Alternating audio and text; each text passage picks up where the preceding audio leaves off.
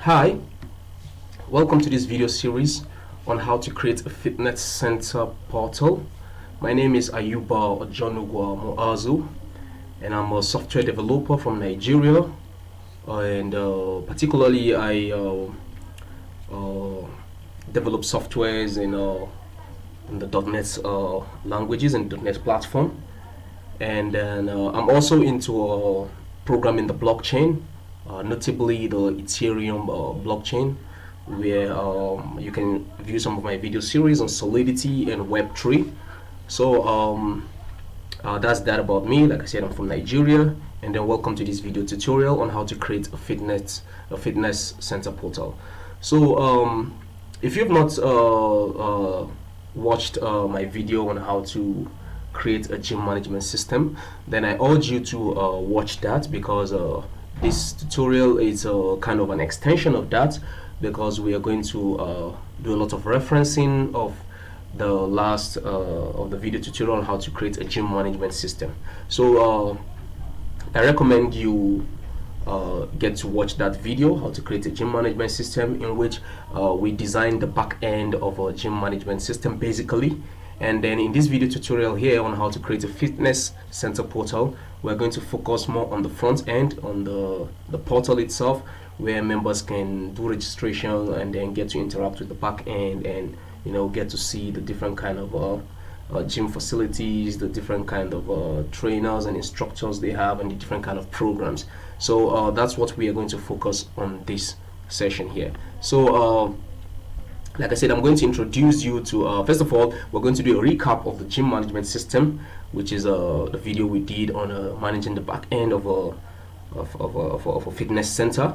And then we'll move forward to create a membership authentication system, where members that want to join the fitness center can do registration and then log in, and then get to see the different kinds of programs of events and the instructors and the facilities that are available for that, and then they can apply for that. So we're going to authenticate members, do registration, authenticate members to be able to use the system. Then of course we're going to do the web portal design, where we are going to cover things like the gym details, where you can see different things about like the business name, the address, their Facebook pages, the different kind of social media pages. And then of course the web portal design is going to carry the program of events, where members can apply for programs of events and get to see the different price list, like we did in the gym management system. So they are going to see the different price list, and then they apply, and then they become member of that particular event. And then of course members are going to also see the different programs that they are subscribed to. So they'll see their list of programs, and then show them their schedule, the calendar and the schedule, the time the program is starting and it's ending. So they're just going to see their calendar schedule and all that. So that's what we're going to do in the web portal design. And then after that we'll conclude this, and then you have the gym management system and the fitness center portal. So that's what we're going to cover in this video series. So like I said, I'm going to, at the end of the video, I'm going to I'll send you the source codes of both the gym management system and this fitness center portal. So I urge you, I recommend that you have to watch the gym management system before you proceed on to this one, because a lot of referencing will be done on the gym management system. So thank you very much. Like I said, my name is Ayuba Ojonugwa Moazu. Hi, welcome to this video series on how to create a fitness center portal in C# and ASP.NET. My name is Ayuba Moazu, and like I said in the last video in the introduction, I talked about the recap of the gym management system, in which we're able to create in one of the video series. And I also recommend you to make sure you have that video at hand, and make sure you've been following that tutorial, because this tutorial here it's dependent on the database logic and a whole lot of logic of that tutorial. So here now we're going to do a recap of the gym management system, and then we're going to modify the business logic a little bit just to fit the fitness center portal we're creating in this session.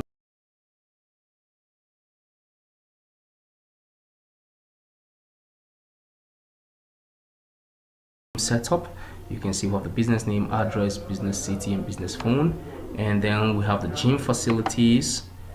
Then we also have the membership type, different kind of membership types in which we've set up as the back end. And then we have the session types, we have the weekly events, we have I clicked the gym facilities. So uh, so we have all these. Good. We have the gym facilities. You can get to see them. We have weekly events, calendar. We have categories of programs. We have the programs and price. Then we have the program events.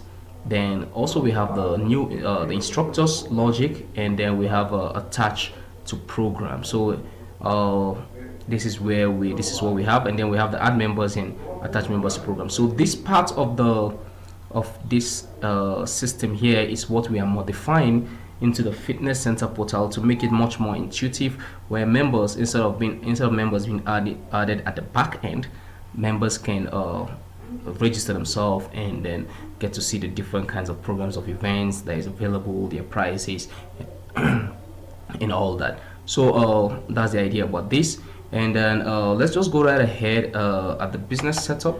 Let's modify the logic a little bit to enable some additional features that we deem fit that should be added to this. So let's just go right ahead and make sure you have your Visual Studio installed in Microsoft SQL Server in DevExpress. So let's go right ahead and start Visual Studio, or let's go right ahead and start SQL Server first. Let's start SQL Server.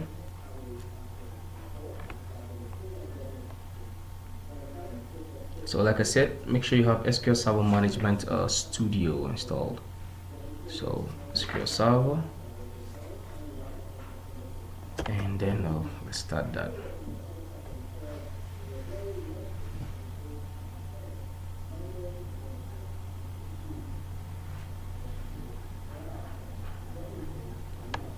So let's wait for it to get started.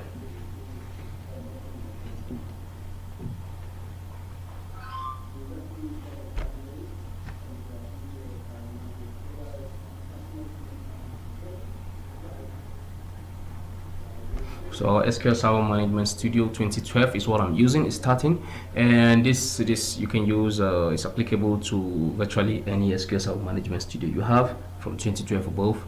2016, I think that's 2014, 2016. If I'm not wrong. So and there's 2017, if I believe. So you can get to use any one of your choice. It's all the same thing. So let's wait for this to get loaded up, and then let's continue from there.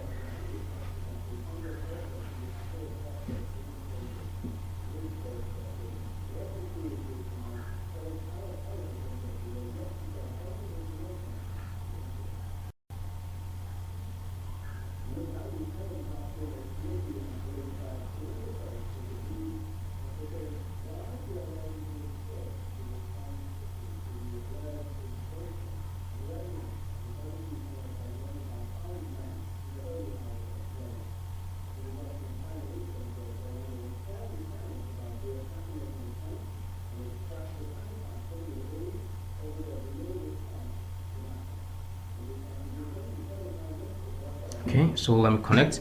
Like I said, if you're starting this, this is my server name. If you don't know your server name, you can just put dot. And I'm using Windows authentication. That's why I'm connecting straight like this. But if you're using SQL Server authentication, then you have to enter the login credentials, which are the username and the password.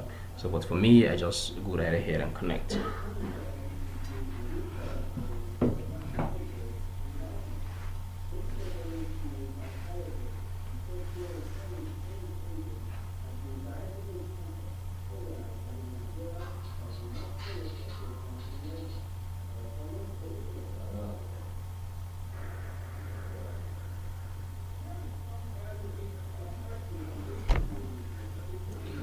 So I wait for this to come up, and then I say,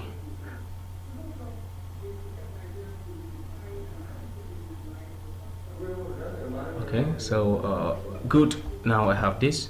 Go to my databases, expand databases, then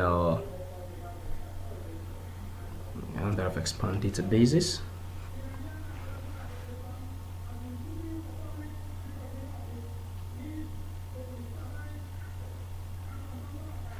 I'll wait for it to get expanded.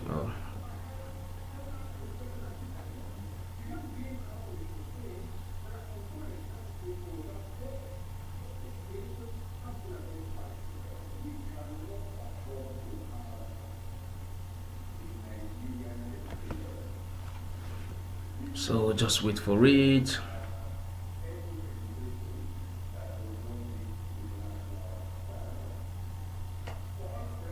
Good, and then you can see I have my GymDB. So this is the database we're going to use. I'm going to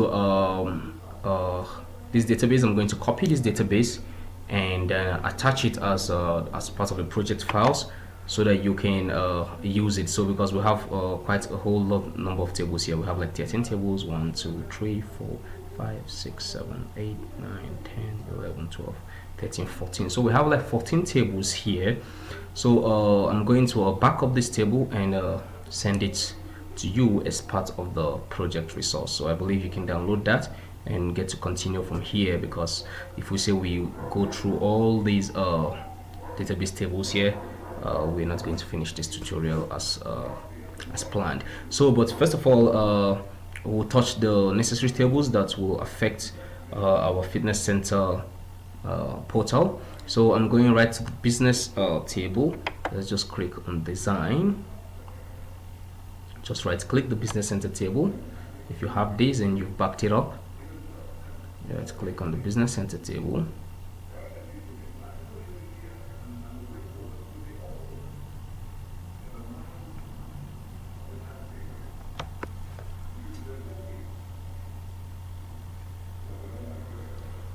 Good. So you just go to design.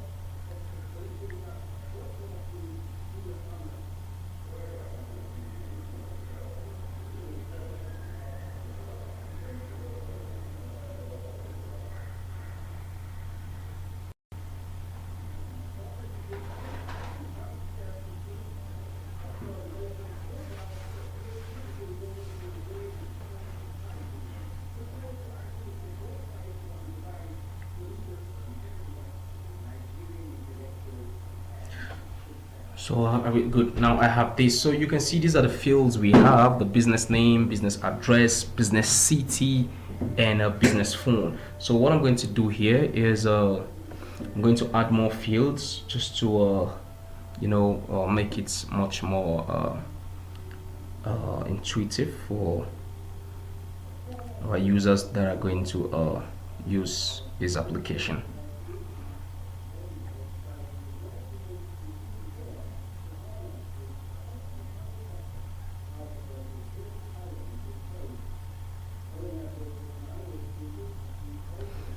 Execution time have expired. I'll just ignore that. Now I have this, so I'm just going to add some few more details, like let's say latitude position of this. Actually, the idea of this is for you to be able to latitude position. The idea of creating this is for you to be able to map this on map the fitness center, the business, on a Google map, so that you can get to view it. But since we're not going to physically map that, I'm just going to provide this field, and then you can do more research on how you can add that, or I'll do another video explaining how to do Google mapping application. So let's just say latitude position, and then longitude position. So I have that variable character 50, and then I'm going to say Facebook page, Facebook page URL. So let's assume the fitness center has a Facebook page URL, and let's say maybe Twitter page URL. So non-variable character, let's make it maximum, and then I think these are okay. Just add longitude and latitude position, Facebook page URL, and Twitter page URL. So if you're viewing this, if the fitness center has a Facebook page and a Twitter page, members can actually view from the site and get to see the pages and get to see everything that's been posted there. So let's say we have that. Now we just go right ahead and save this.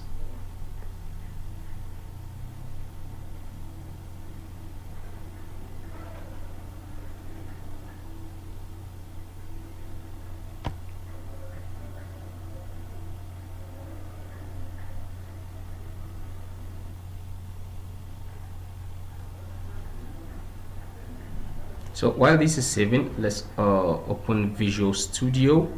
Like I said, I'm still going to send you the files of the gym management system so that you can still work on it. So I'm going to open Visual Studio here, and I'll open the gym management application.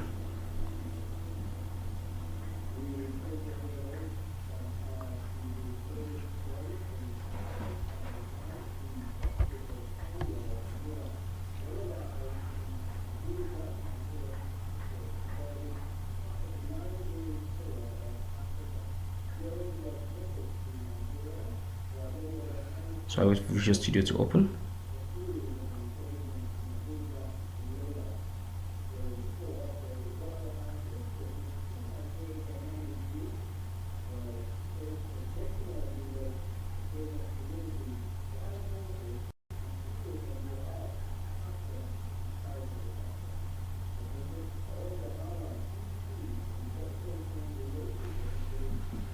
So wait for Visual Studio to open.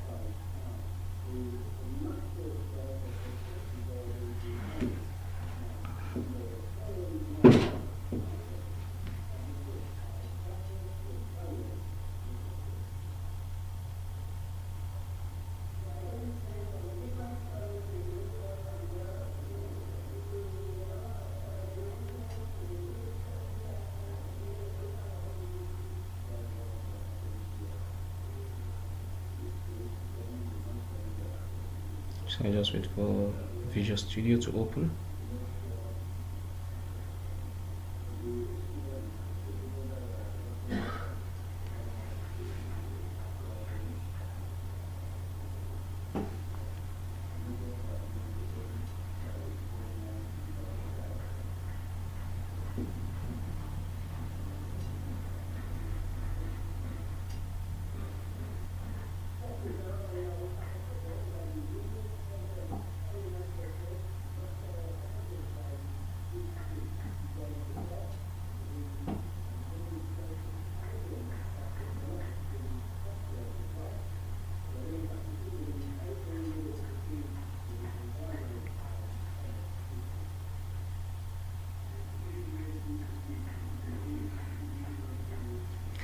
So I just wait for Visual Studio to open.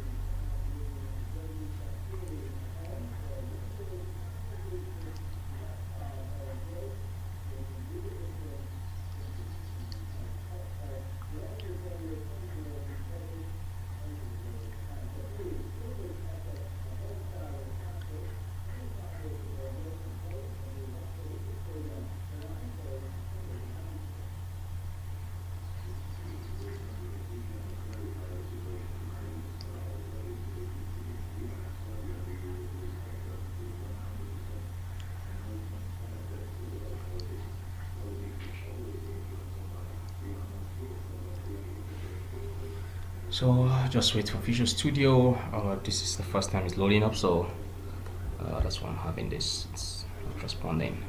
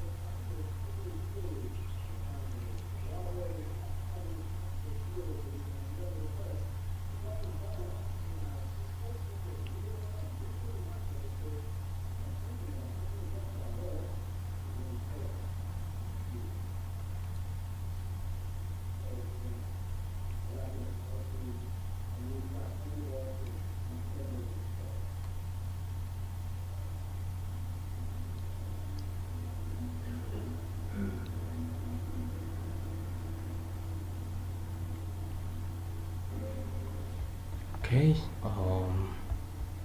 come up.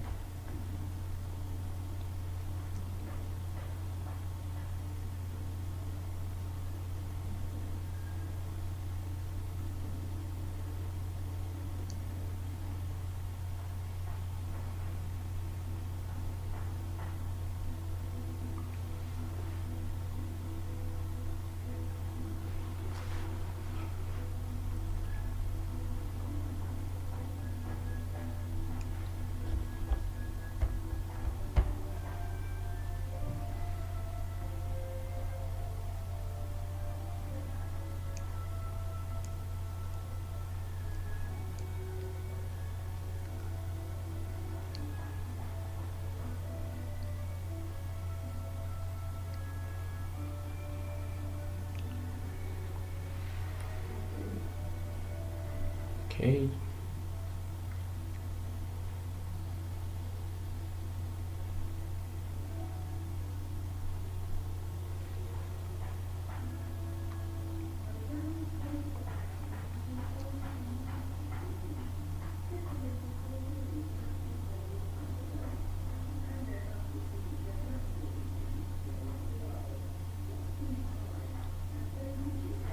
Oh, it is taking a whole lot of time now. This is not acceptable. Oh, it's like I opened two instances of Visual Studio. Let me close one.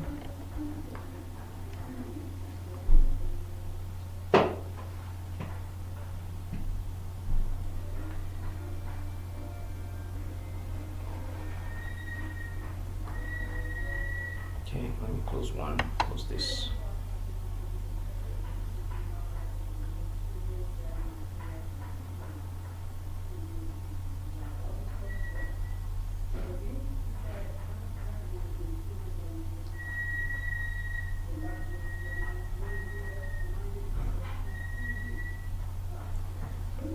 So that was the issue. So we have this, and so I will just go to the last program, which is gym management. gym management system.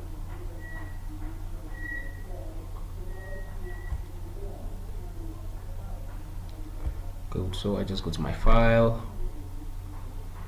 just go to open website.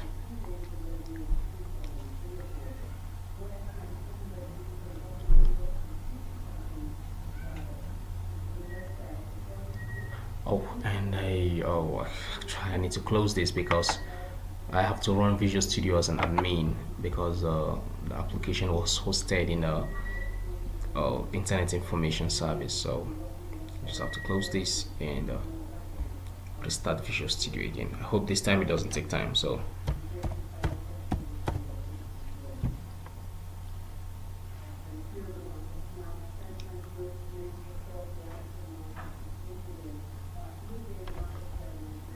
I have to right click and run this as an admin.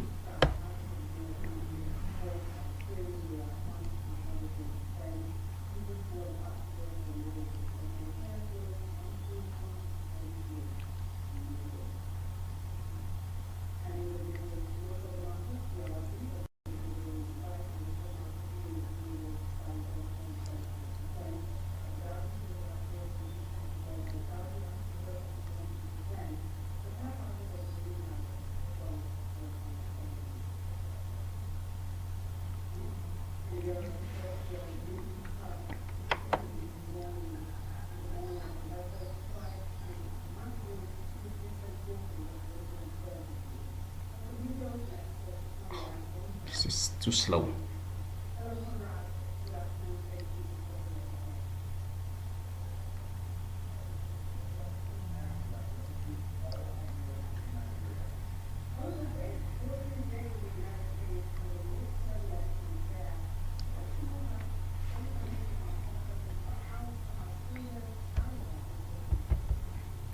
Why is this too slow like this?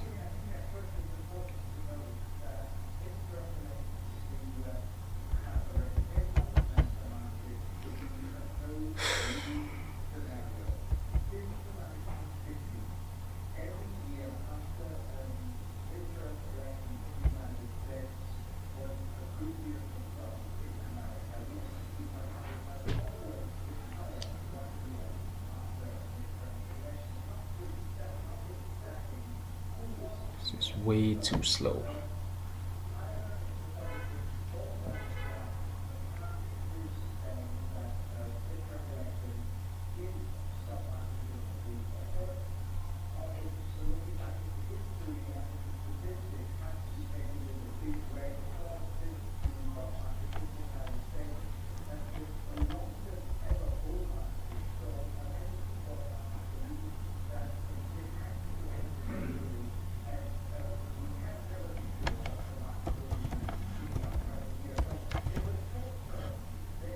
Oh god, what's this?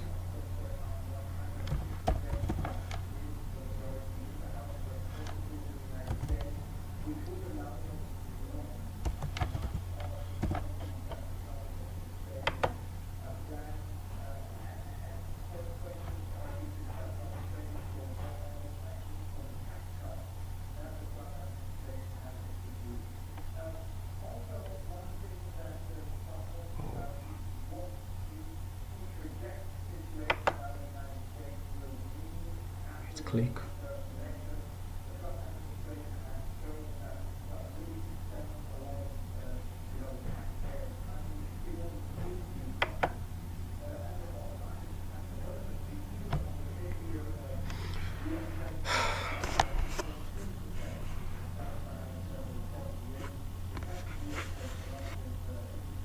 So click run as an administrator.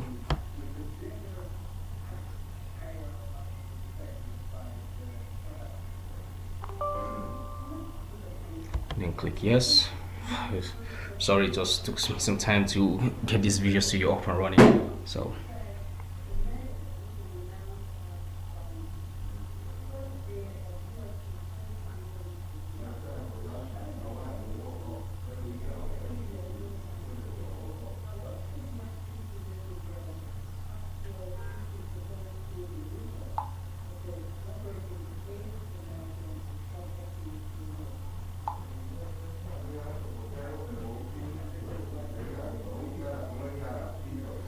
So just wait for Visual Studio to come up.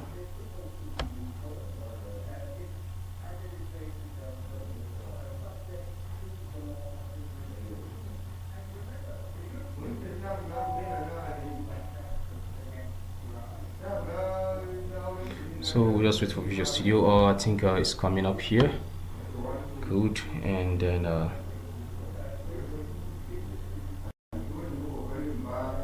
so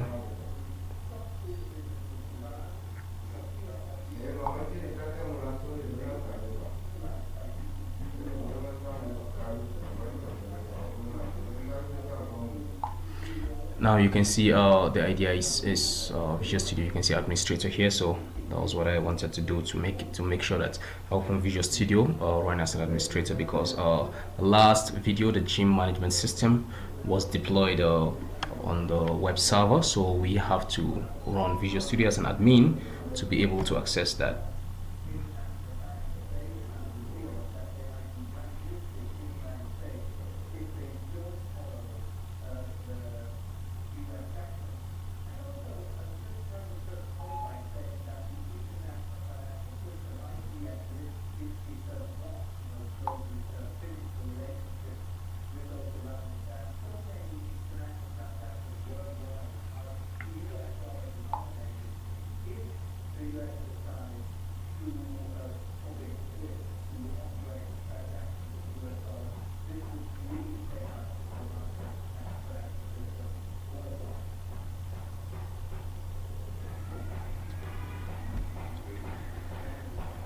Okay, just wait for this to respond, and let's see.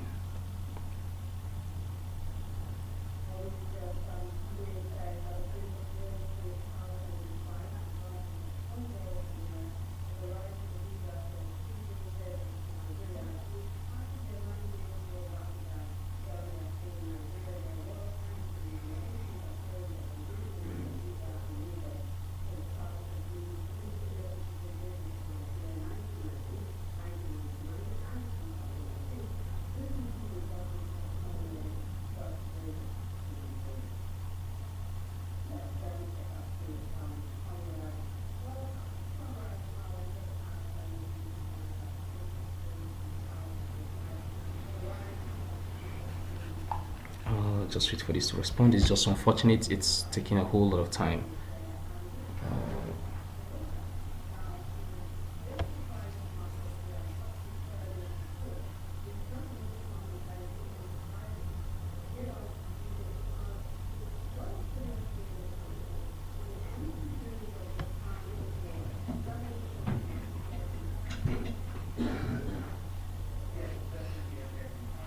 Okay, so now that I have it started, I can just go to a file. Could I go to open?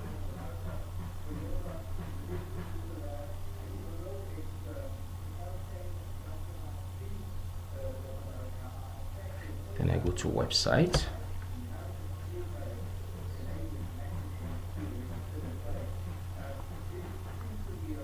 So I search for gym system, which is this. So that's how I named it the last time. If you've been following this tutorial in the last video, you can just do exactly what I'm doing here, so that we can continue with the fitness center portal.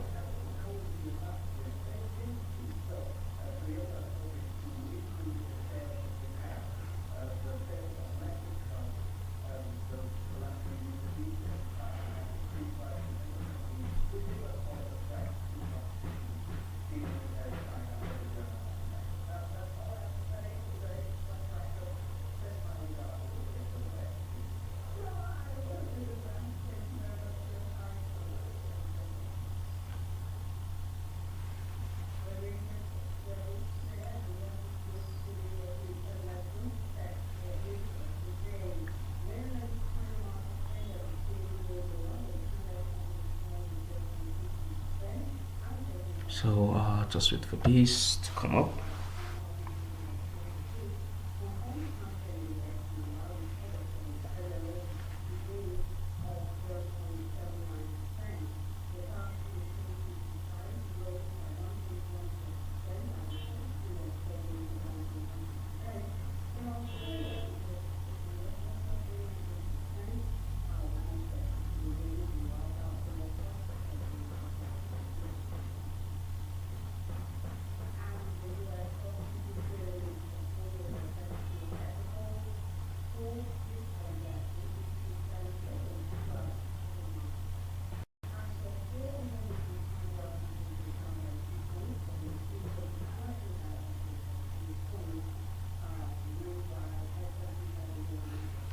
Okay, so good, we have this open now.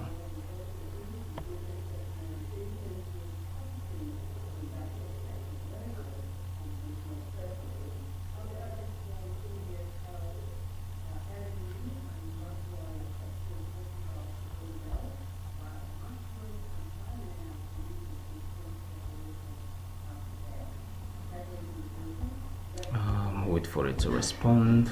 It's not responding. See, so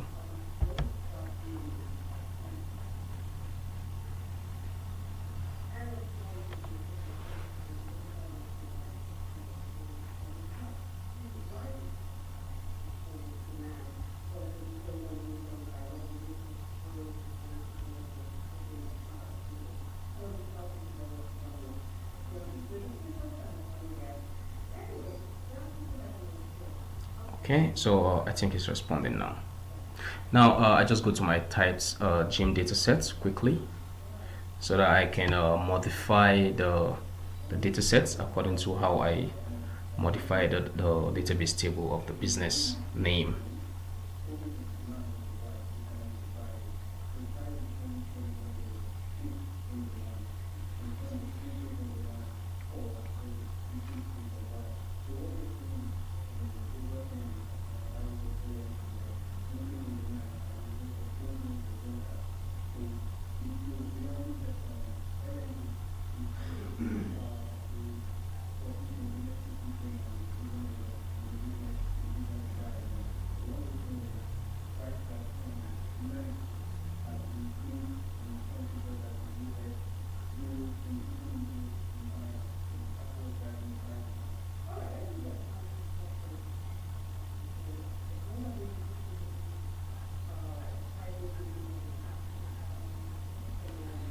Okay, so we open the gym data sets.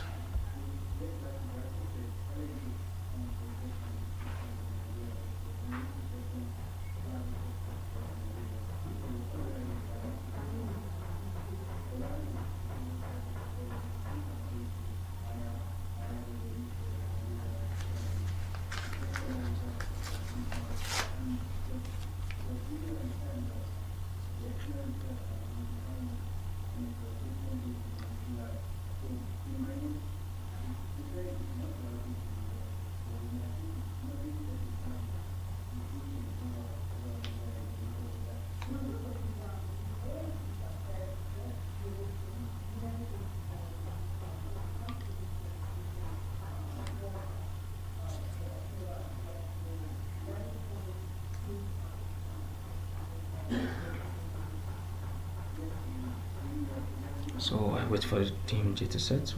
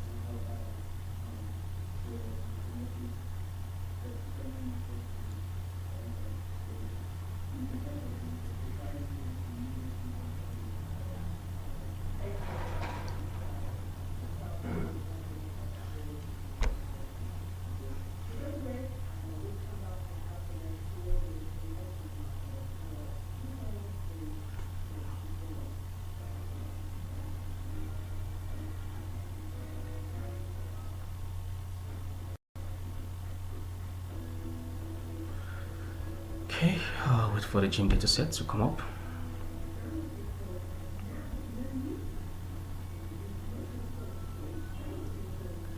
Actually, if you have a faster Visual Studio, you're not going to have these problems I'm having here. If you have a faster system, rather.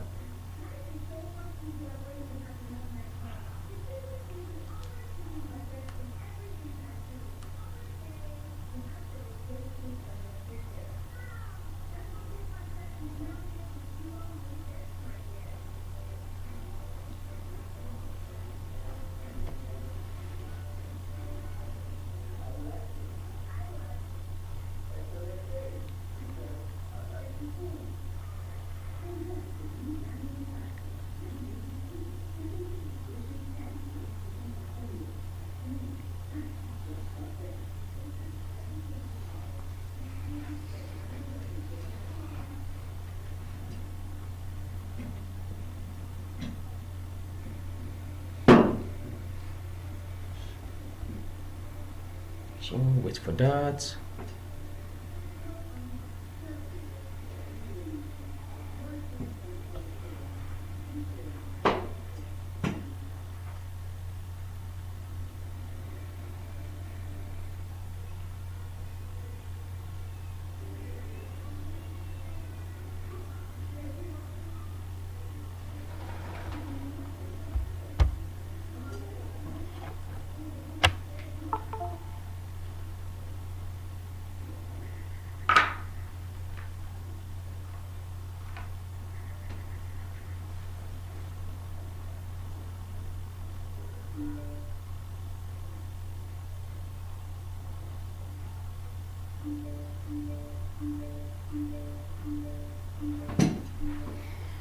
Oh, this is a whole lot of.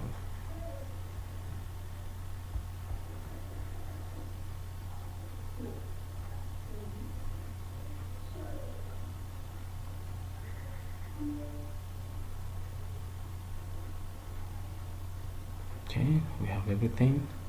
Business phone, latitude position, longitude position, Facebook page URL, Twitter page URL, and we'll have a business address, city, and phone. So okay. I'm just waiting for this Visual Studio to respond, and then we can quickly just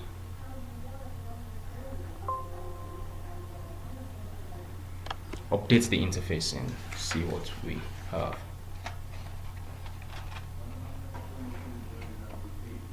I think it's responding now, and it has taken some time.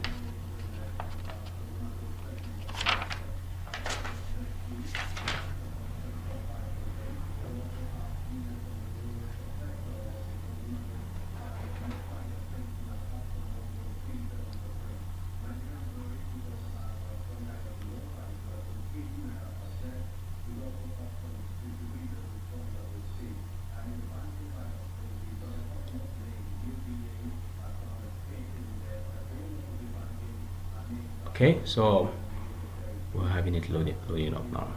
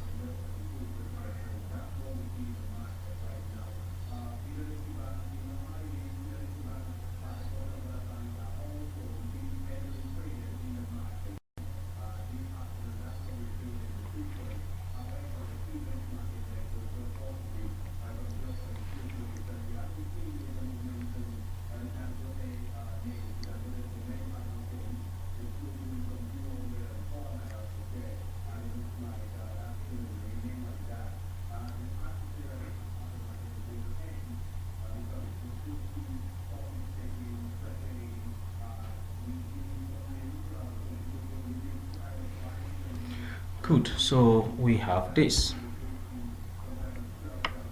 We have it loaded up. I hope Visual Studio has completely loaded up. Now I just come to this table here, business table. You right click, just if you've been following the last tutorial, so you just go to configure.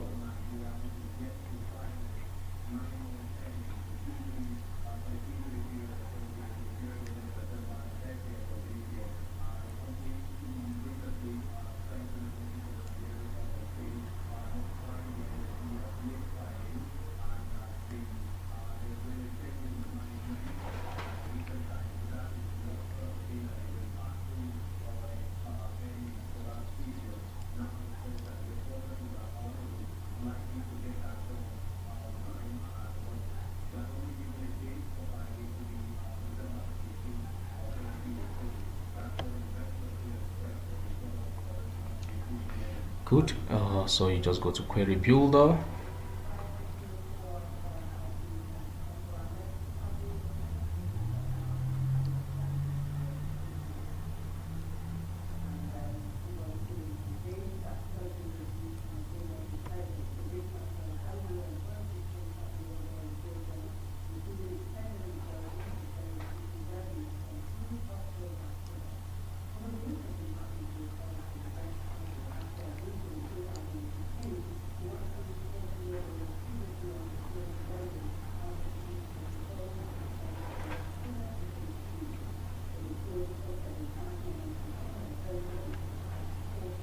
So we go to Query Builder.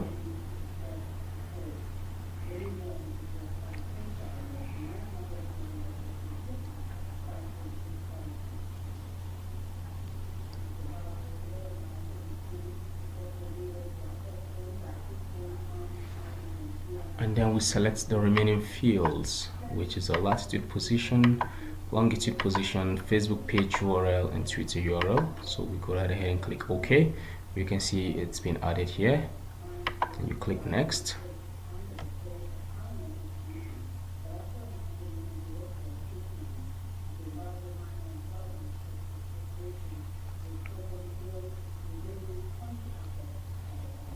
Of course, then you click next.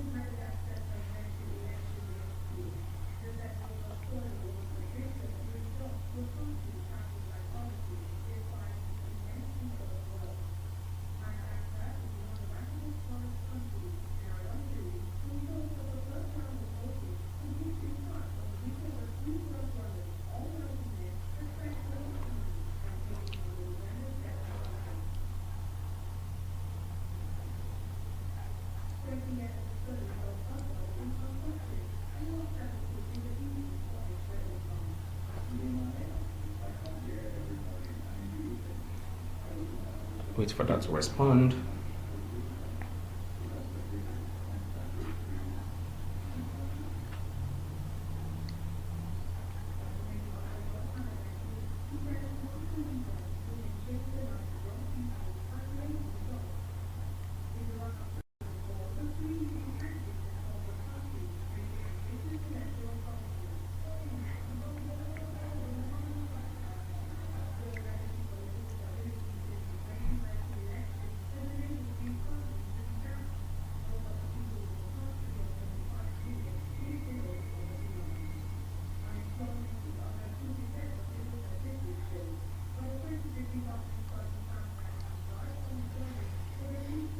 Oh, it's just not responding again.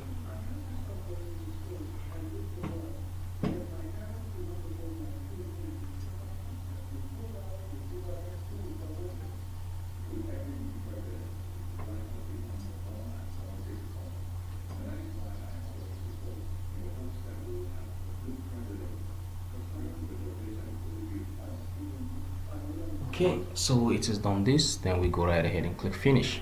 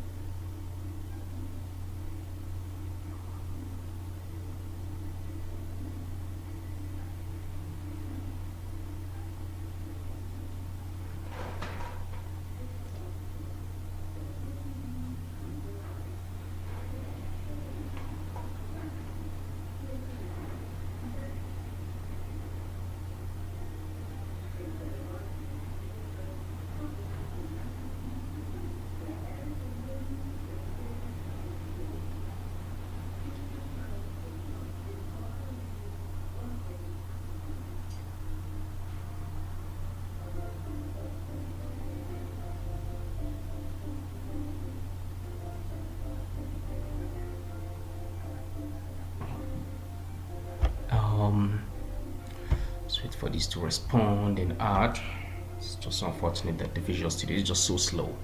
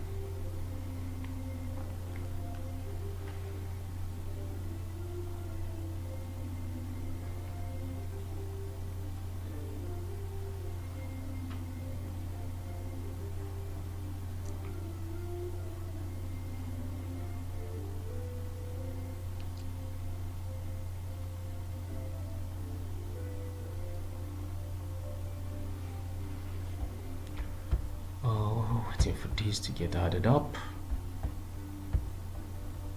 Oh.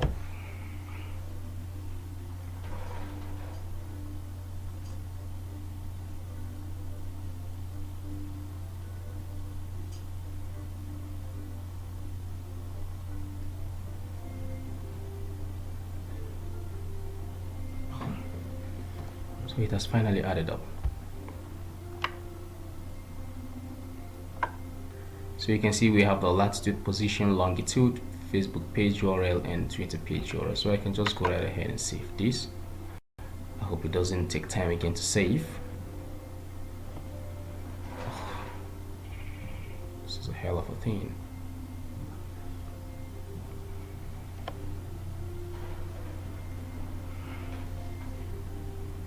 Okay, so didn't really take much time. Now good, so we have this, we've added this. We just go right ahead and go to the business name interface.aspx, and then we remodify just what we have.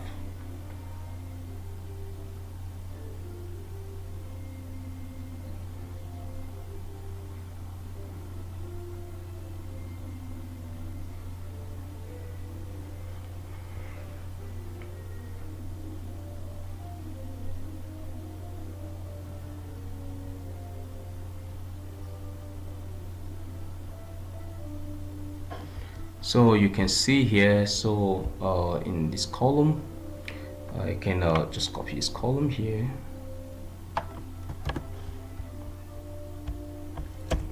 and then paste it, and then I will say I'll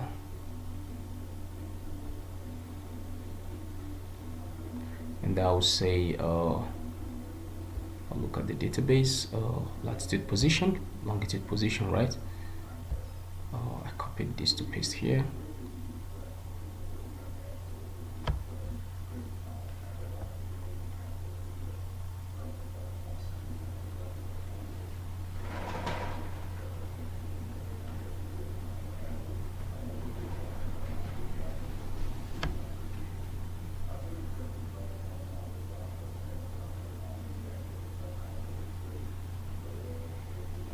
So here I will say latitude, position,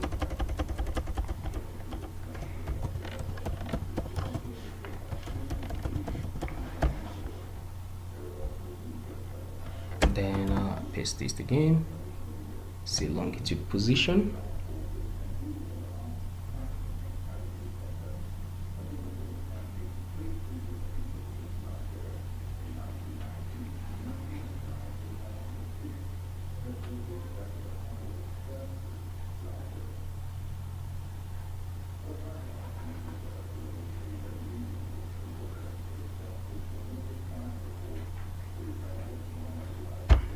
okay.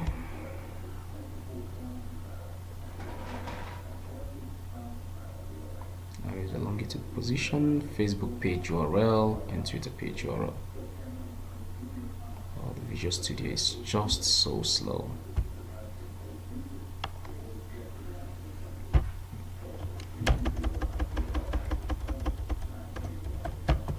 Longitude, position. So Facebook page URL.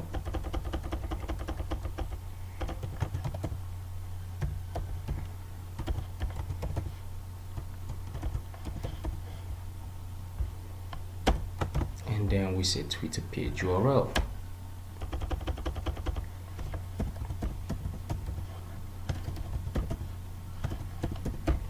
So since we've added this, we just go to the object data source below and do the same thing for the insert parameters, and you can just copy this. So here is latitude, position, which are all of type string. Latitude, position, longitude, position,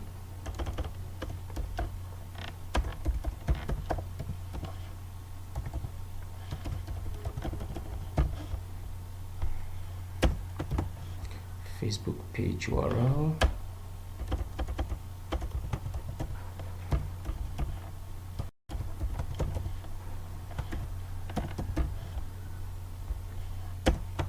And then Twitter page URL.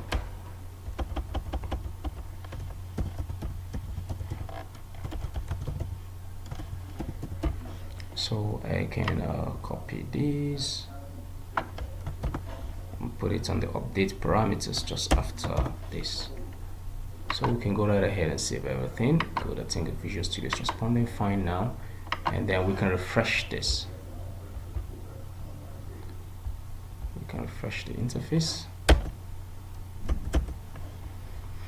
and then let's get to see it. This is for the gym system. Now for the fitness center portal, we are going to display this in another format that our members can see. This is the back end, so the fitness center is the front end, is the portal where the public can actually access.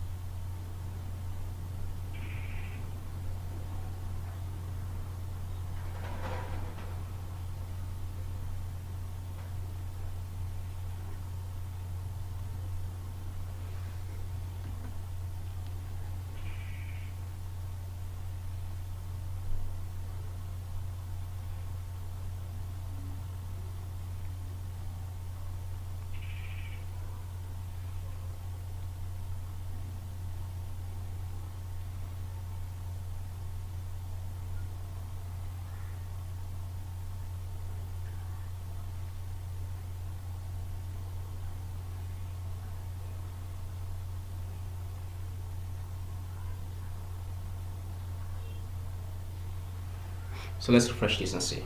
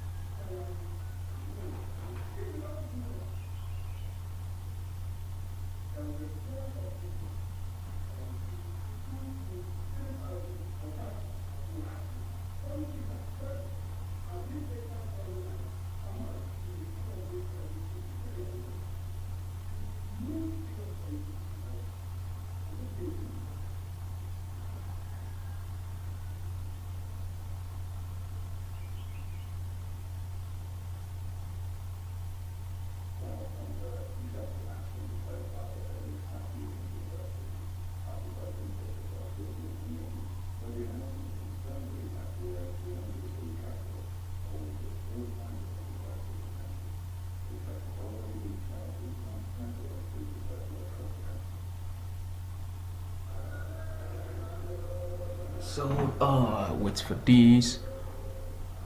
So let me refresh this again.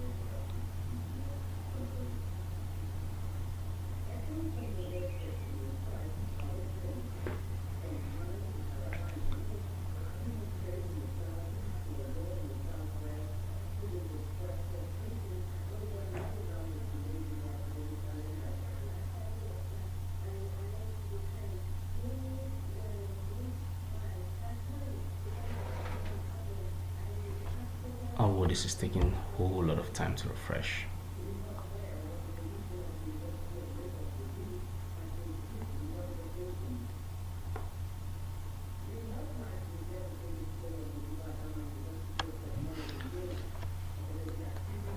I think after this video I need to restart this computer.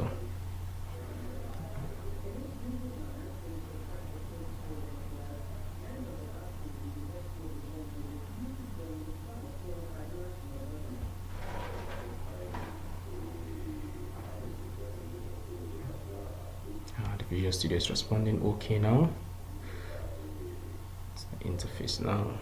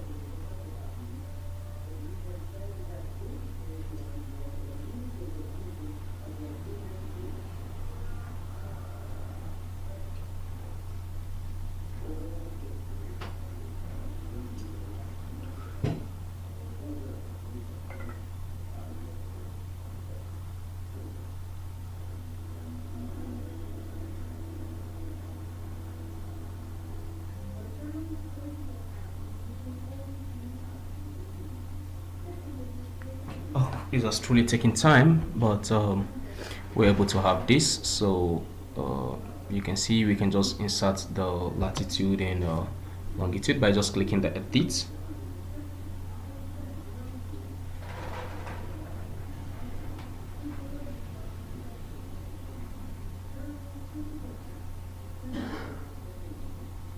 And then there's a script actually that has been creating issue here. Let me check if the script is disabled. Okay, good, the script is disabled, which is this. If you've been following from the last video tutorial, you know what I mean here. So now we have this here, so you can just put the latitude position as you can just put the latitude position, let's say maybe latitude 24 degree north or south. I can't really remember, I think 24, let's say 24 degree south, let's say for instance, and the longitude 87 degree. So let's say the Facebook URL is http www.facebook.com/upzgym, for instance, and then the Twitter URL should be http twitter.com/upzgym. So let's say these are credentials, so you just go right ahead and click update. So you can see now we have this. So once we create the fitness portal page, you can see how our fans can get to click this link and get to see the Facebook and Twitter page. So we have this. Sorry, the Visual Studio has been a little bit slow and everything, but I believe it's going to be fast. Hi, now we will proceed with, of course, the recap of the gym management system we had in the last video series, and here we're just going to quickly wrap up the instructor, adding an instructor to the program of event logic. So if you've been following from the last video series, then you know exactly what I'm talking about. So go back to your gym system and go to instructors program. You will see this interface. What I just want to do here is this is the back end, this is the admin side. So we're going to add an instructor to a particular program of event, and then in the web portal interface of the fitness center, we are going to see a list of instructors that has been added to a list of instructors that are attached to a particular program of events, and then we can get to see the start time, the end time, and the session type and all that. So that's exactly what we are going to do. So we are going to modify this interface a little bit so that whenever we click an instructor, for instance, this grid view gets loaded up, and then we get to see the checkbox here will be checked if it's in a particular program of events, or it won't be checked if it's not in a particular program of events. And then I think we can do away with this button add instructor here. So let's just go right ahead and start coding that. Go to your instructors program.axpx. This button, we don't need it, so we disable that button. We comment it out.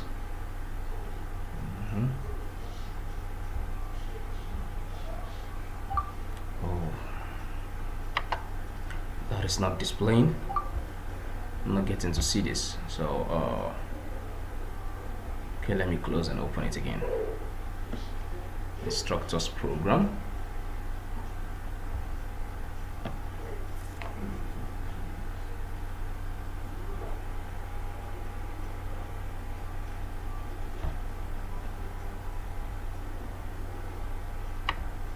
So you go down, this button here.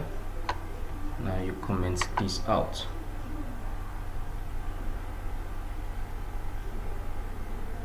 So you comment this out.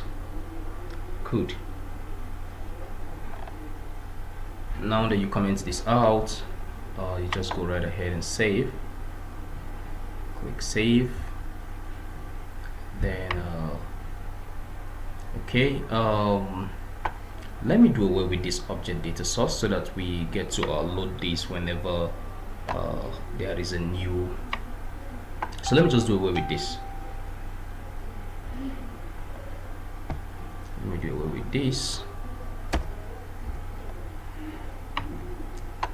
Let me comment it out too, so that we change the interface design, and then the object data source, of course.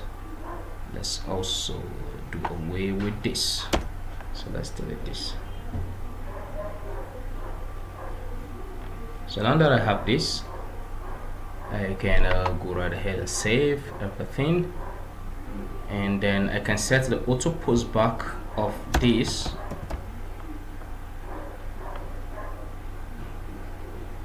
to be true.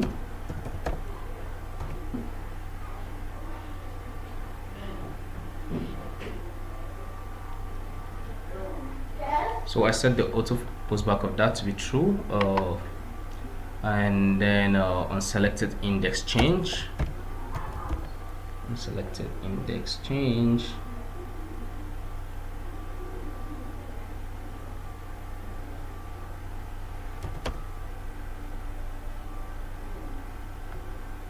I create a new event.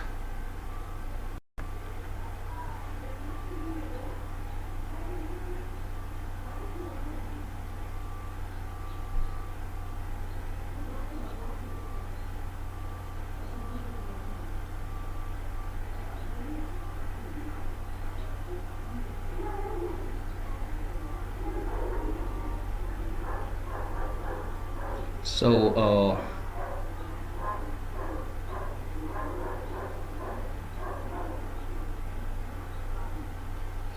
now I create that. So I go to the instructor program.axpx, in which if you want to get to there, you can just right click in this page here and click view code.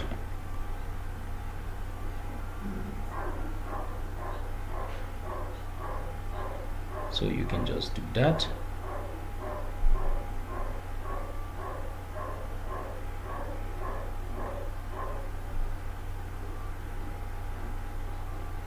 Now you can see we have it here. So what I'm going to do, whenever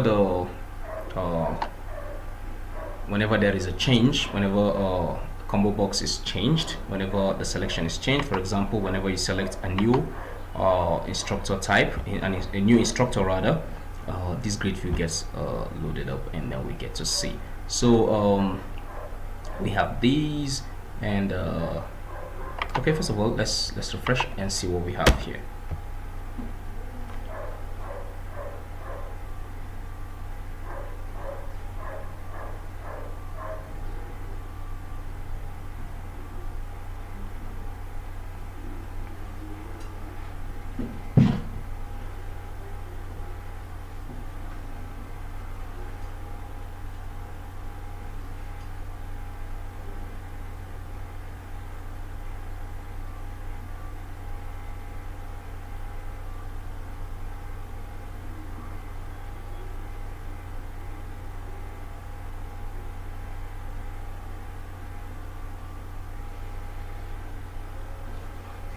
So let's refresh and see.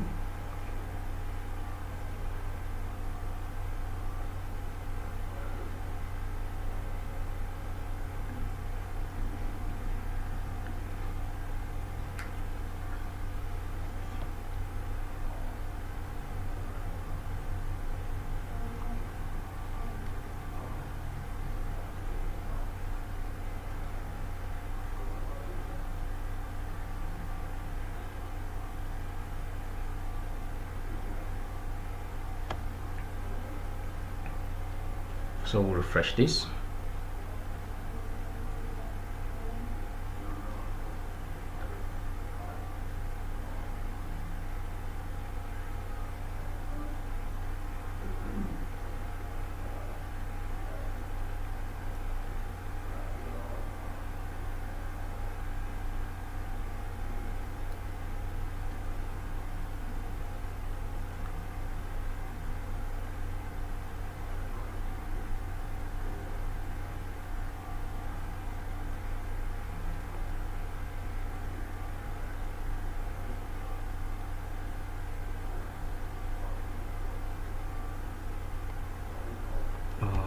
Let's refresh again.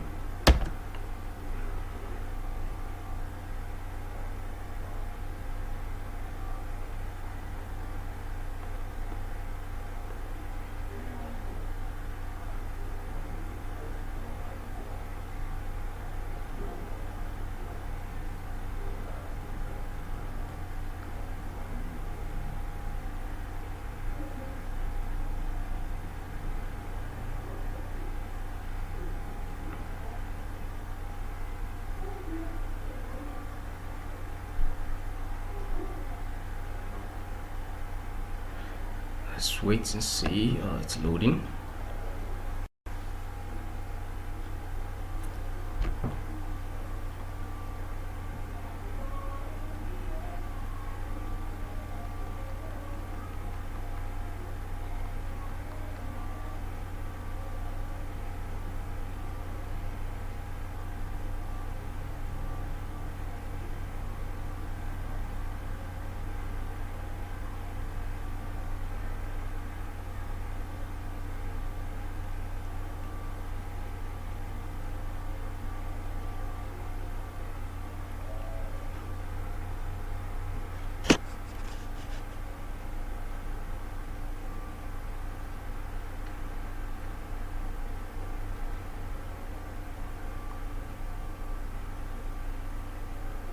Meanwhile, while it's refreshing, let's see if we can quickly do one or two things. So the idea here is okay, we've imported the gym table adapters. So actually the idea here is whenever we select an instructor, we are going to get we're going to select the list of all we're going to get the list of all programs of events, and then we will iterate through it and then see the ones that the instructor has. Okay, good. So this is what I want actually. So it comes up empty like this until you select an instructor, then it fills this up. So that's what we're going to do. So let's just go here. We will say TBL. First of all, let me check the data sets before we have here instructors program. Now I need to change this to program event ID because it has to be, the instructor has to be attached to a program's event ID, not a program ID. So let's just go to the database quickly, which is a TBL program event. So let's just quickly say this is program event ID, which of course, oh sorry, oh not this, instructors program rather. Let me close this instructors program.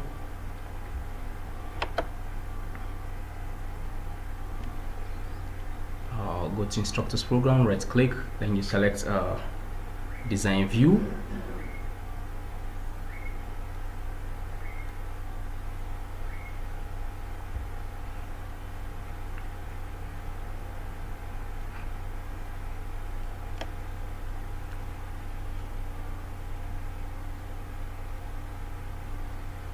So change this to program event ID. So this is what we want, and this will reference these ones.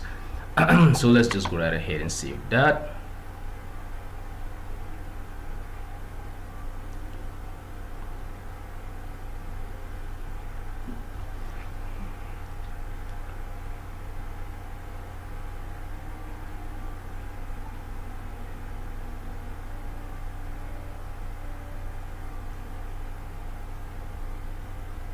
So good.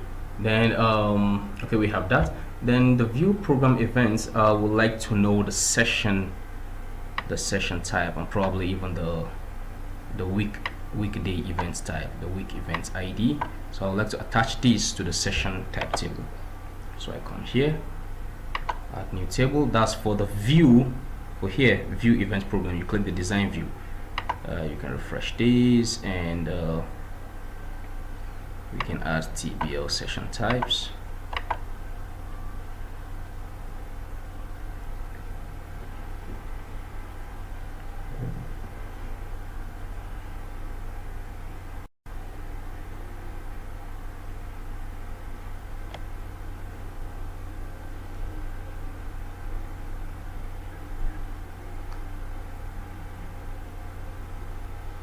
You can click close, and you can draw this here,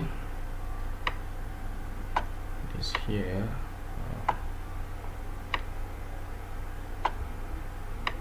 I'm just trying to fix this. So since we have the session type here, well, this is a program of event, right? I can just click on this session type name because it's linked to this session type ID. So if I go to if I run this by clicking this, you will see that you will see what I mean. So you can see this is a program of events, start times, end time, and then this is the session type name. They are all on morning session. So the in our web portal, the members have to know which session they are on, and then of course they also have to know the day. So since we have weekly events ID, let's attach it to the weekly events table. Weekly events table.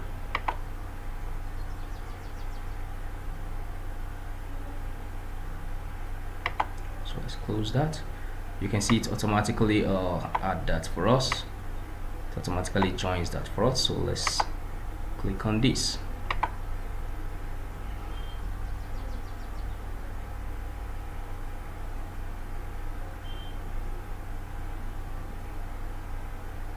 So good. So I know it's on Monday, even though the program name is Women Bots Program for Mondays, but I know the weekly event is on Monday morning session. You can change these names though, however you like, but just make sure it follows this format. So let's me just go right ahead and save this, and then I go back to my data set, look for view program of events, which I believe is the only view we have, and then I can configure this.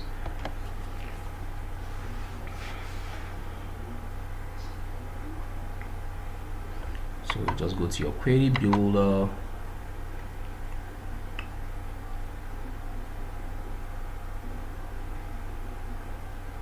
okay, you can refresh. You can see session type name and weekly event name. So these are the two things I need. So you can go right ahead and click OK, click next. Make sure you have to get data. You click next, and then you click finish. So we have this now, which is okay. So I can go right ahead and save everything. Now that I have this, we go back to Instructor's program. We can just add a session type name and weekly event name. So we can add that just after the calendar ID. Just after the calendar ID.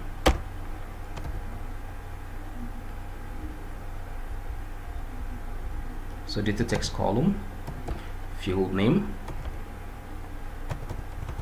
session type name,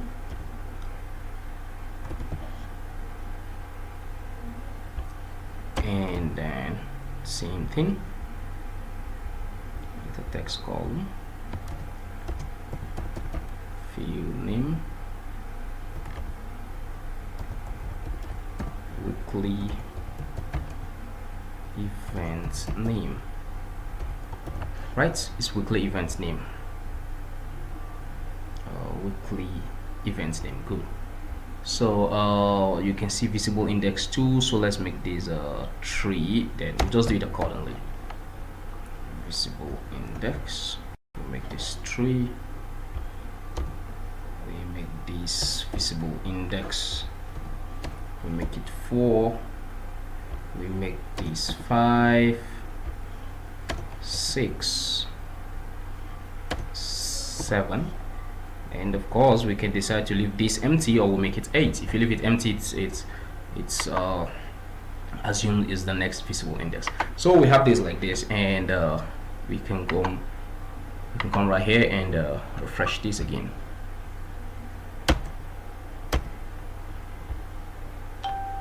So let's refresh that.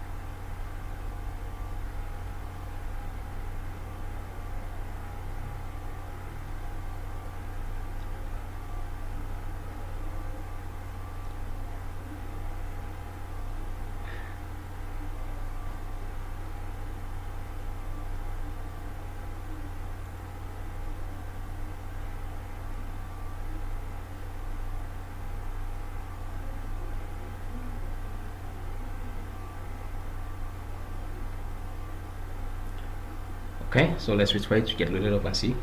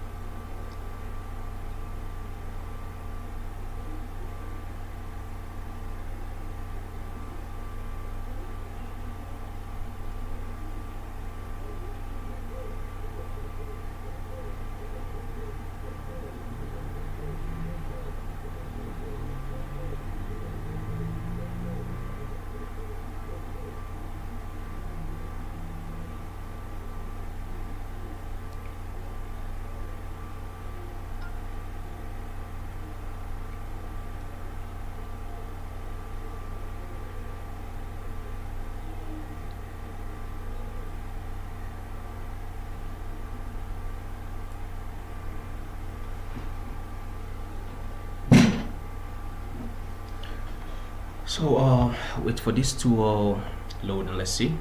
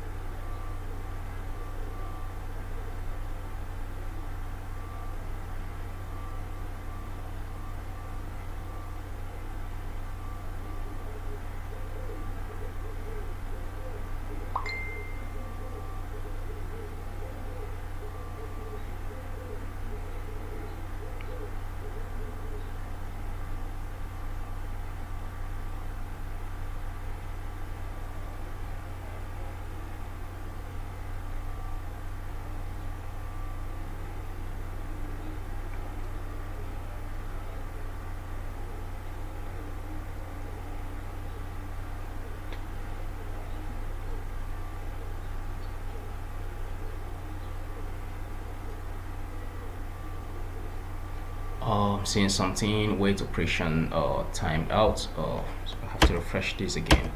This is happening because the system is slow, and if we look at this in the web config, you can see that the weight operation has timed out. So let's just refresh this again.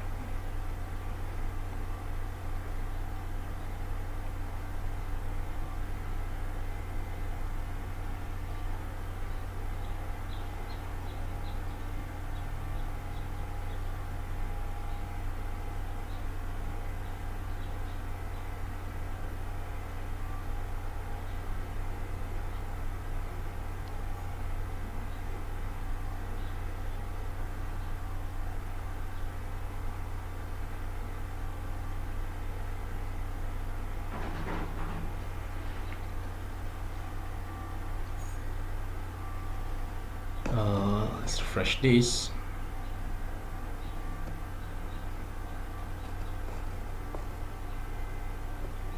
You can see the error is saying connection timed out. The timeout period elapsed while attempting to consume the pre-login handshake acknowledgement.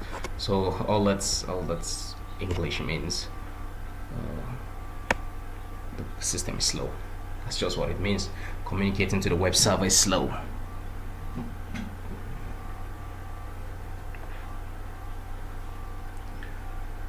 So good. So we have it this way. You can see session type name, weekly event name, program of event name, start time, end time. So this is it. So whenever we select an instructor, like Julie Condell for instance, it will load back and then populate this with the checkbox of her programs of events. So we're going to code that. Now let's go back to our instructors program, aspx.cs, that's the C#, and then we start like this. We say TBL, no, it's not TBL, rather it's view programs of event table adapter. We can say IPE or iView program. So you can just put it like that, and then new view programs of events. So we have this, and then so we're going to populate our AXPX create view, which is AXPX create view 1 data source. So this is actually the same thing with using the object data source we've been doing, but now we're doing this in code. So we call the get data method that we have there. So say ASPS create view 1 data bind.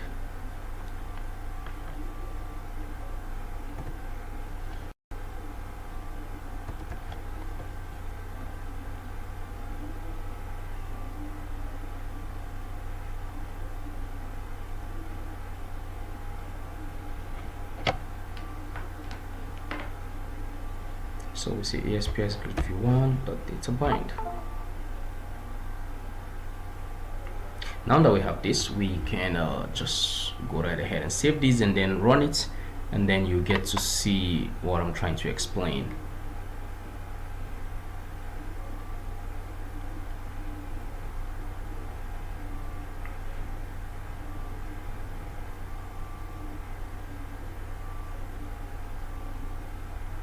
Okay, so now that we have saved these, we can go back and refresh this.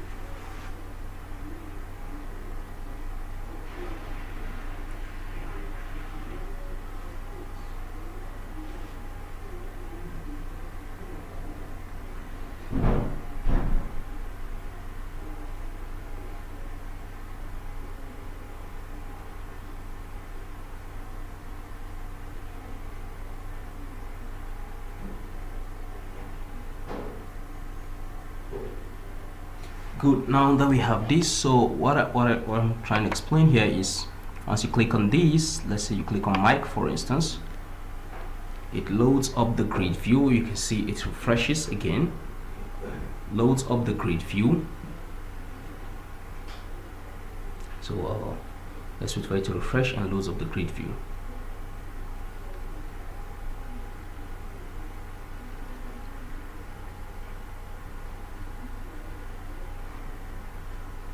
Oh, it's saying something. A field or property with the name session type was not found. So if you can see, I have one S here instead of double S, so that's where the problem is.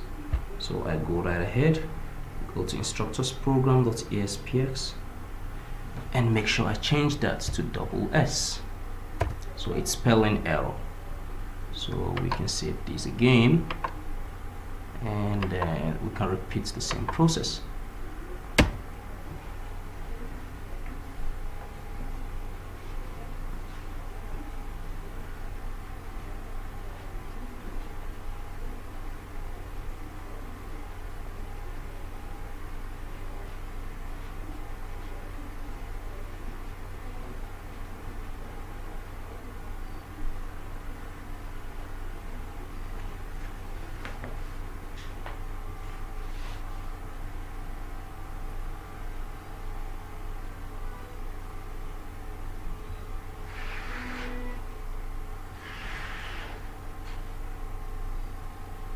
So we refresh this, repeat the same process, and see.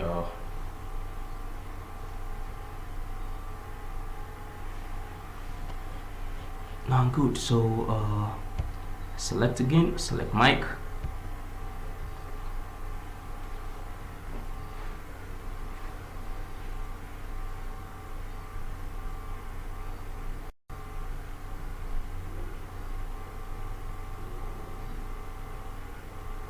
Good. So you can see now I select mic, and then we have everything.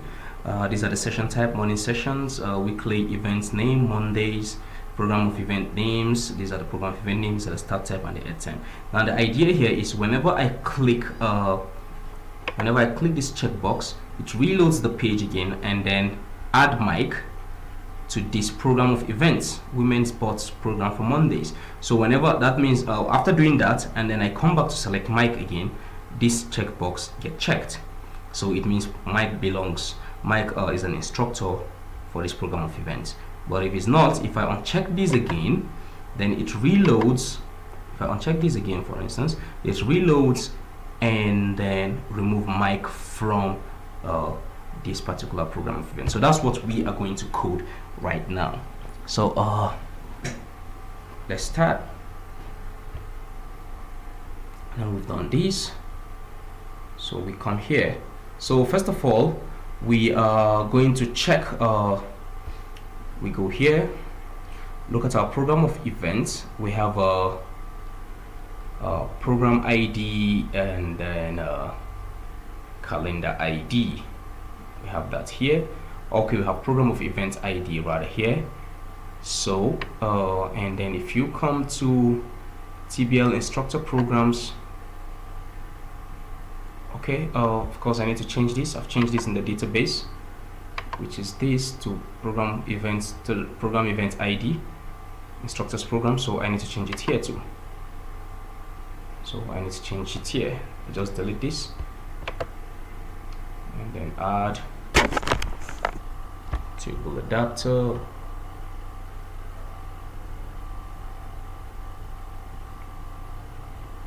Same connection string. Next query builder. You can refresh, go to instructor programs, click add.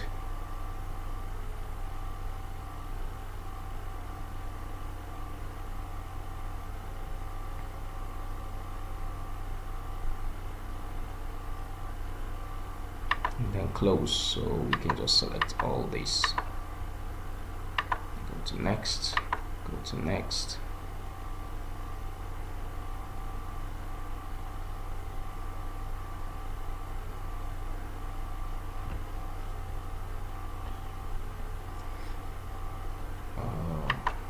Check this, go to next, click finish.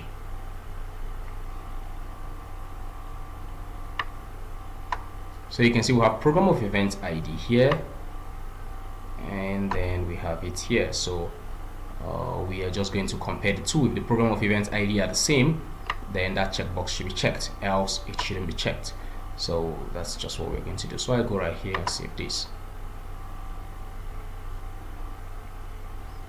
So if we come back here, you can see we have program of events ID here. So what I'm going to do here is just as simple as saying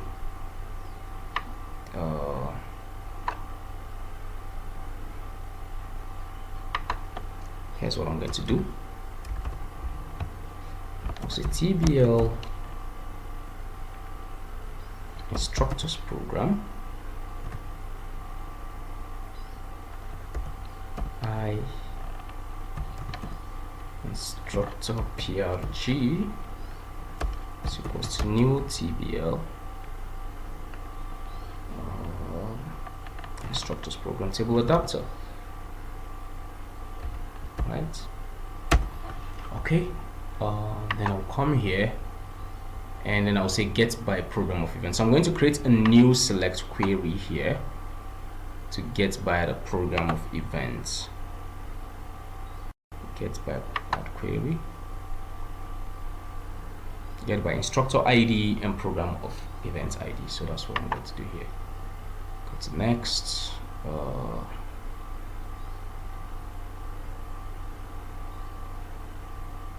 Click next.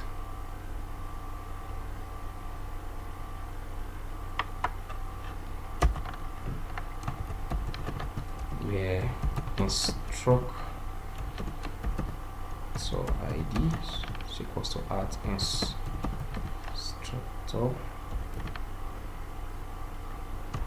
ID and program events ID is to add program event ID. So just go ahead and hit the next button.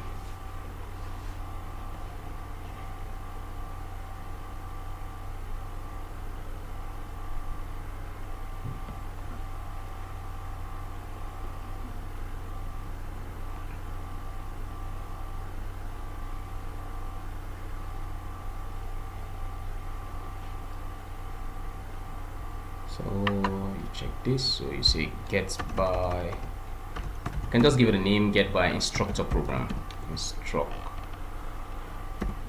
instructor program. So like this, okay. So just click next, click next, and then you click finish. So we are able to create that get by instructor program. Good. So we save this. Save this. Since my Visual Studio is not very fast, since my computer is not very fast, rather I close this and reopen it again. So I just close that data set and then I reopen it again.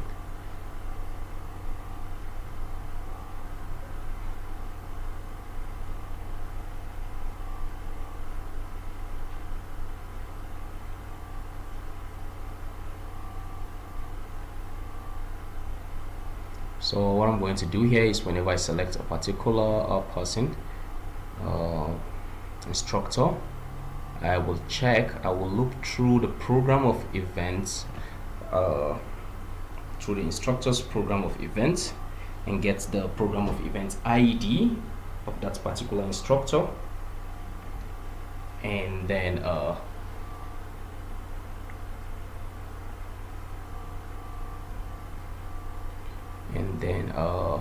check his program of events ID. Oh no, I think I did a mistake somewhere. I'm supposed to just select only by instructor ID, not instructor and program of events ID. So let me wait for this to reopen again.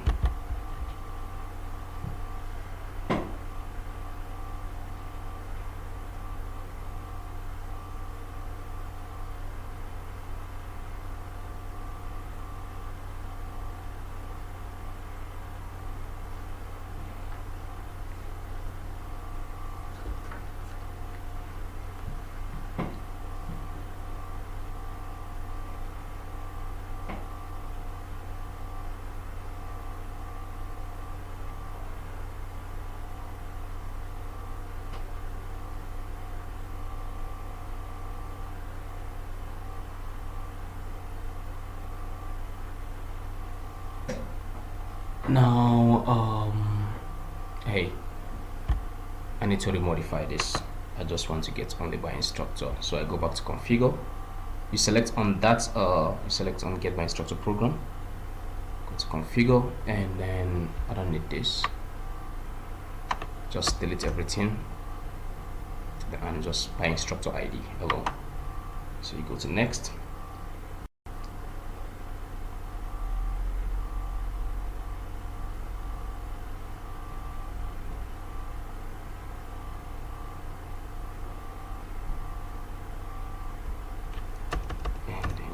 This, so just say get by instructor or get by instructor ID, second one.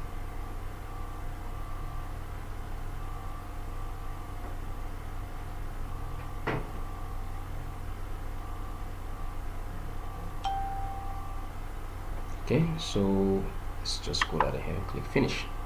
So we just need to get only by instructor ID, and then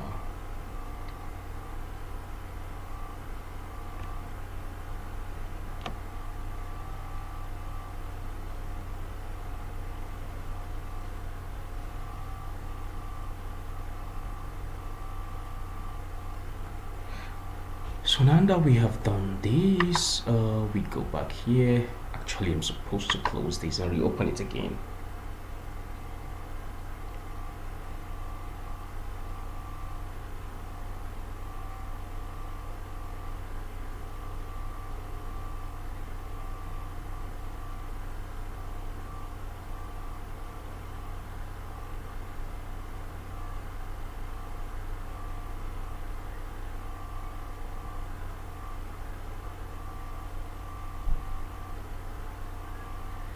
Now, like I said, let me reopen this.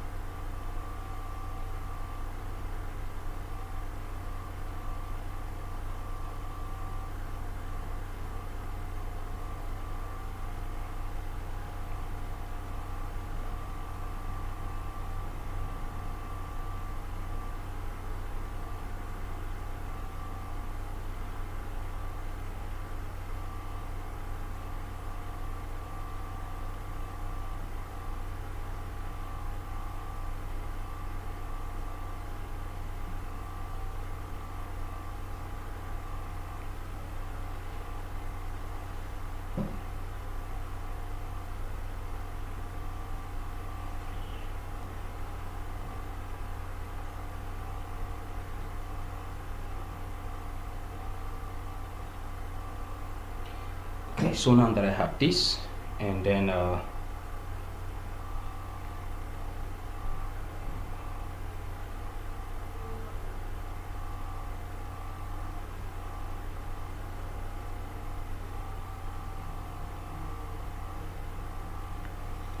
good. So I just go back to program of events,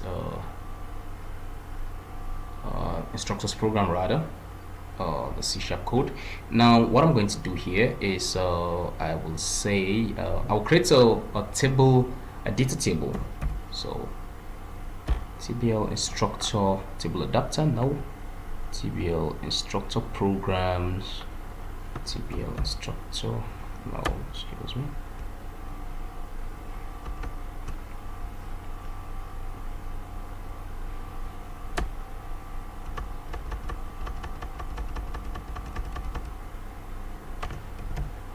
TBL instructor programs, oh sorry, view rather.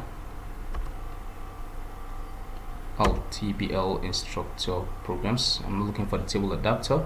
I'm looking for the data table. So what I'm going to do is I will just do this since I can get it there. I say gym data set that's TBL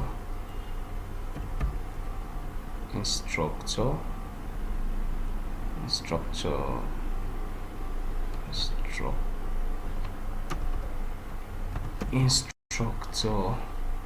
programs data table. So here's what I'm looking for, and I could name it ITBL, and then I will say it should be TBL, should be gym data set.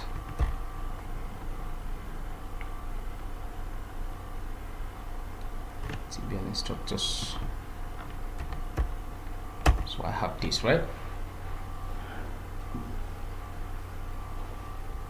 TBL instructor programs is a table, or was the error I'm having? Okay.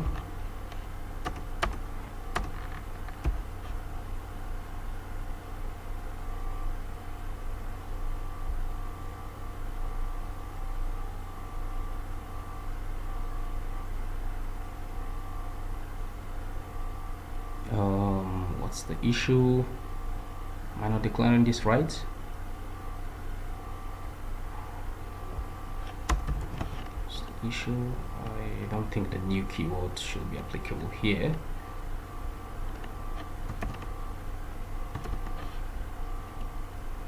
Okay. All right then. Now I'll just do this. ITBL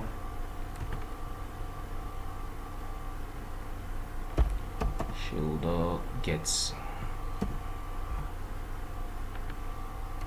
get by instructor, right? What we have is the method we have here is get by instructor. So we're talking about TBL instructor programs.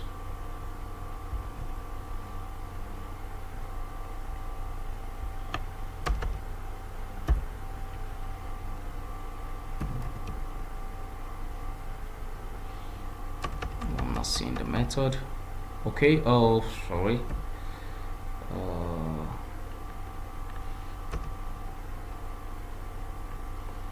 ITBL should be instructor gets by instructor. This is it. And what is the instructor? Is the selected index that is changed. This is the instructor. So CBO, you can see the instructor ID, selected item, that's value,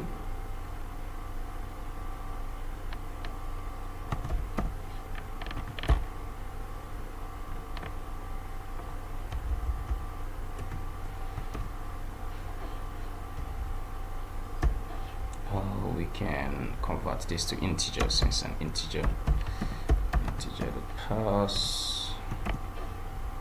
We can do this like this.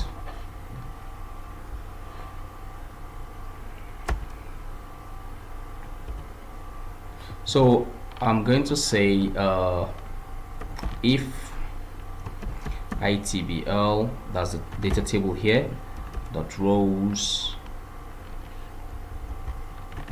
dot count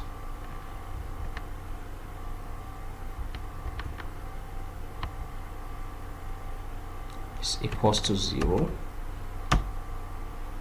then it means this particular instructor has not been added to a particular program yet.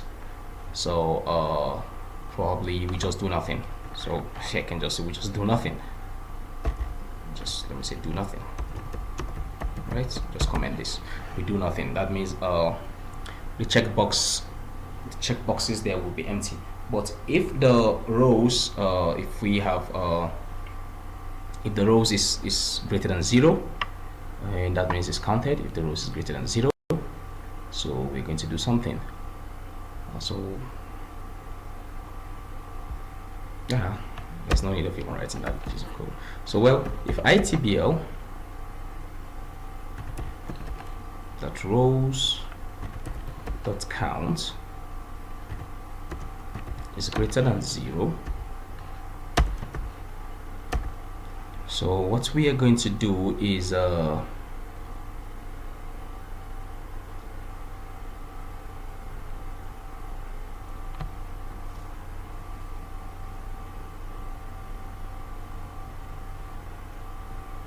we will need to iterate through the grid view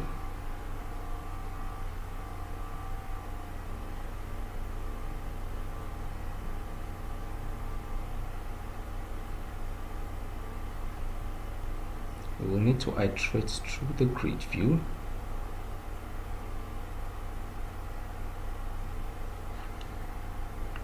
I can say 4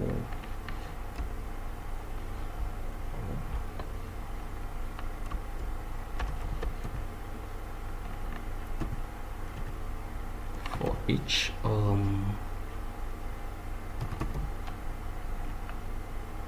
Dev Express, or not Dev Express, rather for each gym data set.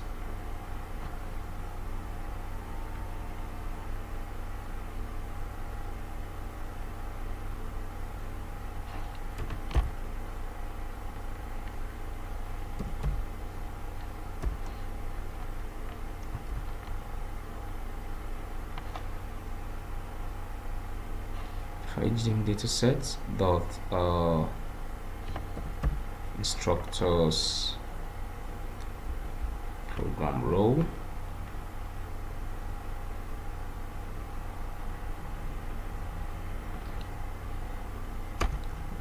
each data set instructors program rows called a row in ITBL.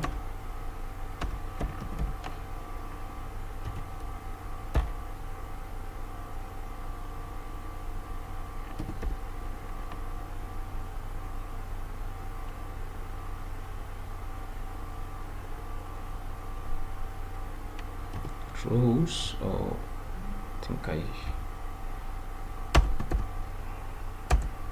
I'm correct here.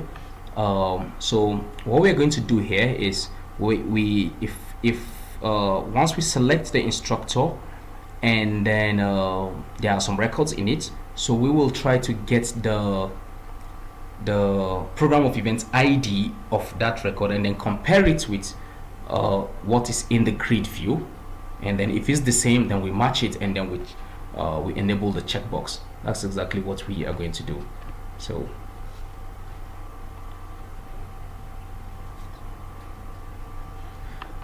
okay, so since we have this, we are going to say we're going to declare an integer called instructor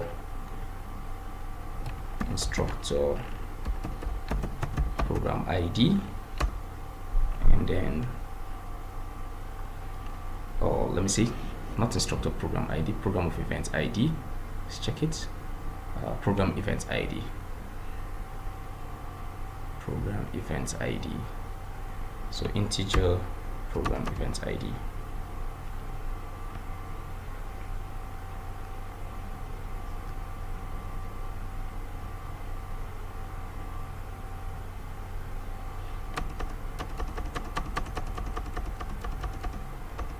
integer program event ID. So it should be in here now. We can say I row.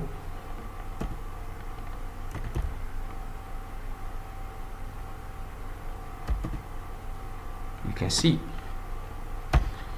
So what we did here is we looked through this data table, which is the instructor programs data table that we created.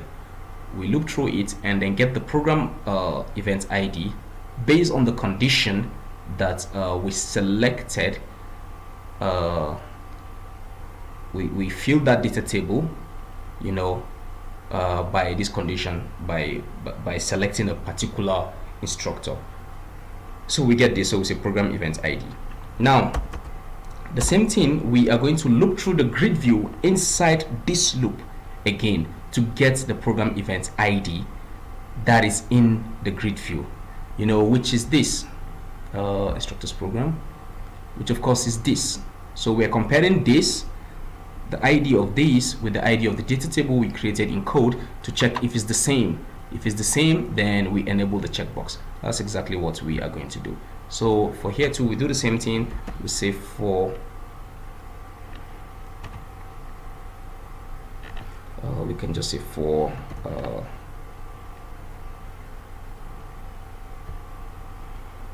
we can say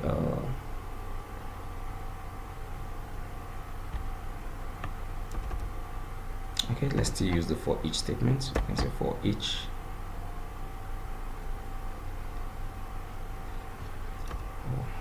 for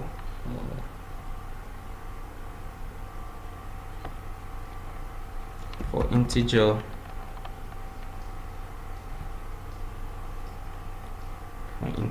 I equals to 0, and then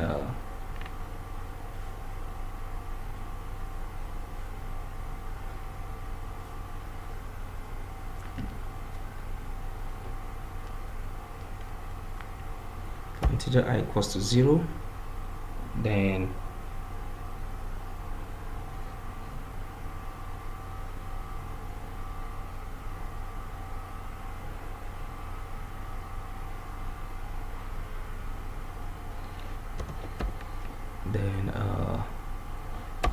AXPX create view 1,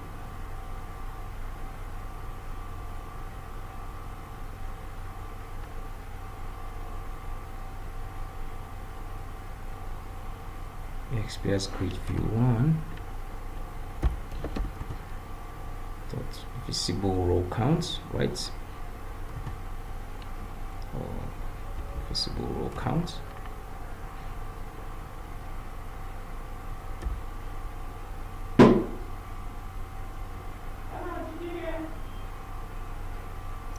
Visible row count, and then visible row count. So now that we do this, excuse me 1 minute.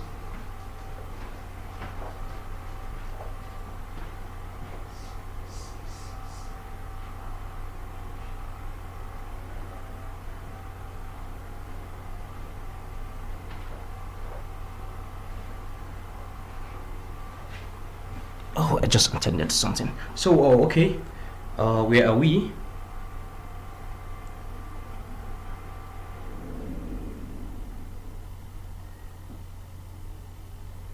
So where are we?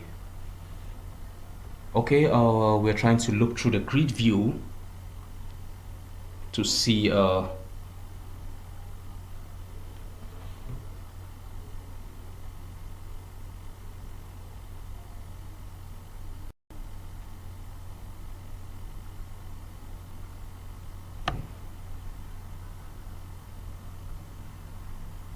trying to look through the grid view.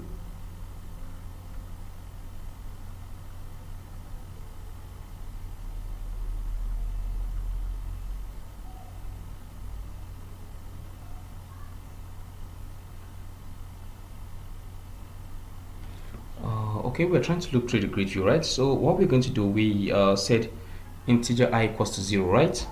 And then of course I less than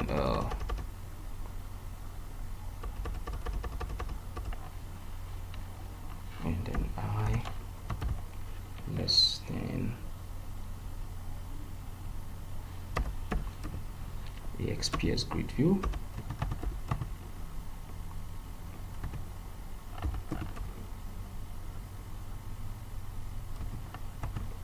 Rows that count, or not details row. So let's grid view 1 dot rows.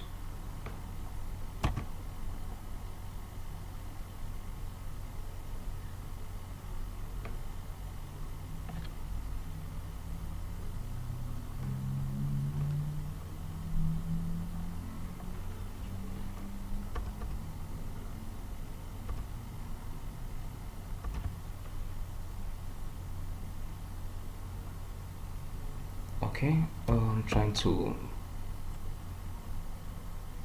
okay, less than this.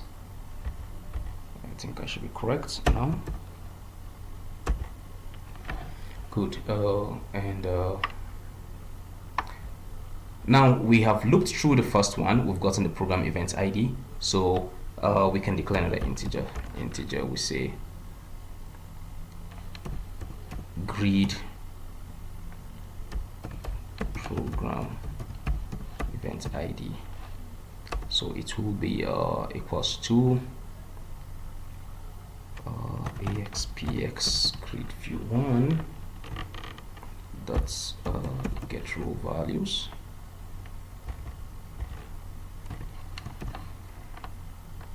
visible index of course is I, and then program event ID,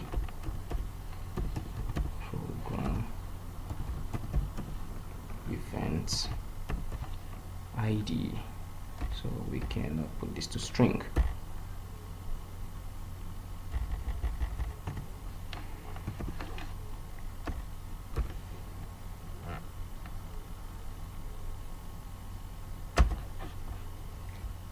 Let's see what's the issue. Okay, let's just convert this to integer dot pass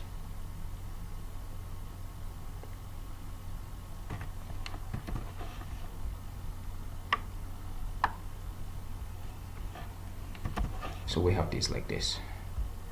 Now since we have this, we've looked through this and we're looping through this, so we will say okay, and let me check, what do we have here? We have a checkbox, right, called check instructor, so we're going to also declare that, so just a checkbox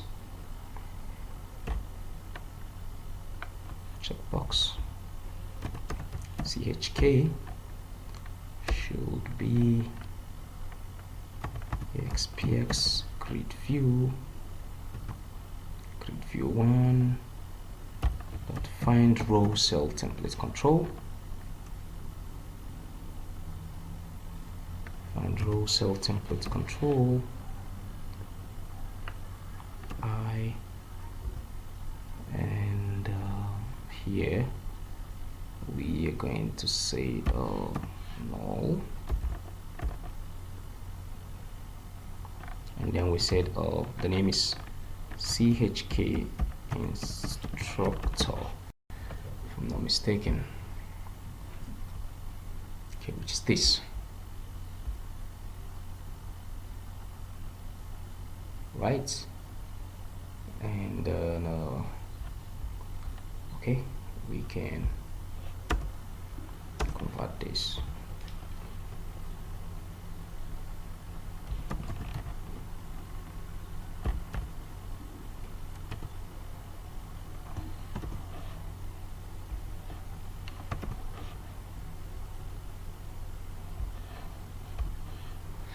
Okay, good. So we have this. Now we are going to say, while this is being while this iteration is going on, while this loop is going on, we'll say if program event ID is the same thing as grid program event ID, this, then chk dot checked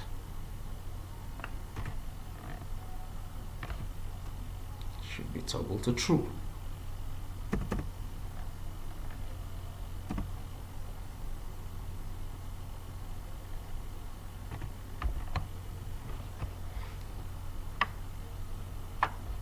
So that's it.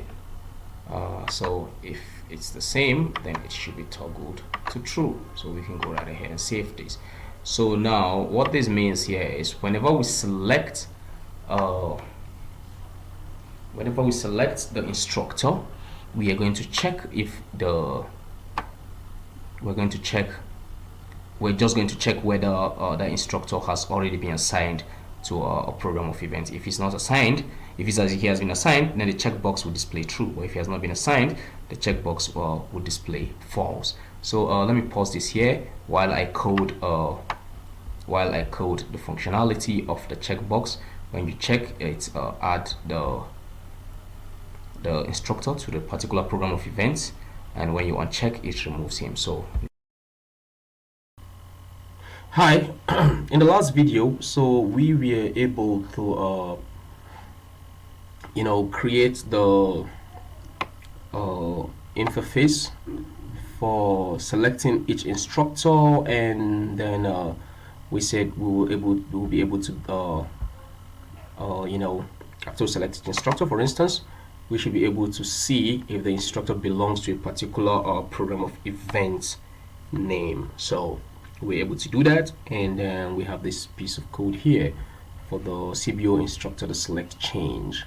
Now just make sure your codes is similar to what I have here, and then of course okay, you can see first of all, once you select the grid view, once you select the combo box, sorry, we check the view programs events table adapter, and then we populate the grid view with these, and then we iterate through the grid view. Before iterating through the grid view, we create a data table of the instructor programs data table, and then we fill the data table by running a query that will get by instructor. Okay, then after that, if there's nothing in the data table, then of course we do nothing. But if there are some records in the data table, it means the instructor belongs to a particular program. So then we iterate through the grid view we've populated, and then we do comparison between this that we generated from the data table, and this that we generated from the grid view, and this that we generated of course we get this from the data table, and then we iterate through the grid view here. Make sure you have it here, the visible row count, and then make sure you count the grid view by this. So make sure you put I++ there, and then it's like we didn't put this in the last video, so make sure you put this. Then of course we do that, and then we look at this if the program event ID that we get from the data table is equals to the program event ID we got from the grid view, then the checkbox should be toggled to true. So that is the logic we have here. Now we're going to code the checkbox logic that if you check this, then it should add this particular instructor that you select here to a particular program of events, like Women Bots program for Mondays. So we're going to do that. Now make sure here, make sure your checkbox that's on the instructor.espx page, make sure that your check instructor, set the auto post back to true, and then create unchecked event, unchecked change event, which is this, and which is what I have here now, which is this event here that I have. So we're just going right ahead to code it. Ooh, excuse me. Now, so we're going to start with the instructor program table adapter. We just do this. So I'll say tbl instructor program table adapter. Let's call it just the same way we have above, instrpr PRG. Then we say it's new TBL instructor programs to be adapted. Then okay, we also get the data table too. That's the way we did in instructor program, TBL instructor program data table. Let's call it ITBL, and then we say new gym data sets dot instructor programs data table. So we have this. Now that we have this, so just the same thing. First of all, we just try to get this. So we say ITBL is equals to instructor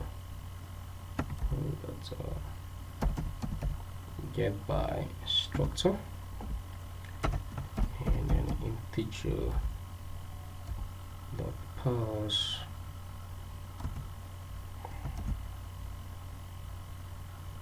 so we say CPU instructor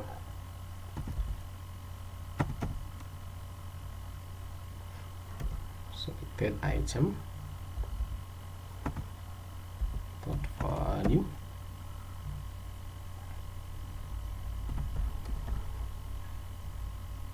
to string. Good. So we just get by instructor and fill the data table with that. What's the error here?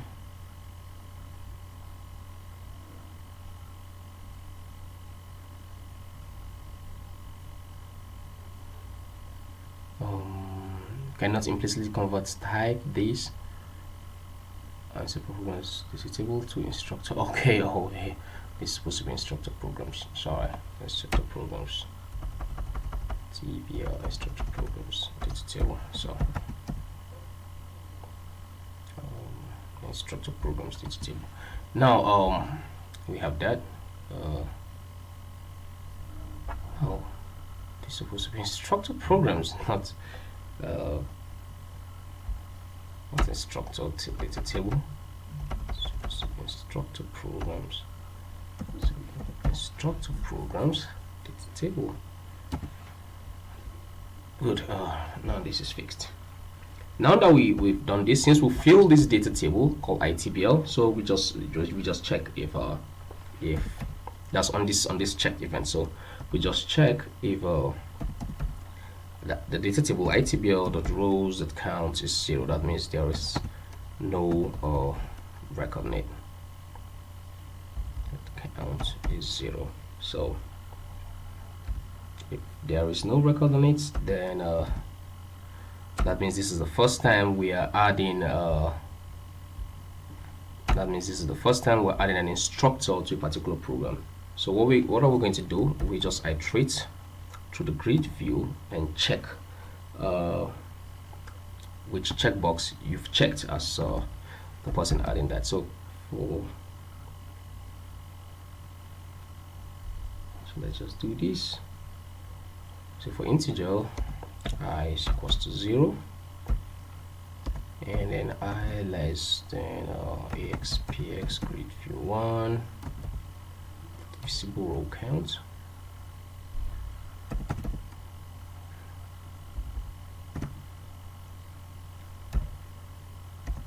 So plus very important. So we have this, and then we just say so let's call this grid program event ID, and then we say integer dot pass, of course, axps grid view 1, get the program event ID that we have, get row values.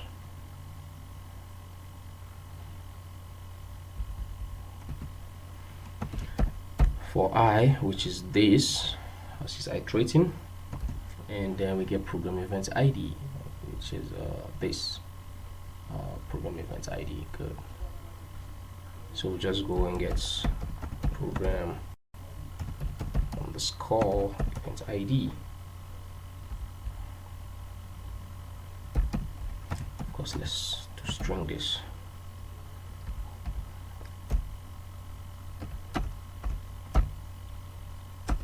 Now we have this, right? So for the checkbox, let's also get the checkbox object. So let's just say checkbox.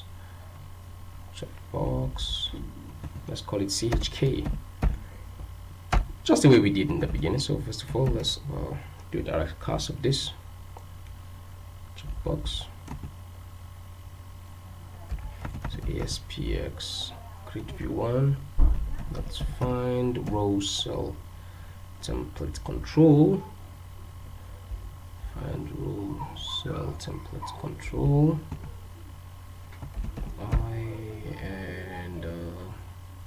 Dev express, that's grid view data column, grid view column. Let's just put null there. And then the name of the checkbox is called check instructor, I believe. Check instructor. Good. So we have this. Now we are going to check if this checkbox is true. If it's true, then we insert. So we say if checkbox we just declared now, if it's checked, that's if the checkbox is equals to true, then we run our insert statement. So we just we insert in the instructor programs table adapter. That means the checkbox is true. So we'll just say instructor program dot, we run the insert statement that has been generated for us by our data set. So just integer.parse, and then cbo instructor, and let's select the item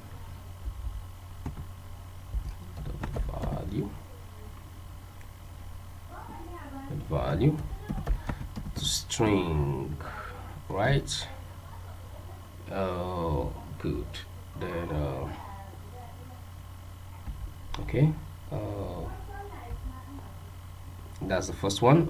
The parameters are the instructor ID, and then the program event ID, which is of course grade, which is this grade program event ID. So we'll make this insert statement. So whenever the checkbox is checked, if you select, for instance, you select this, like okay, we selected mic, the way you have it here. So if this is checked, it just auto post back and then add mic to this program event name for this start time and end time. So we have that. Then okay, now that is if there is no records. This is the first time we're just adding a record. So now what if mic has already been added to your program before? That means the data table has records in it. So this condition, if once it has records in it, this condition, if tbl.rows account is equals to 0, will not apply. So we need to create another condition. So we're going to create the condition here.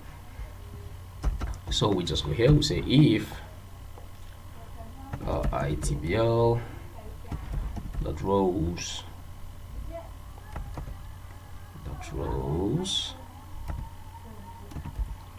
dot count is greater than 0. So we also run another statement. So now if it's greater than 0, we iterate through the table adapter, which is this itbl, and gets the program event ID. So after that, we now also iterate through the grid view and get the program event ID of the grid view of the checkbox that was checked. Then we compare if they're the same. If they're the same, we'll just do some comparison. If they're the same, we'll just do some comparison. We'll get to that place. So now we've done this, right? So we'll just say okay, for each let's use the for each statement. For each the programs rule, right? Each, let's tbl instructor programs row. Now let's name it I row in itbl dot rows.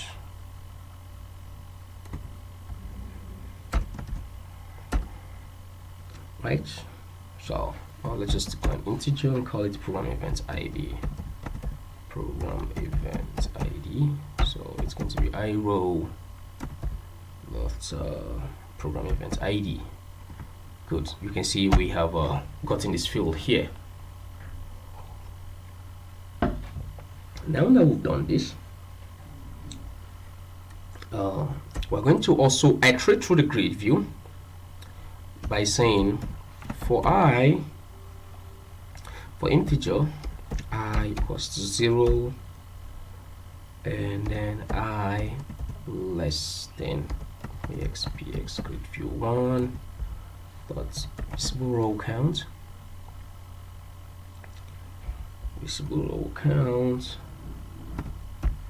and then I plus plus. I plus plus here means it should count, it should, you know, it should increment by 1. So now that we have this, right, so we also declare the program event ID. So we say integer dot pass expx create view 1 dot get row values cause I, and then the program event ID. That's the way we did it the beginning there. So to string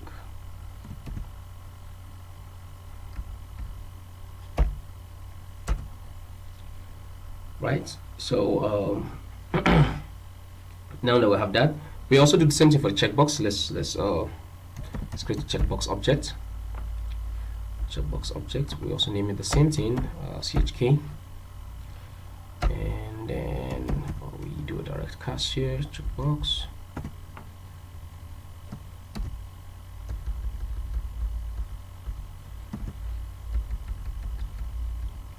Checkbox, right? So we say ASPS grid view 1. Let's find row cell template control. At this point that we're iterating, make this null and then check instructor. That's the name of the checkbox. So chk instructor. So good. Now here we are going to do some if else statement. So first of all, we check if a program event ID, which is this and these are the same, but and if this the program event ID, the grid view program event ID are the same, and then the checkbox is checked. Once it's that, since we're already iterating, since there's already records in this, once it's checked, it means it's already inserted there, so we do nothing. But first of all, let's just still check that condition. So we say if program event ID is equals to grid program event ID and chk dot checked is equals to true. But at this point we do nothing. TRUE. So we just do nothing. So let me just put this do nothing, right? Record already exists. Already exists. But if if it's if the checkbox is unchecked, then of course we should delete. It means we are to delete that instructor from that particular program event ID. So we're going to create that. So if program event ID, it's same thing with create view program event ID, and check box not checked is equals to false. Then we are to delete this. We are to delete the instructor. We are to remove instructor from that program. But since we've not coded that, what did I put here? This is create view program event ID.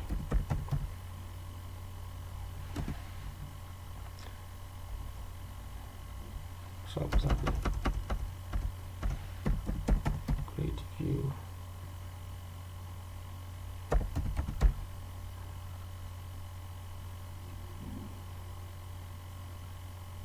create program event ID. Sorry, create program event ID. Good. So now so we will delete the instructor from here, and then if the program event ID, this and this is not the same and it's checked, then of course it's also a new insert statement. So since we already have our insert statement, let's just do that one before we come back to this place. So let's just go here. We'll say if program event ID is not the same with grid view program event ID, and then it's checked. Why am I using this word grid view? I'm just used to it. Grid program event ID, and check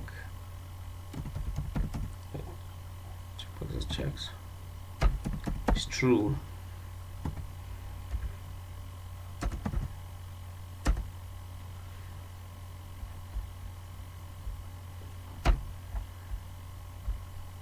Then we say just the same thing, I think I just go right ahead and copy that, which is what I have here. What is the insert statement that I created at first?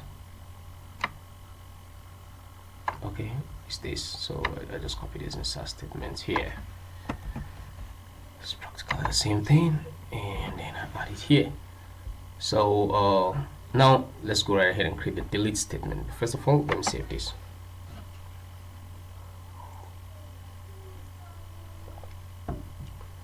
So let's just go to our data set and create the delete query.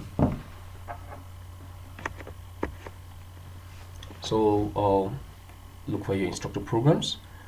Table adapter, just go here, you right click, go to add query.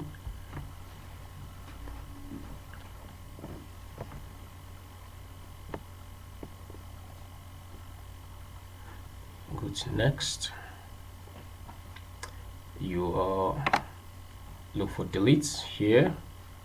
It says remove 0 from the table, so you can see delete from instructor where instructor program ID is equals to this. But that's not what we're doing. We're deleting from instructor where instructor ID and program event ID applies. So I think I can just to make this more readable, let's just do this like this. So I can say where instructor underscore ID is equals to at instructor ID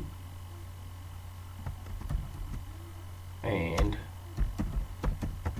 program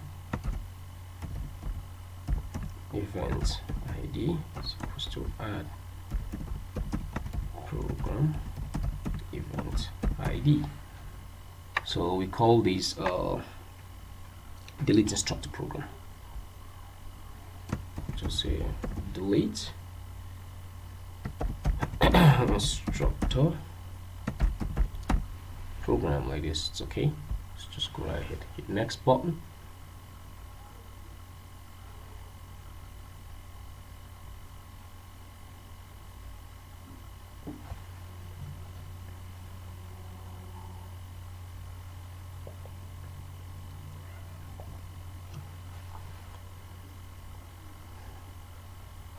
Let's wait for this to respond.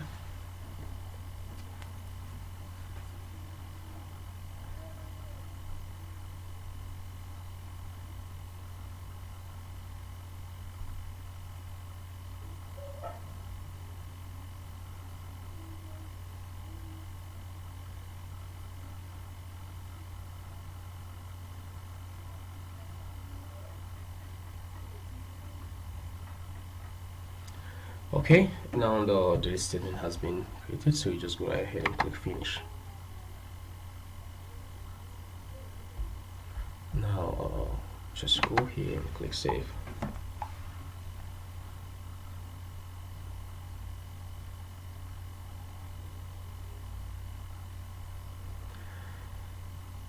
Okay, now that we've done this, we'll just go back here and then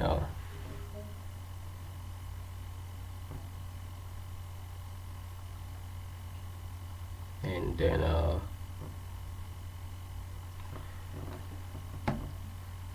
you just continue. So here we say we're going to put the delete statement, right? So what we're going to do is you know, my Visual Studio is not very fast, so I can open this, save this, can close it and reopen it again just for this to effect.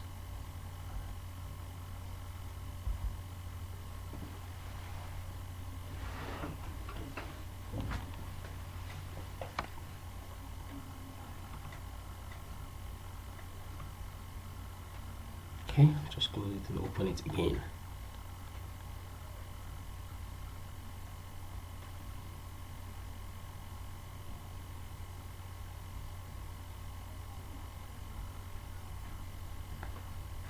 So you say instructor, oh sorry,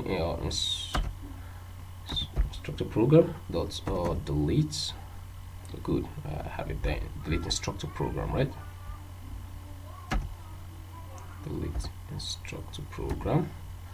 So we'll just fill in the parameters there, which is first of all is the combo box is selected, the instructor. So we'll just say integer dot pass,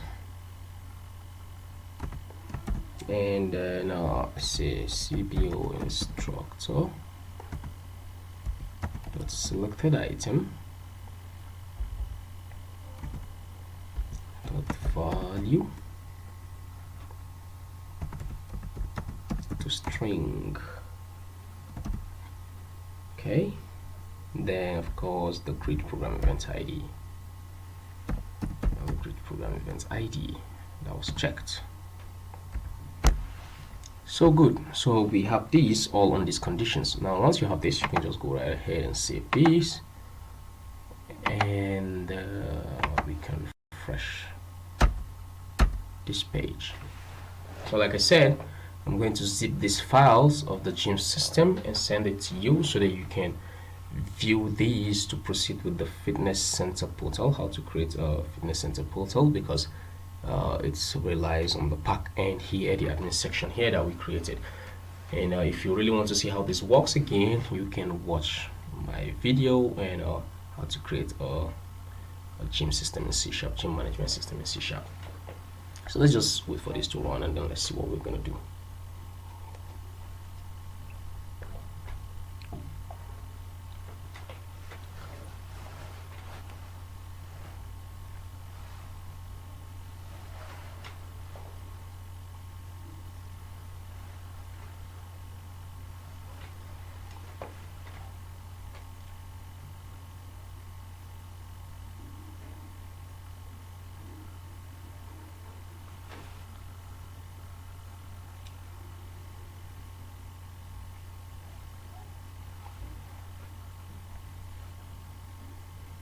For this to refresh.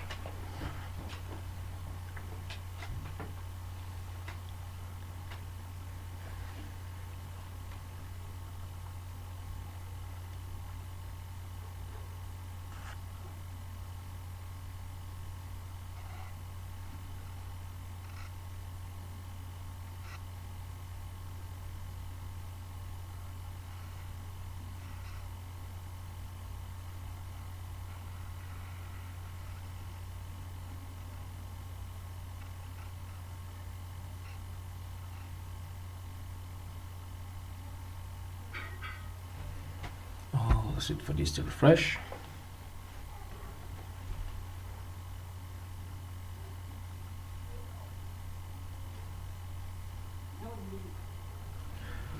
Okay, let's just wait for it then. Let's run and then hopefully everything should be as planned.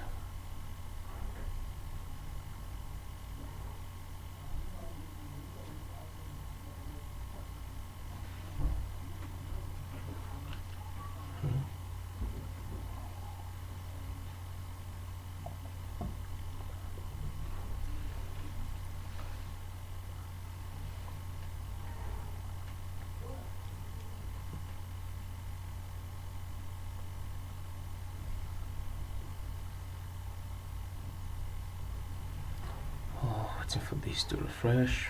Maybe I should hit the refresh button again.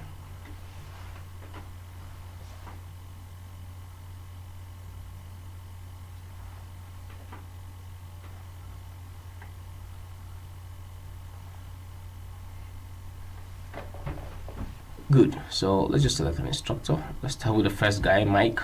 So Mike is an instructor with us, and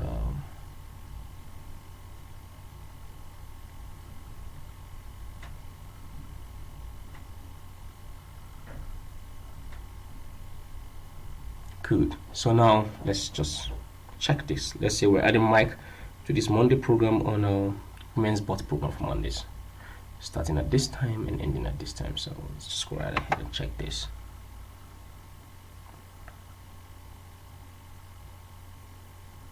Good. So Mike has been added.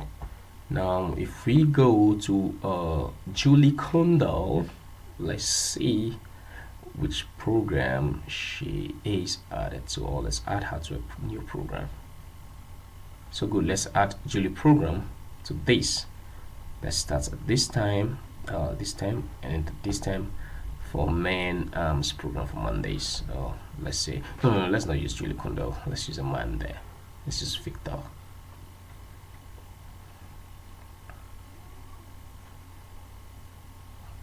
Okay, let's put Victor on this.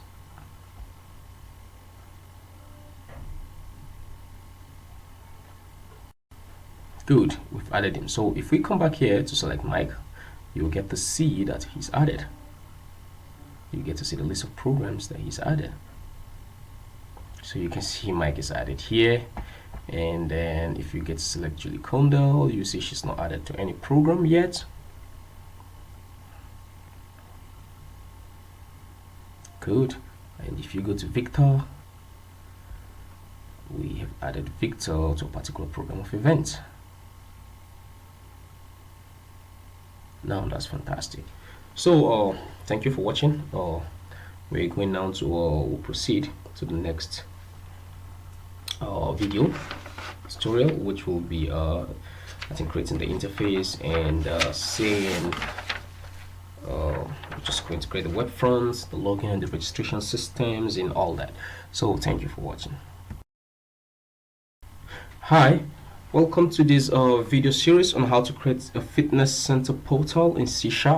My name is Ayuba Ojonogwamuazu and I'm from Nigeria, software developer.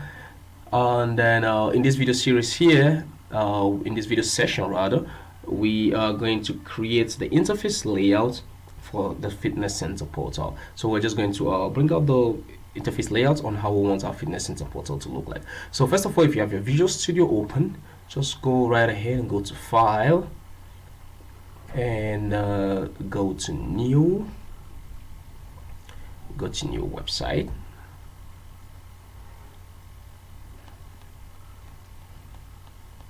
So we're just going to create another separate interface. We can actually add it to the gym management system, but no, we just want to create a separate fitness center interface for this. So that's what we're going to do right now.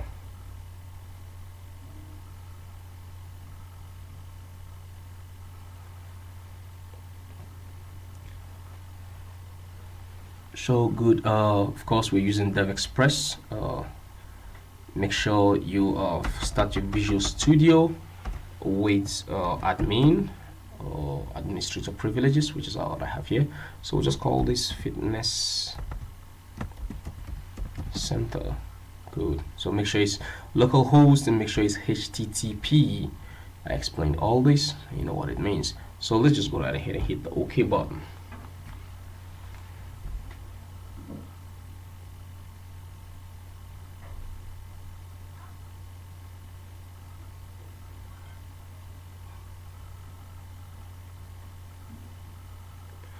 Now you can see the different websites listing that we have. Let's select responsive websites so that we can have this for mobile view. So it's called Fitness Center, and of course we want C#. Then click Run Wizard button.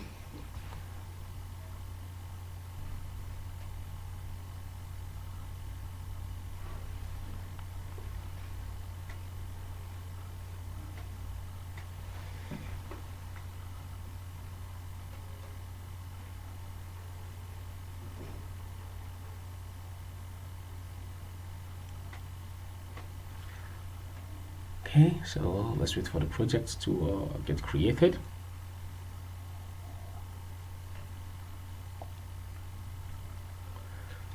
Okay, I think this is okay, but we've been using navbar since, so we're choosing this layout. This layout is okay, but we've been using navbar since on our left area, so just go right ahead and change it and use. Let's use a menu. We can use a tree view. Okay, let's use a menu. So here the clients here, let's just make it empty because we don't really need to put anything there for now. So just choose this layout. It's okay, just the way I did it. Then choose theme. You can decide the different kind of theme you can choose that sits okay for you. You can just choose any one, and okay, I think I like this. 1003 silver. Site configuration, web form of the authentication model. Make sure it's web form, and make sure the maximum request length in kilobytes is 4096, which is about 4 MB. And allow maximum. Just leave everything default as it is here. We don't really need to change anything here. DS control settings, just leave it as default. Localization, just leave it as default. So we can, once we have all this ready, we'll just go right ahead and click create project.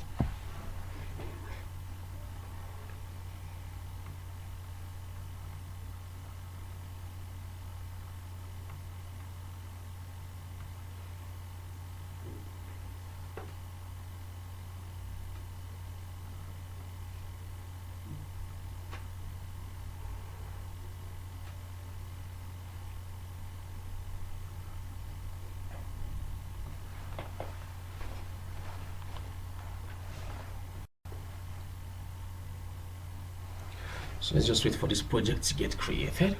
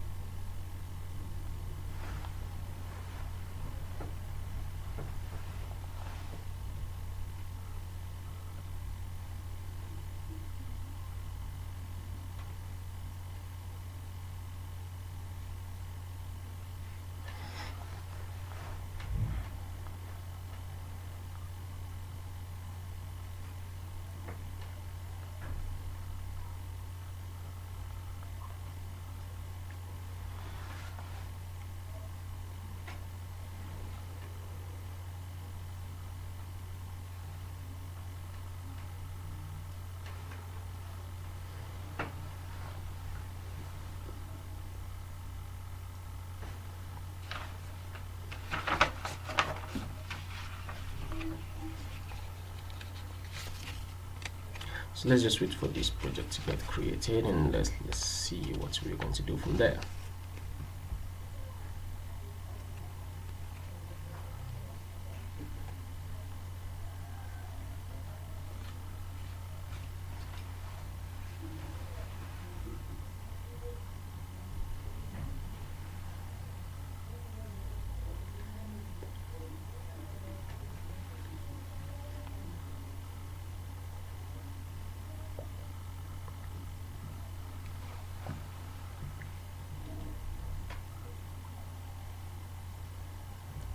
So this will take quite some time, but let's just be patient.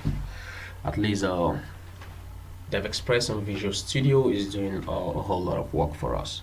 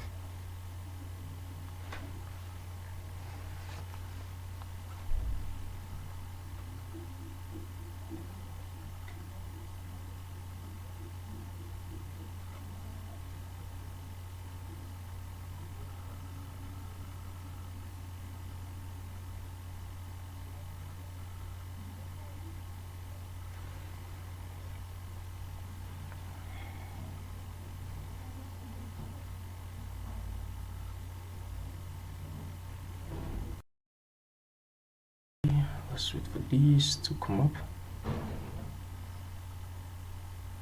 Patience, patience, patience.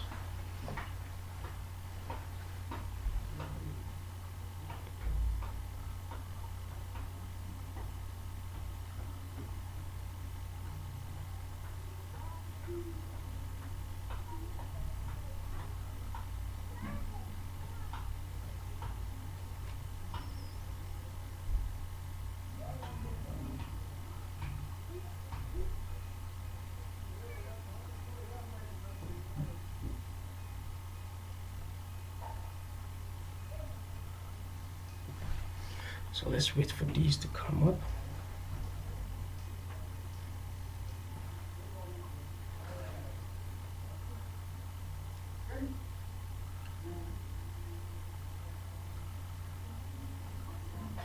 Good. So I think we are having this created. Now that we have this, so next thing is we're just going to define how the layout of the interface will look like. So if you go to defaults, for instance, you can see it's empty here. So this is a fitness portal. You can just right click on this and then click view in browser. So I'm using Google Chrome browser, so you just click view in browser and then you get to see how the layout we selected, how it looks like. So we're just going to fix it and just put in the right words, the right things in place to make this to be okay. So that's what we're going to do right now. So let's just wait for this to run and then let's get to see it. Okay, good. Now this is refreshing, and like I said, Visual Studio has created these for us. And for our fitness center portal, we are going to do a membership and authentication system. We're going to do a login and registration system for our fitness center portal, where members that wish to join will have to register, and then after registering they become after registering then they become part of the members of this fitness center portal, and then they can be able to select the program of their choice and then be able to subscribe to programs and then become part of it. But first of all, for the public usage, the public can actually, the way we're going to do this, the public can see the different programs of events that this gym system runs, but they can't subscribe to a program unless they're members. So with that means they have to register, become members, and then they can also subscribe to a program of event. So let's just run these and then let's see how the interface looks like.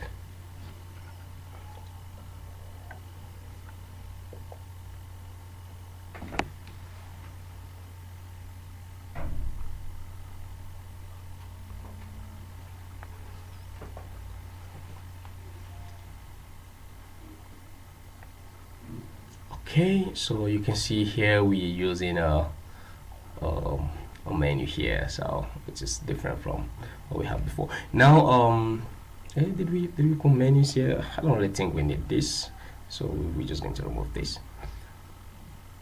So let's go back to see how it is. This reference is main.master, just how we have. So let's go to the main.master and see. Here we have the left pane, the XUX panel, and in the left pane I think we have the side menu.xml. Now is the root pane, and this reference is the root master. So the root pane, I don't need that menu up there, so just go to your root.master.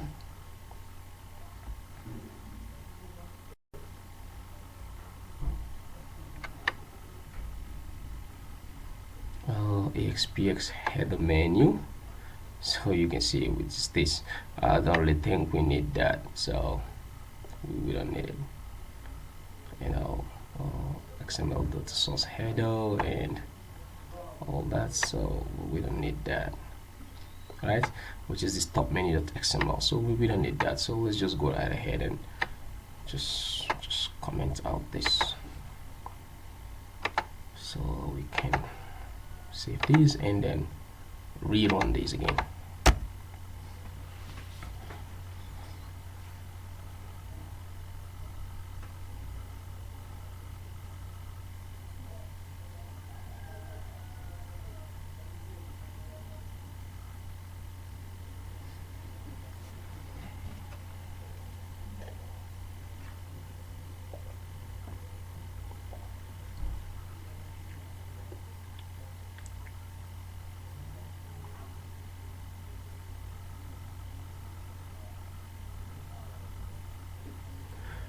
So let's refresh it and let's see.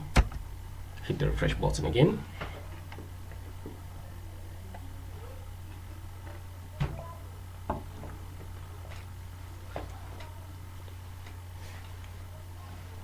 Good, so we've removed that. So let's just go instead configuring. Now I need the side menu, like I said. The project title, let's change it to Fitness Center Portal, which of course is what we have here. Excuse me, scroll here. So project title here, just look at this and change it to Fitness Center Portal. And then of course also change this for the mobile view. Excuse me, Fitness Center Portal. Fitness Center Portal. Okay, now that we've done this, we can save, refresh, and see what we have done.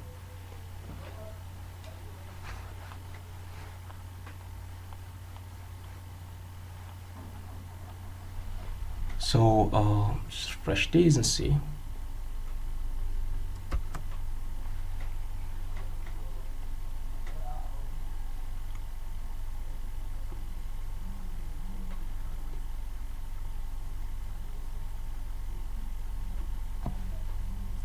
Let's just refresh it and see.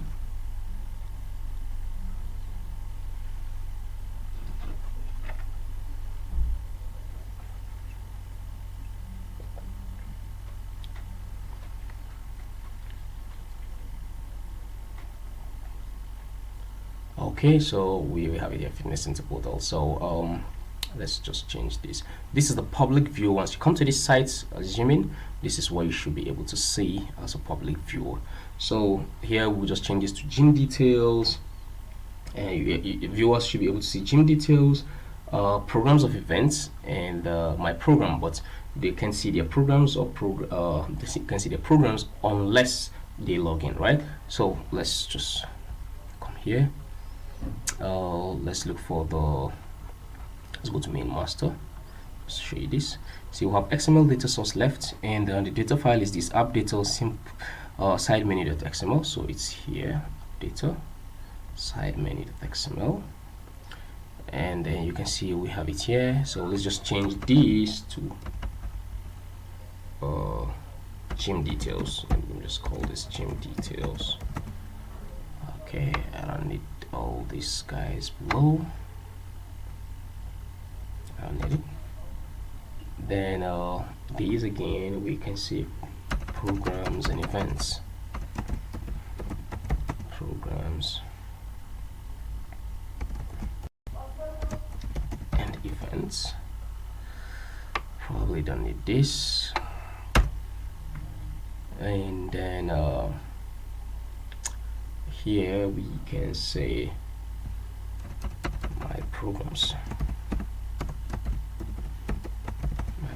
right? Just create something simple. I don't need these two, and then we don't need this last one, so just go right ahead and remove it.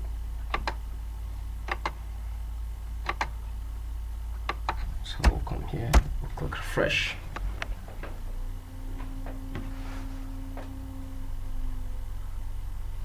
So good, so it's going to be like this. You come to this site, this is what you see. You can click gym details, you see all details of the gym. Of course, we should be the first thing. Then you can see the different programs of an event that they run, and then you can click to see your program.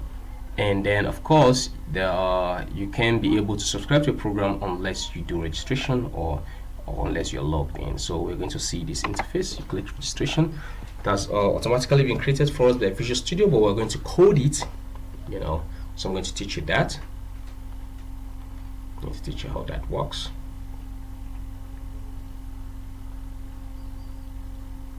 And then of course, so we're going to code the membership and authentication system, the authorization, who should be able to view what, and stuff like that.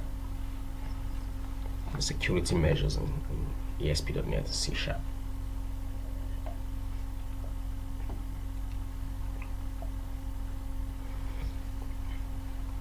So of course, this is the registration details that ASP.NET created for us, but we're going to track this and modify this a little.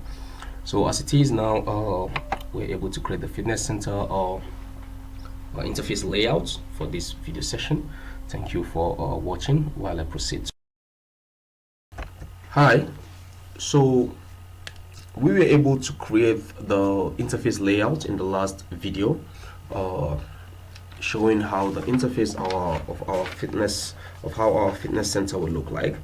And then we're able to have these, and then we said we are going to have the authentication and security mechanism for this fitness center, where a member has to log in or has to be a registered member to be able to subscribe to a program of events. But first of all, now since we have this interface here, let's go right ahead and create the gym detail interface, where members can, or where the public rather, can, by logging to the website, they can just get to see the details of the gym, their location, the name, their phone number, and everything that they can call.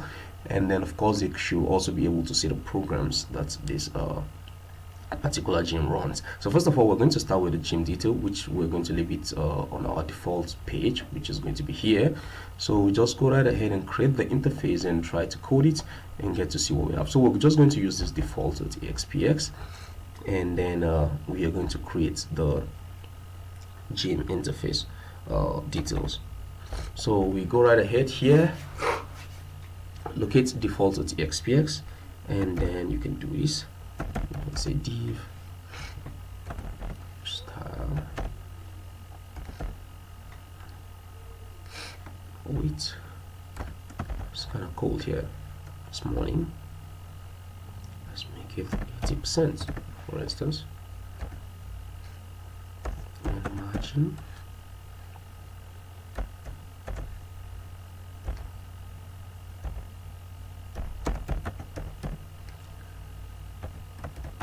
Should be auto. Right, now that we have this, then let's go to the div again, and then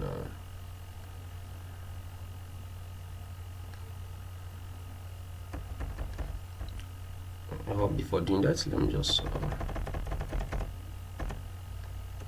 say H3.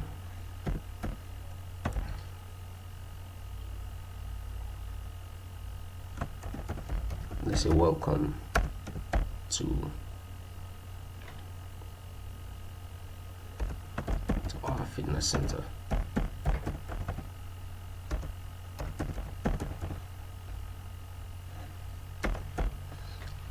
Then we just go and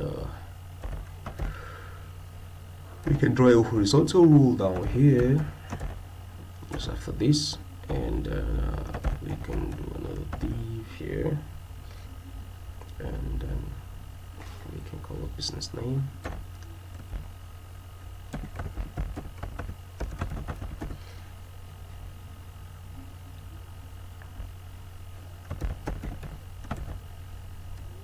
And div here, and we can just put our label so that we can display names. So but I would like to put it in make it quite bold.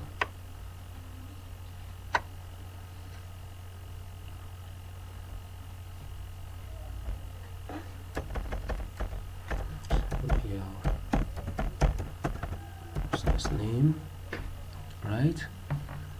Then okay, I just want to make sure I have this right. I can decide to even give it a width. Let's say, let me give this a width.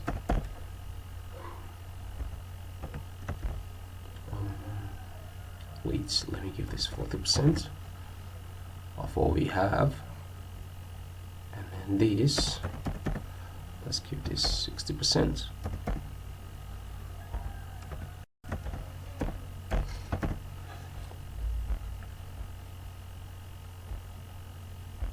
So let's just run this and see what we have. We'll refresh the default of the XPX.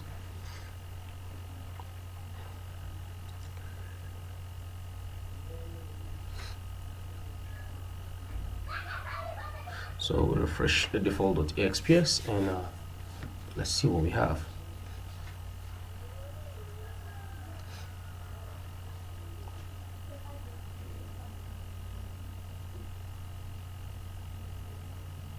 Okay. Oh, I need to style these, and I think I need to centralize this too.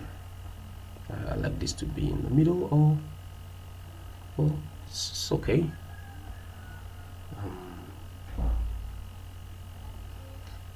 I need to style this. I need to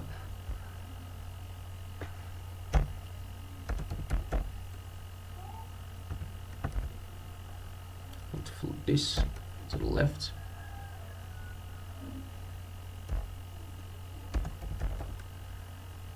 To flip this to the left. And after everything, I need to play.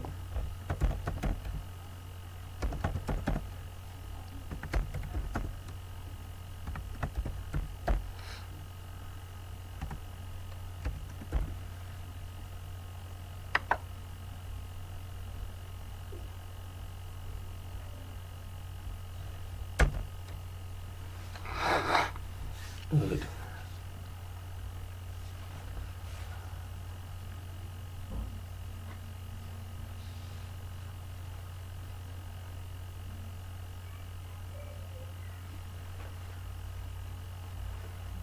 Oh yes, this is kind of better,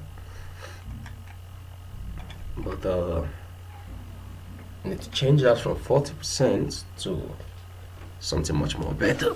Oh, excuse me.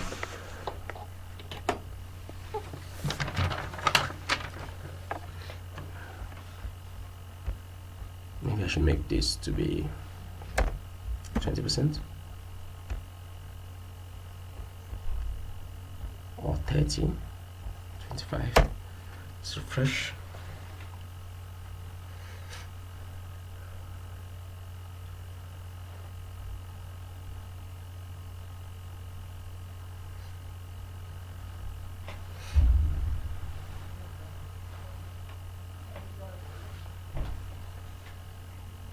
I think like this is better. So I think like this is better. So we're going to just populate the fields. We're just going to display the fields that has all the fields of all table in our TBL business. So let's just go and check it in our SQL server. Just go to SQL.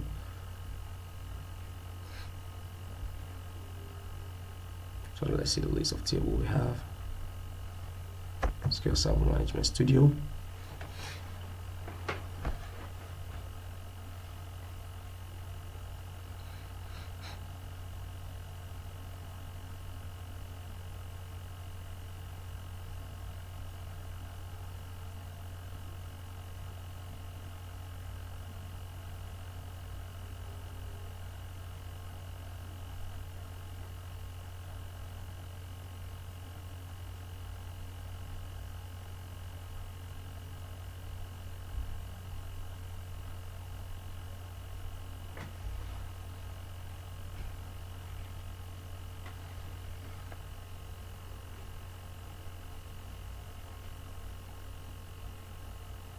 So let's wait for SQL Server to come up.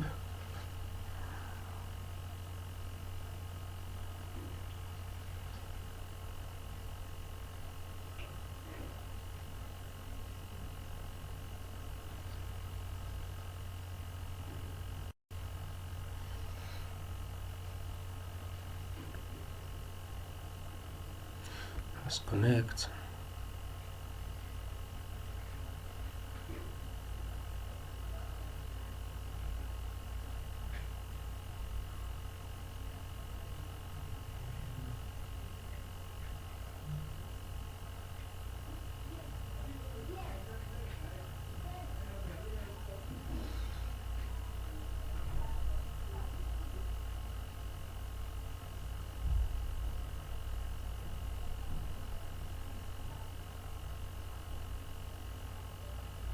Good. Now, let's go to the databases.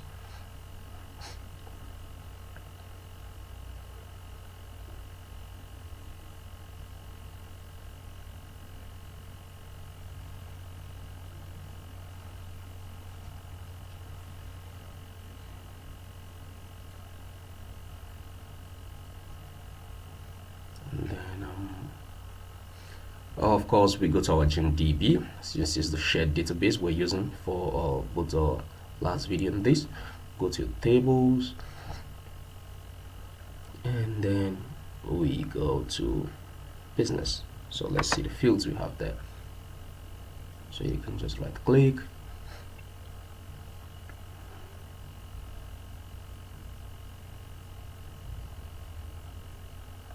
and go to design.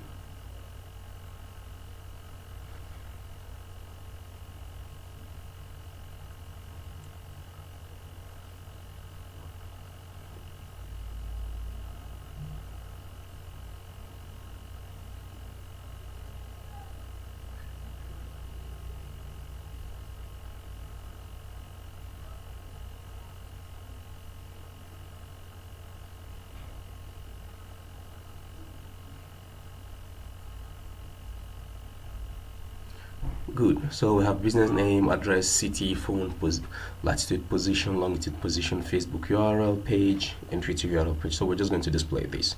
So that's what we're going to do. So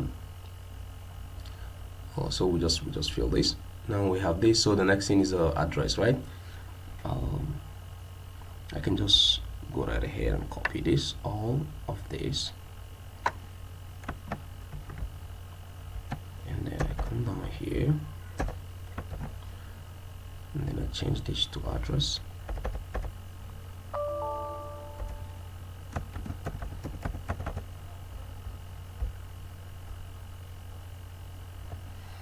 Then city. This one we can see our address is.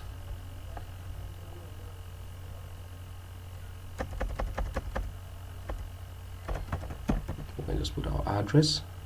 And then city, I can name this label address.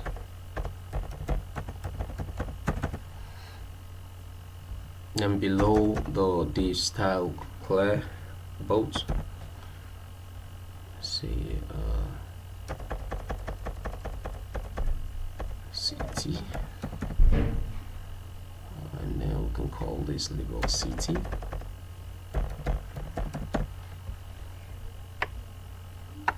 Then sorry, we have a phone number,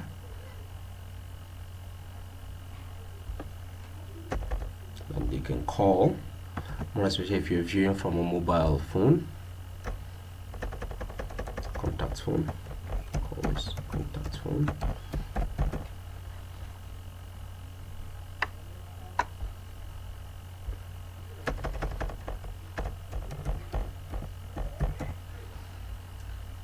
Contact phone.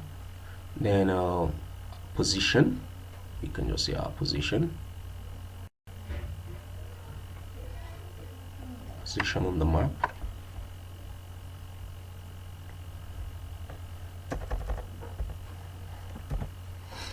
Our position on the map.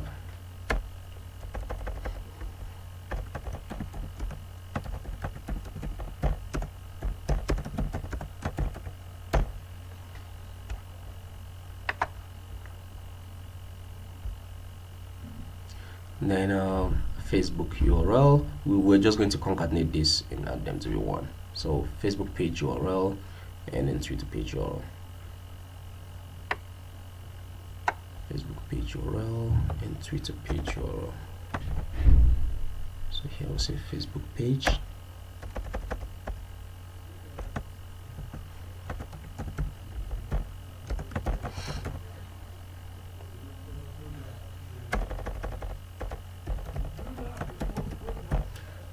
Then Facebook page, just say Facebook.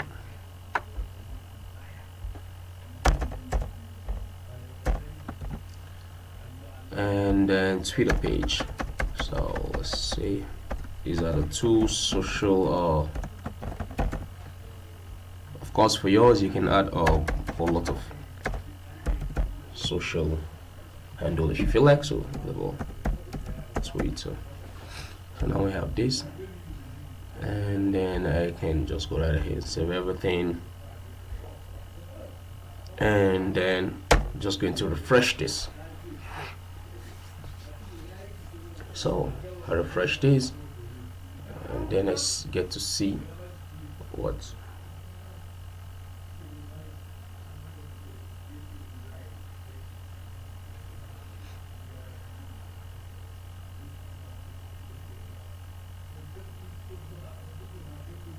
Okay, this is this.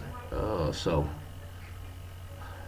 but I kind of want to like, you know, give space, and so I think after every this thing, it's too close to each other. So what I'm going to do is just put a breakpoint here below every div style collect boats. So I'm just gonna put a breakpoint, and then I'm just gonna put a breakpoint here.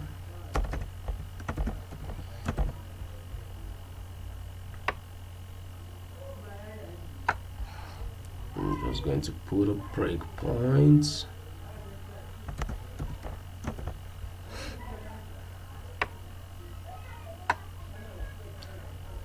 I'm just going to put a breakpoint here.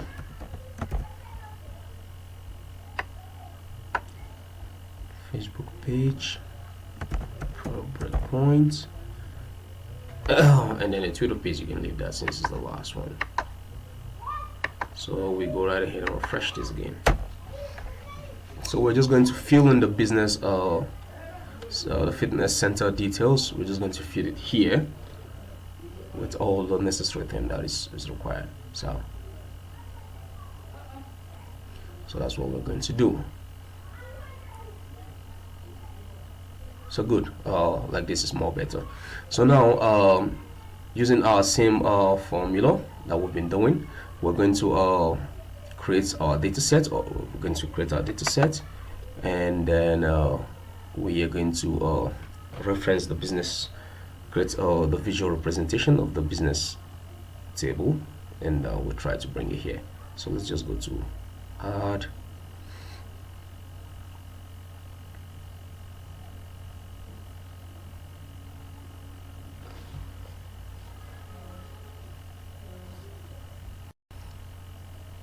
new folder,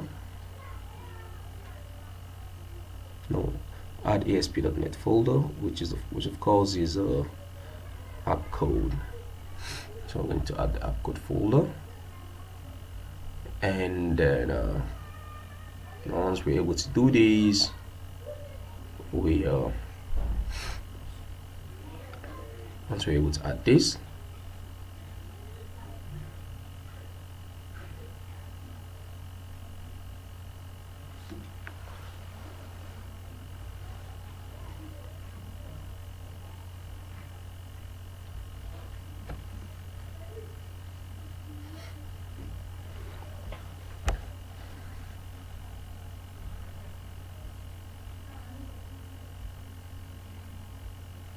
so you right click, app code, you go to add a new item,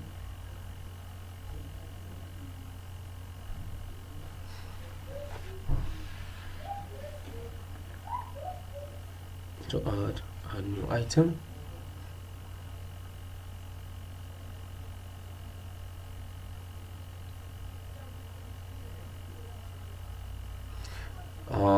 you look at the data sets. Good. You look at this data set here, and then you give it a name. You can say, let's just use the same name we've been using, gym data set, and then you click add.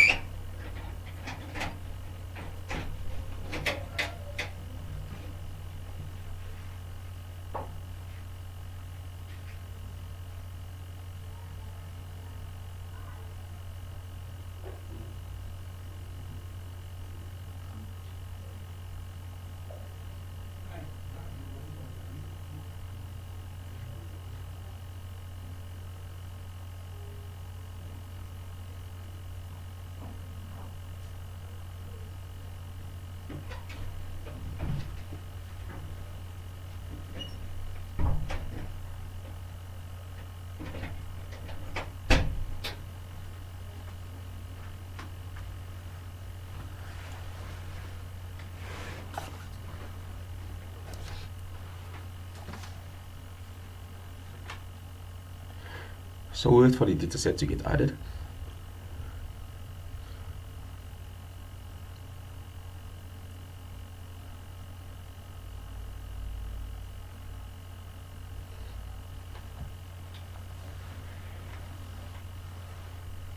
Good, now we have this. So we're just going to repeat the same procedures we've been doing. You come here, you go to add table adapter.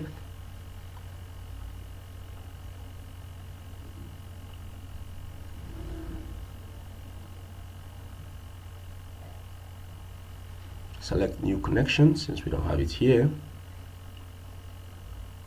Make sure it's Microsoft SQL Server. If it's not Microsoft SQL Server, you click here, change here, and then you select this Microsoft SQL Server. So make sure that's the one you're using. And then server name, if you don't know your server name, you can just put dot. And then for me, I have Windows authentication. That's how I install my SQL Server. So you can see different forms of authentication. But if you're using SQL Server authentication, it means you have to enter the username and the password, appropriate credentials. But I'm using Windows authentication, so it's okay. So you just go right here and select the database from the list of your database. To refresh, load the database names, and then you get to see them.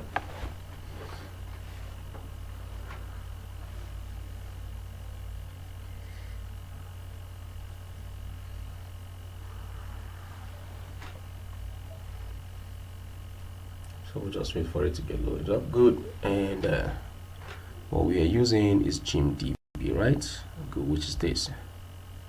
So you test your connection and everything is okay. So you go right ahead and click OK.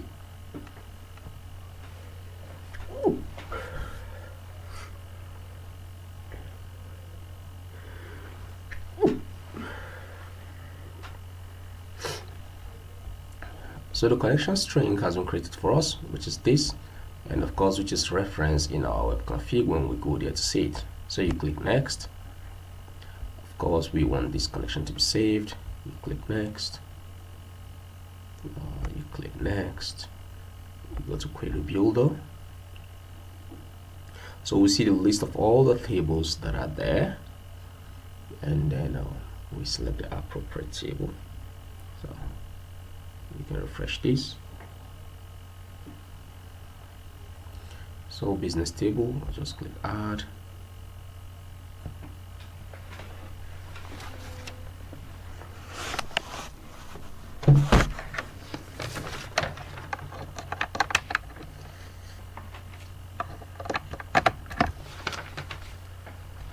Good, you can click close. So we'll just select these fields, all fields here, because we're going to need them.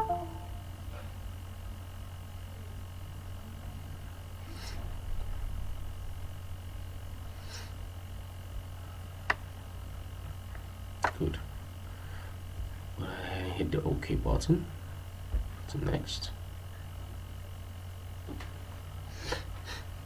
Then uncheck this field. We don't want to fill in data table, so you just go to next.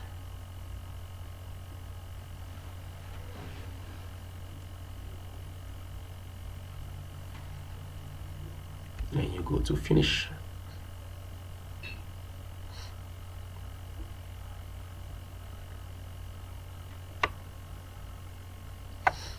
So now we have this, right? The business table.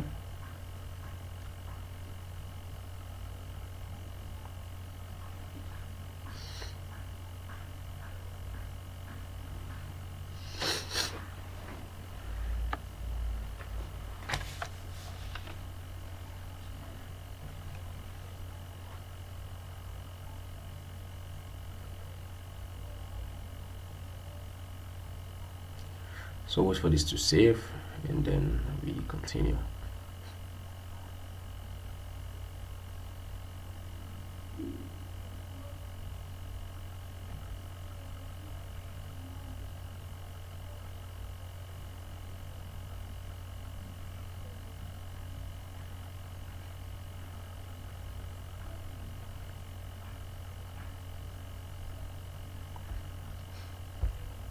So good, we can go right ahead and save everything. And if you want to see the connection string we've created, come to your web test config, because we're going to need it later. Okay, so you can see this is the connection string, GMDB connection string, but we don't need this first one, so this was created for us by default. We're setting up the application, so we delete this. Now this is our connection string, so you can go right ahead and save this. Everything, sure everything is saved. Now that we've done this, we go to our default.aspx.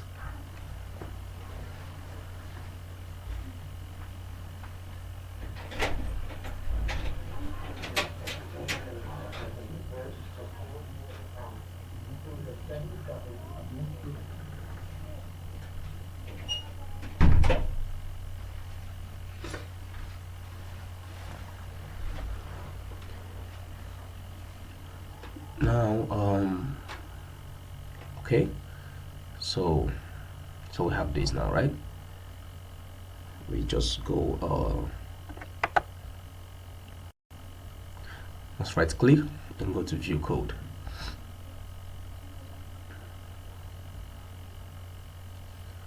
So here I don't need all this stop menu, just remove all this. So here now we're going to import the data table. So we'll say using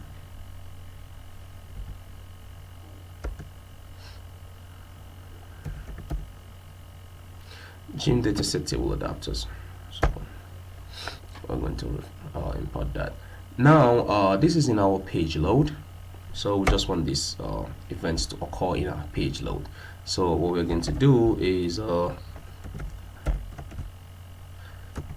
we just declare this table adapter. We call it iBusiness, and declare an object of that.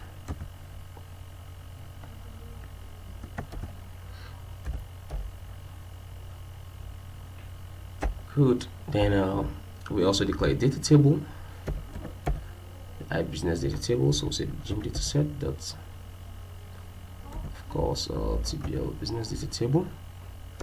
Call it ITBL, and then it shall also be gym dataset business data table.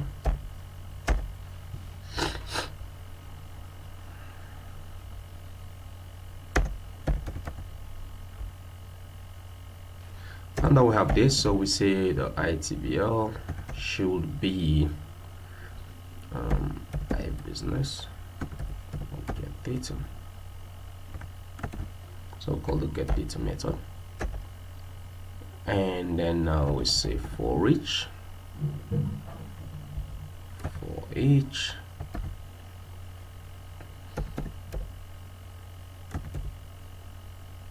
we're just going to iterate through this. I will in ITBL.rows. I'm just going to iterate through the data table we created, that we populated. Just a simple method of filling in our stuff. So we just start with the LBL business name, right? Business name. Text should be iRow the business name. So LBL address dot text iRow address, business address, right? LBL city dot text should be iRow city LBL phone text should be iRow dot phone LBL position dot text should be iRow dot latitude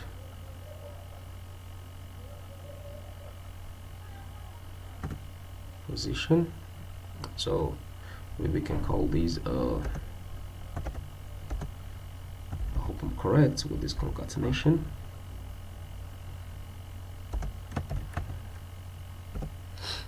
Just put lots like this, and then I say this, and then I say I roll.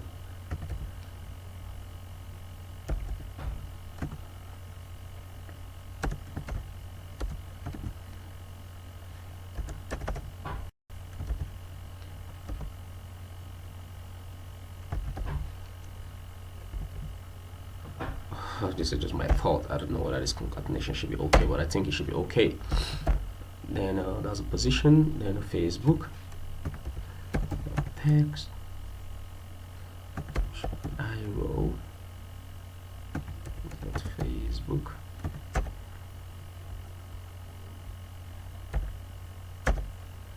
LPL Twitter, dot text, should be I roll, dot Twitter. So now we are able to fill in the details on our controls that we have in the EXPX. I'll have them here. So let's just refresh this page and see what we have.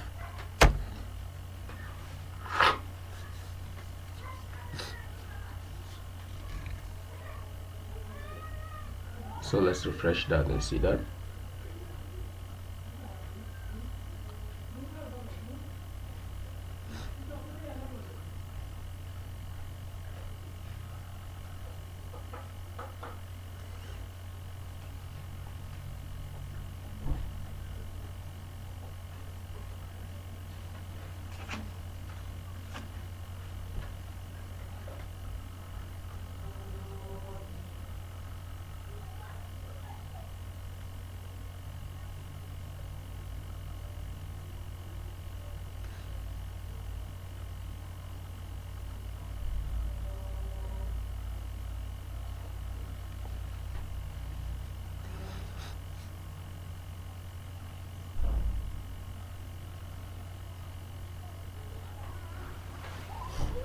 So let's just wait for this to refresh, or I can refresh it again.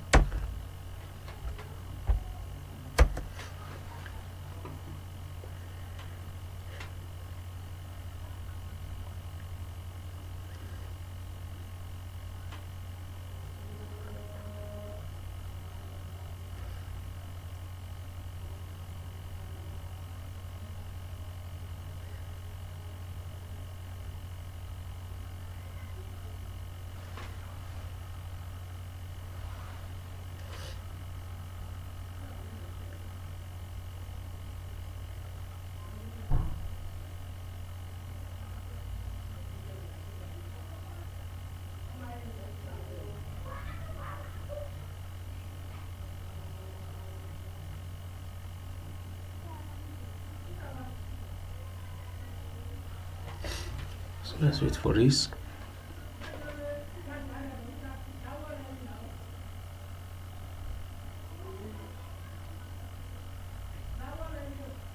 So let's wait for this to refresh and see. Oh. Okay, good. I think we're making a headway. Good. So here you can see 24 latitude, 84 longitude. So this okay. Let me just try and make this a little bit bolder, and maybe we can even just make this a little bit bolder, and then let's try and fix this. So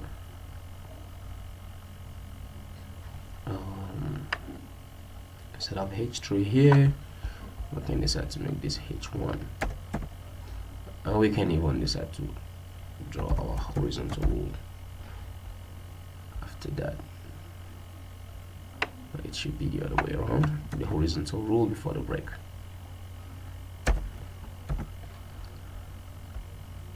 And then we go to .cs here, we'll put a space here, and that should fix that.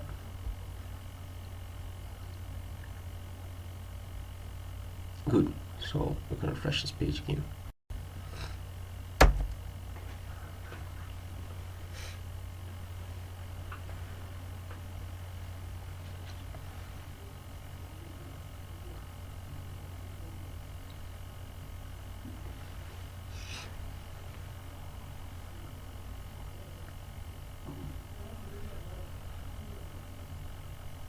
Good.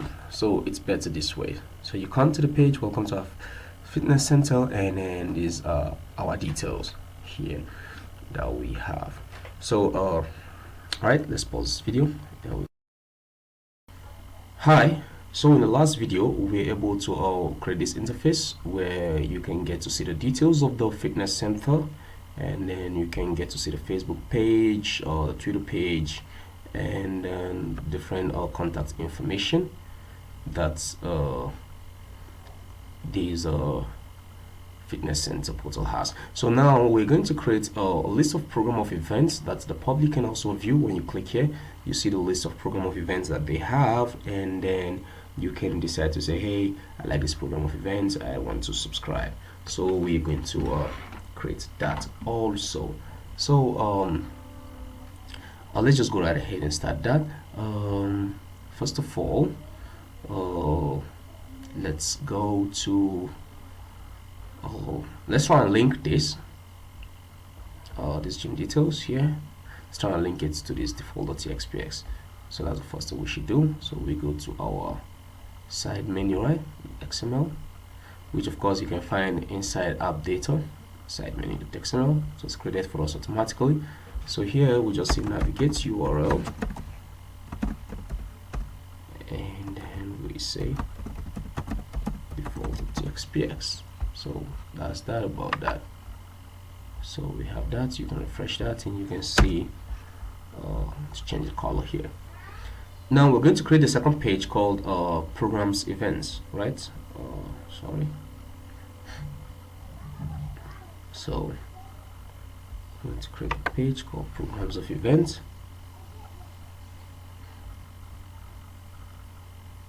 What is this? So just right click, we go to add new item.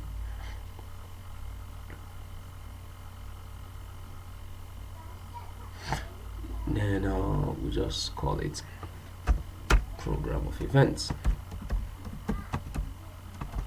Program of events at XPX. Make sure you check the select master page and make sure it's main.master. And you go right ahead and click OK. Now that we have that, so we can save this. So we're going to use an ASP.NET control called ASP.NET card view, and then we're going to display the list of program of events from this table. Let's see which table will be most appropriate, or which view will be most appropriate. Let's see the views we have. We have view program events. I think this should be an OK view. I'm going to click this, and then let me go to design and then view it.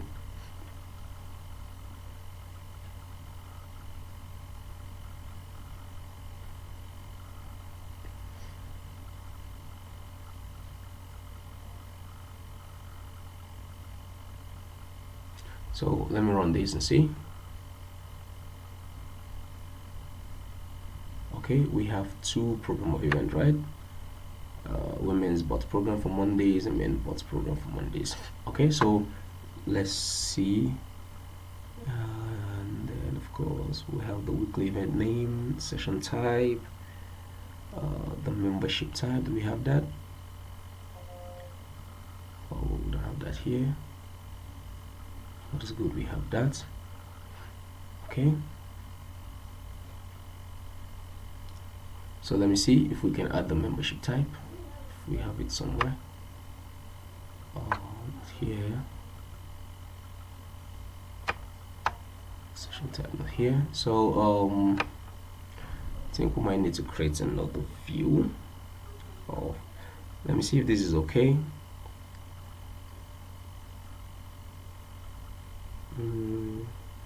Session type, okay, it's relevant. Program of events name, of course, is relevant. Days, and then session type. Okay, and then let's see, that is the view, right?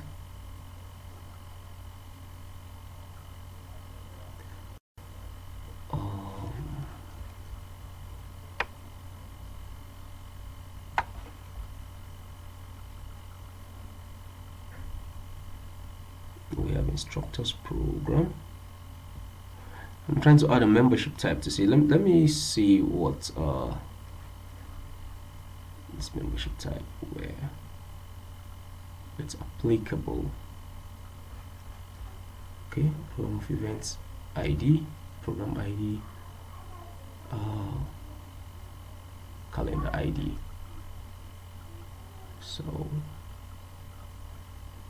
program ID, I can reference that.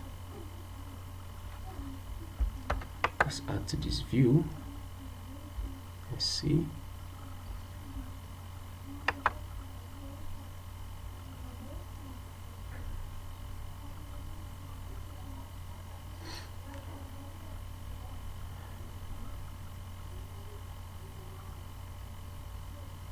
Okay, good. And then I think we have a membership type here. It's what I want. Yes, we can even display the program price. It's good we display. So let's see here, I'm interested in the program price.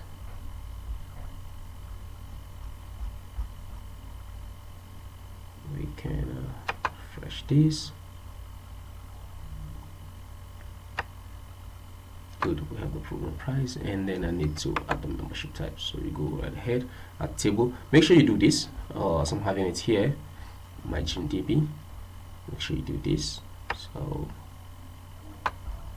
membership type.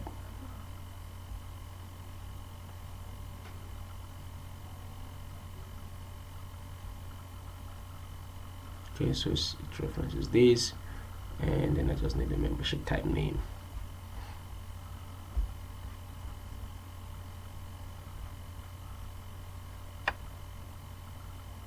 Good, so this is okay, at least to be displayed. So just go right ahead and save everything here.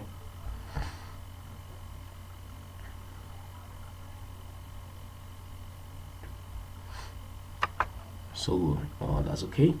Now like I said, we are going to create this program of events where people can see, and then see the different programs that the gym runs here, and get to see how they can subscribe. So first of all, let me just add that data table. We just created a table adapter from the views. So you go to table adapter, go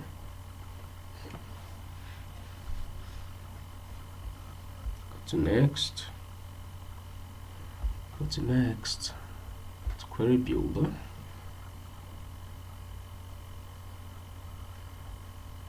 Just refresh, go to views,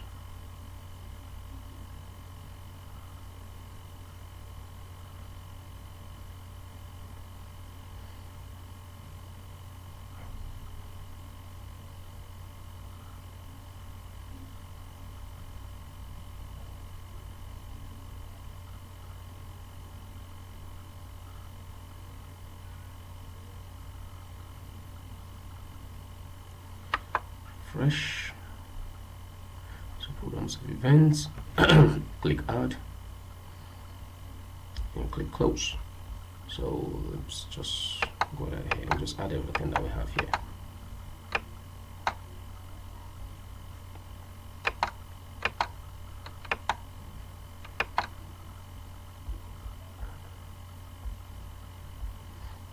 So we go right ahead and click OK. Click next. Uncheck this. Click next. And then you click finish. Good. So we have this view here. So I want to add this view here. So since I'm using this, hey, just close all these. Close all these. just follow consistency, and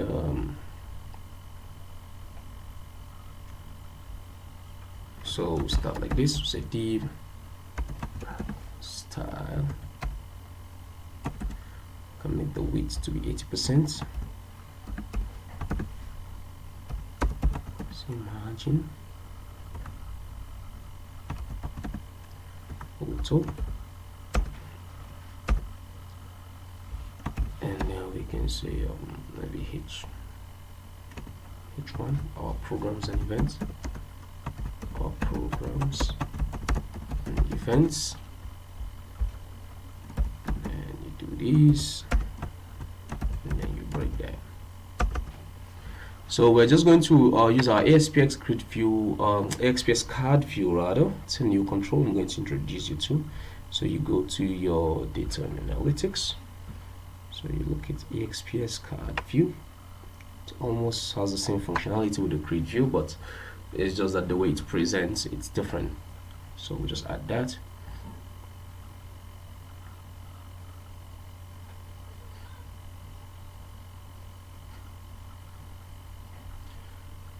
Make sure it's ASPX card view.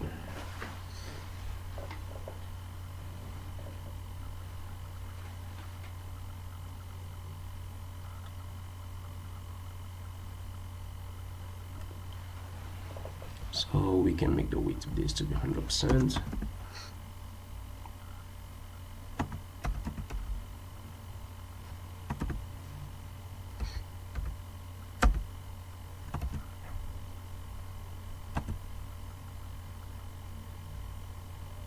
So we can do some settings. You can see the different options that are here. Settings, behavior, settings,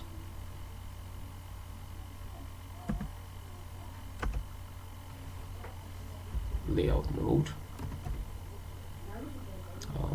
Let's make it flow.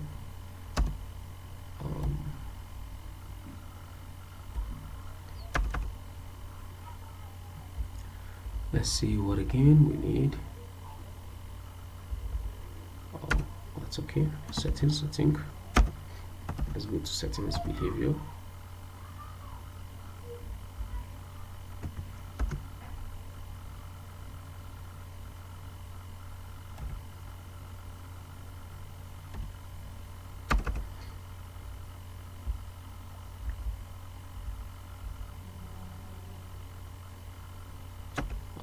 Here is okay. Now I think in the settings, let me see.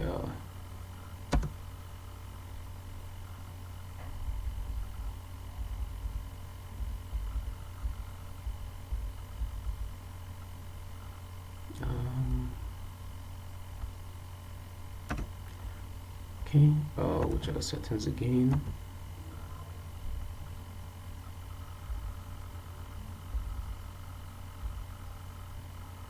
Settings editing, loading panel, settings page. Good, settings page, settings table layouts, column count, how many columns do we want? Just say 3. And then rows per page, let's just say 6, you know. So I think this should be okay for now. Then we can come here, we can say columns.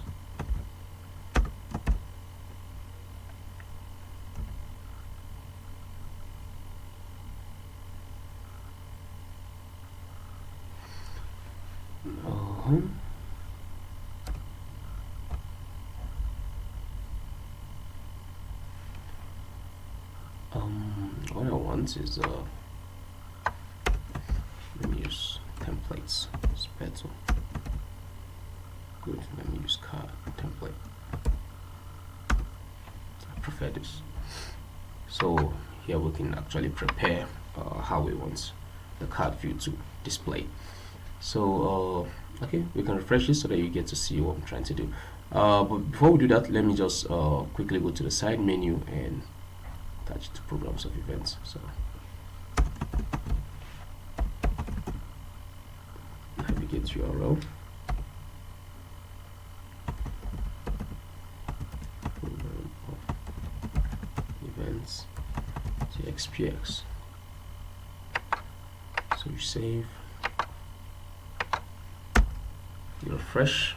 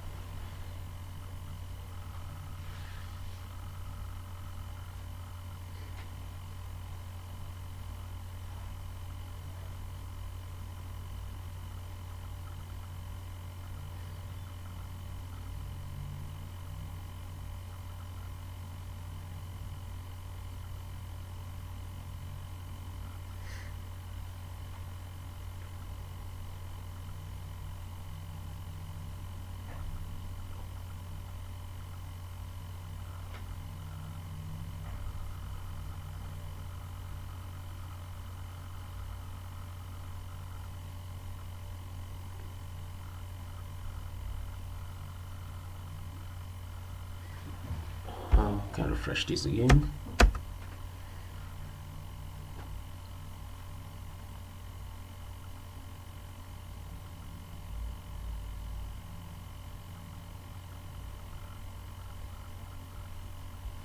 While it's refreshing, go back to my program of events, right? First of all, let me create just the way I did here. Let me say div style.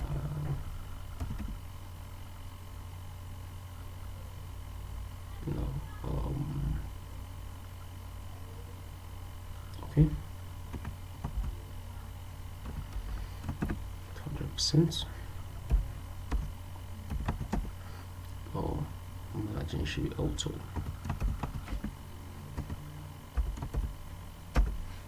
So it means this can be 95% thereabout. So I can say H3 and then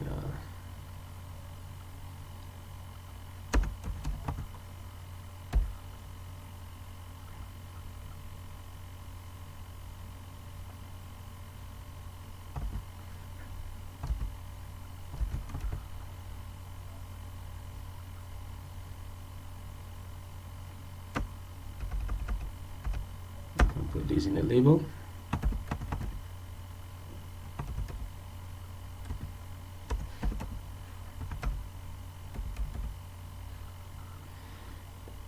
Build title on server.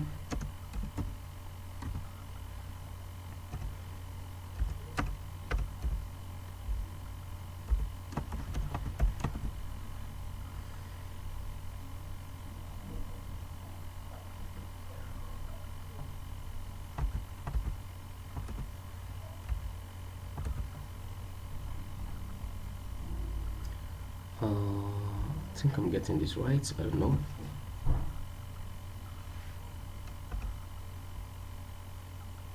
Evaluate URL.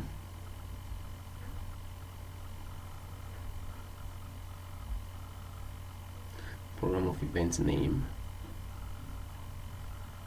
Actually, we'll make this maybe H4.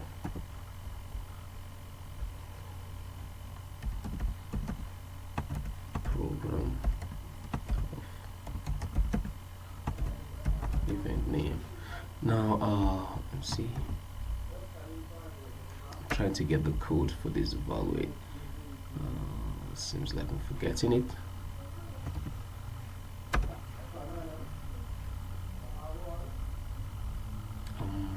Trying to see if I can remember.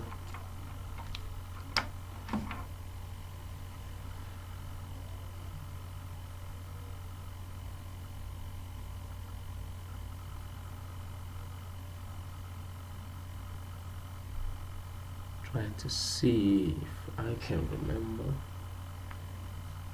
I'm just trying to bind this.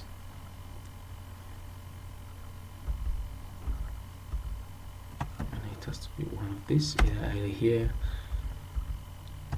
or here.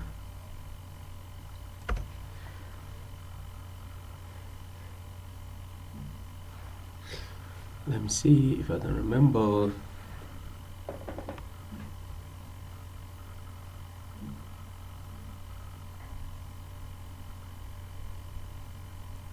Let's see.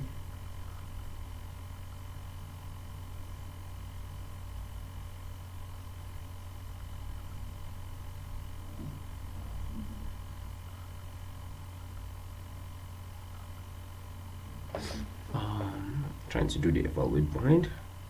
Let's see. The grid view, for the card view rather.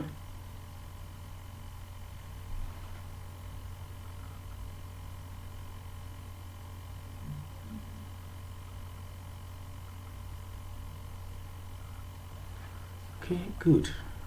Now that's where I got it wrong. I know this goes like this. Good, good. This. Good. That's what I'm looking for. So we set program of event name. Let's try and go run these and see first. Let's go to our back end, right click, view code, and then of course don't forget to import. That's using gym dataset table adapters. And then if it's not post back, there is no post back.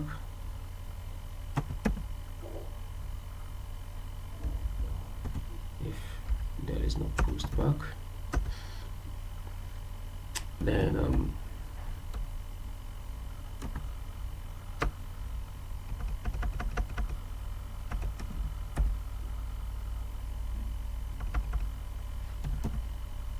view programs of events table adapter. Let's see, I prog events, so equals to new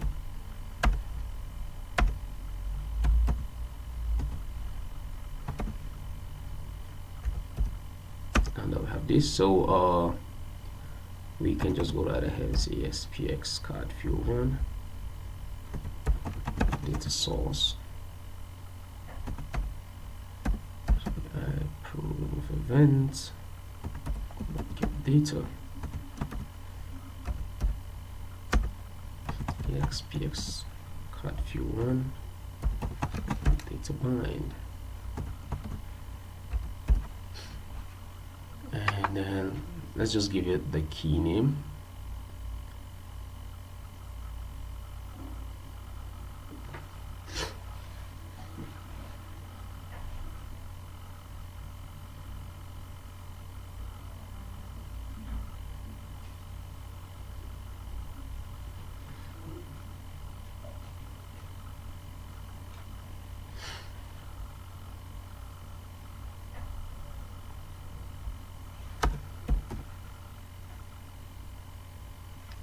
Key field name,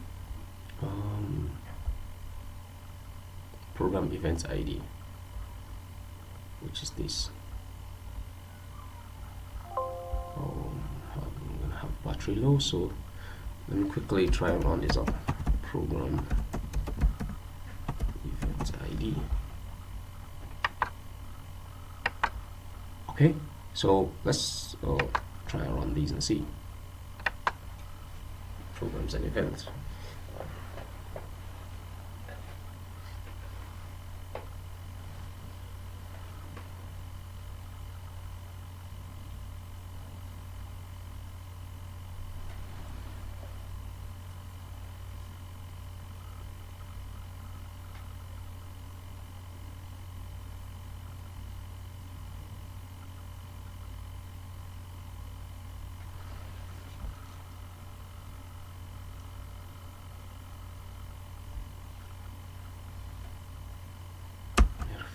first.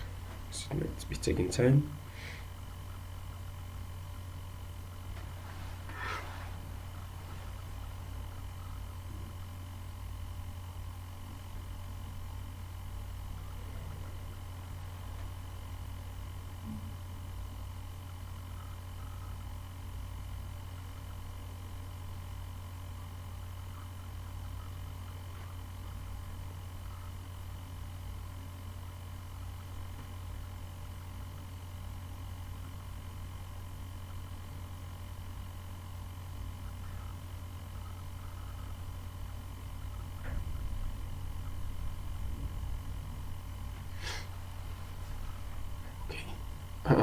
Program of events, right?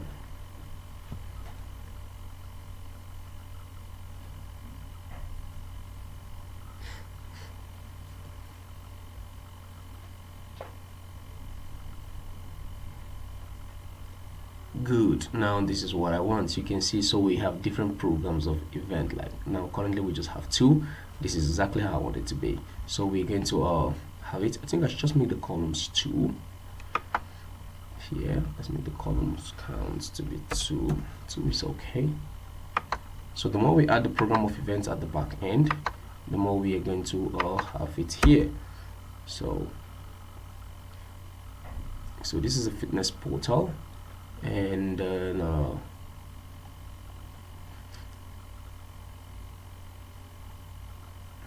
we're going to see our programs of events.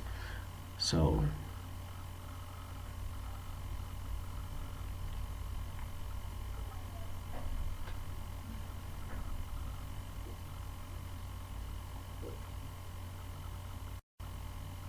okay, good. Now what I'm going to do right now is what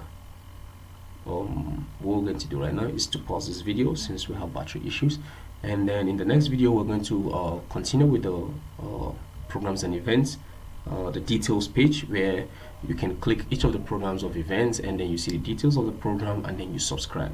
So in attempting to subscribe, the program, the website here which we're creating, the portal here, should direct you to register first before you should be able to subscribe. So as it is, let's pause this video here and continue in the next session.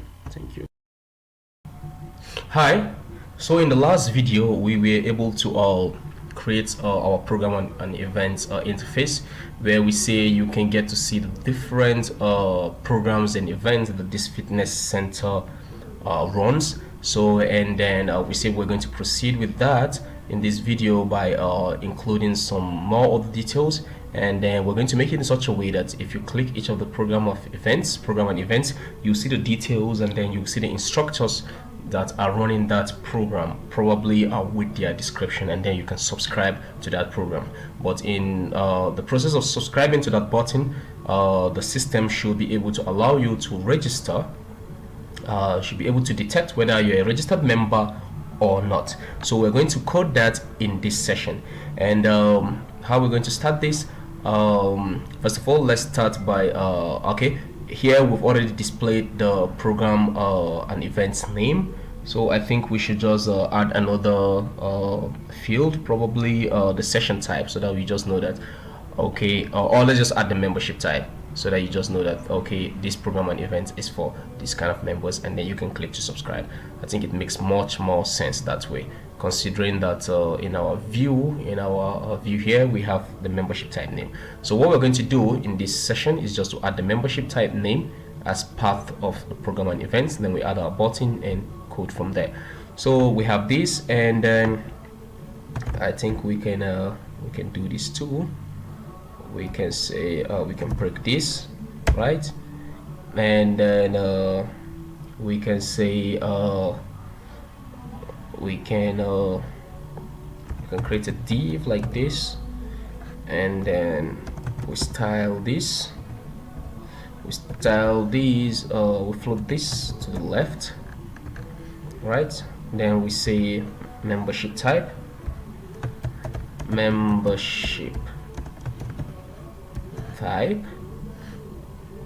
and then we also create another div, right? We style this, we float yeah, we float to the left too, it's okay. And then we add our AXPX label, which is this here.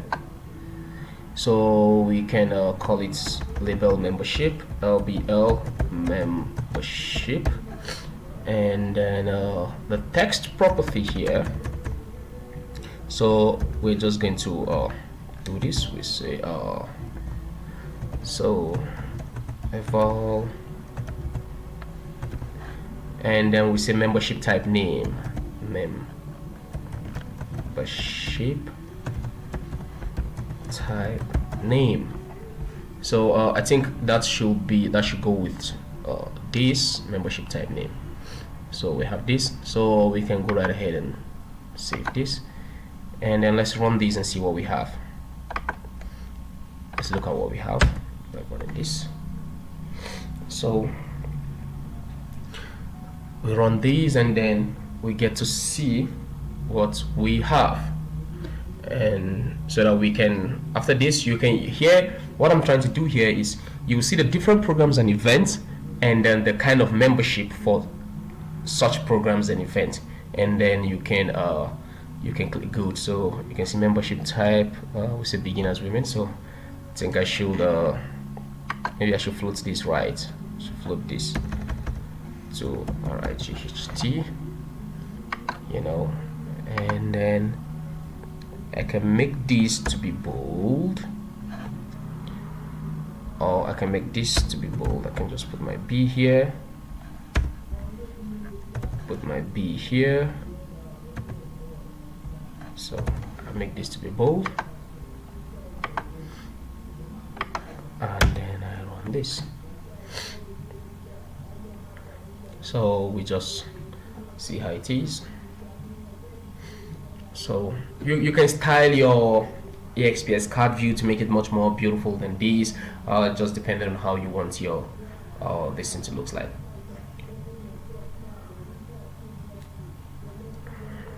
So you can see, you know that this program is for beginners women. This program is for professional men. So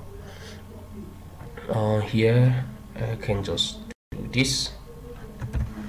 Then I go below. I'll say div style clear bolts. So I do this, then I go below, and then I put my button. So I can break this. Probably just put HR. You can make this much more beautiful. You can make the interface much more pretty than this. So we have this. I can call it button details. And then now the AXPS card view, there is actually no very simple way of clicking the card view and then getting to see the and getting to capture an event of that. So we're just going to use a kind of a logic here. So what I'm going to do here is button details, right? I'll make the command argument to be program of events, program events ID. So that will be the command argument, and then here I will say view details. I'll name this button view details, right? So I go right here and save this, and then I'm going to capture the on-click event of this. So on-click event of this, create new event. I'm seeing one event button one there. I'm going to delete that. So okay, I'm going to delete this. Actually I was testing that. So now you can see we have this. Now what we're going to do is let's refresh this and get to see what we have first before we proceed. So we refresh this. So you can color it. You can make this membership type on the different color, maybe blue for instance, to be able to display this. And you can make this I think we should make this a bigger you know, this we should make it much more bigger. That's H3. We should make it maybe H2 or something, or H4. or let's make it maybe H3, you know, it will be much more clearer. Good. So I can come here and refresh this, and then I think I should move this. I should float this to this place, right? Maybe to be better that way, or we can just leave it. But anyway, let's just see what we have. Let's see what we have, and then good. So you can see these are the different programs of events. Women's bots program for Mondays, and then it's for beginners women. So you can click here to view details. Here too, you can click to view details. So now we are going to design the details page, and then whenever you click here, it takes you to the details page. So that's what we are going to do. So let's just say program of events details. Let's just create another new page like that. So just right click. You can actually do this in multi-view. You know, you can just click and then you view the next. Again, you see the next view, or you can create another different page. So it just depends on how you want your interface to look like. But just for the sake of simplicity, let me create a new page. So we go to add new item, and then we go there, and then we click web form. So we can just say program events details, right? Program events details. So that will be the detail page. Program events details. That's the SPX. Make sure you select master. The master page is main.master, and then you click OK. So you can come here, and then we can just try to copy one or two things. I think I will need here. Just copy from here. Let's come here, paste this, and then you can say our program and events. Our program and events. You put like this, then you see details. Good. Now this is okay. Now here we are going to we are going to create the details, the different details what we need to see, so that we're going to see the different instructors for this particular program you clicked, and then we're going to see the start time, the end time, and just a whole lot of other details that are necessary, and then we're going to subscribe for this program. So let's start by doing that. So first of all, we do like this. We say div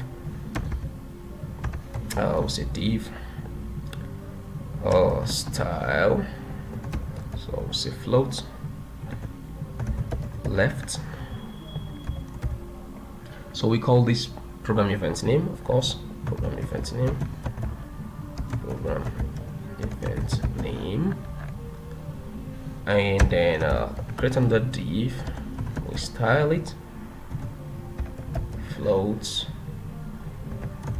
right. So here we're just going to put our label here.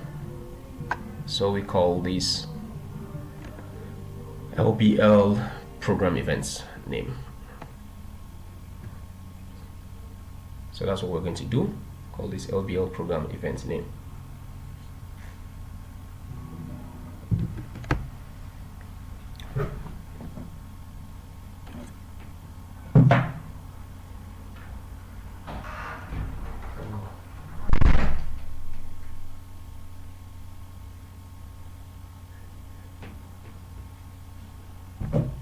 Good.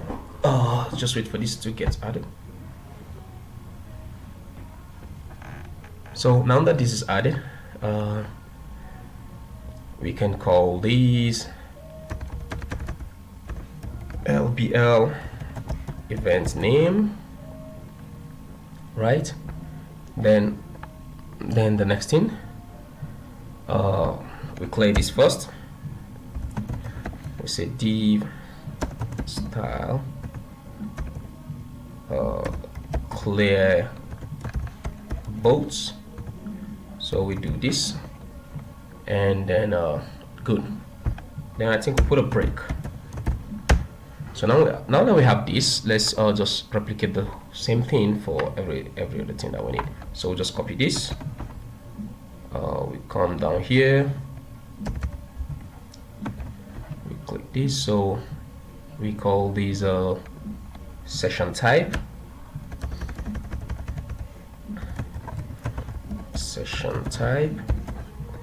and then we see LBL session type,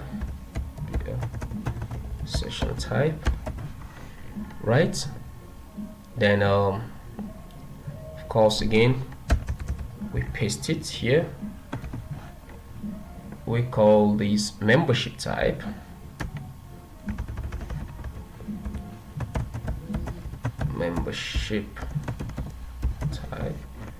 so we call this LBL membership type, LBL membership type. Then the next thing, we have start time and end time. I think the membership type should come before the session type. Yes,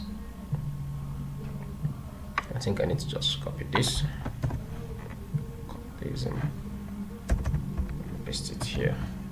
So we have program of event, membership type, session type, start time and end time. So we just call this start time. So LBL start time, LBL start time, and then the same thing, LBL end time. So here will be start time, and then here will be end time. So we call this LBL end time, LBL end time. So we'll go right ahead and save this. Right now, before we view this page, we can now see our instructors. Because we also want to see the different instructors that are on this program. So I will just come here, look for the AXPX grid view from the data and analytics, AXPX grid view. We drop it here, so that we can get to see the different instructors for this program.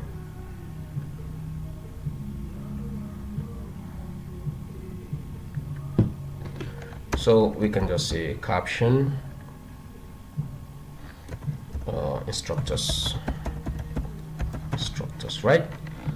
So here we'll display the different instructors for this program, and then we can just columns.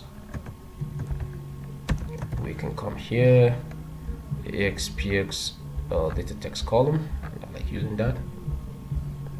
AXPX data text column.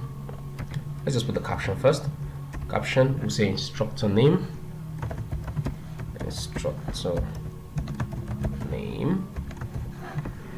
Then the second one should be data text column, caption, professional description, professional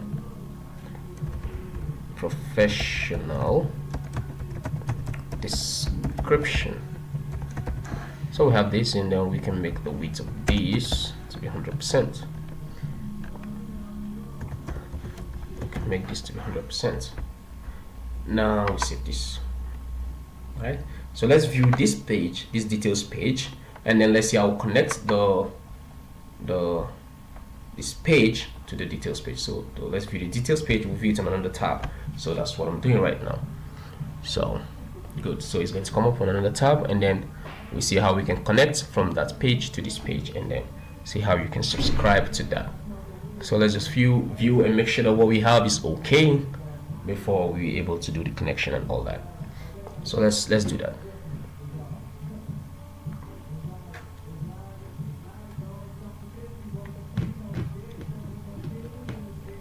Okay, so let's wait for it to get loaded up, and then let's see how we are going to proceed from there. So let's just wait for this to get loaded up, and then let's see.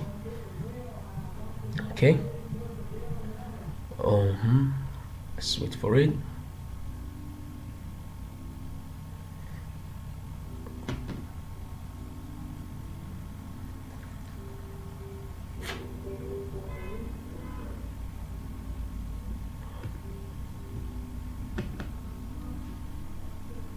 So let's just wait for it. It's taking quite some time, but let's just give it a time and see while it comes up.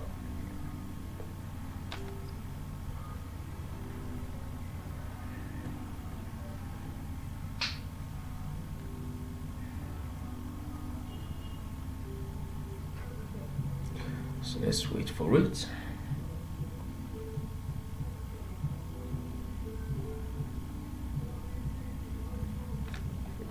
Oh, maybe I need to refresh this. I don't know.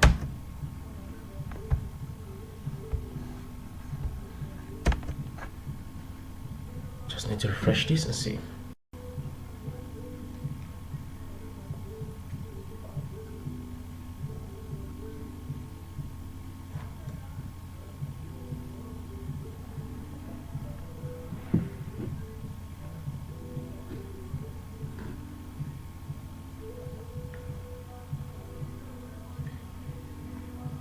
Okay.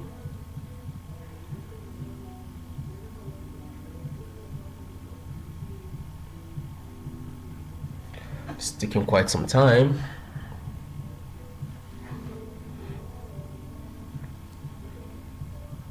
We just have to wait for it patiently. Okay, good. I think it's coming up now.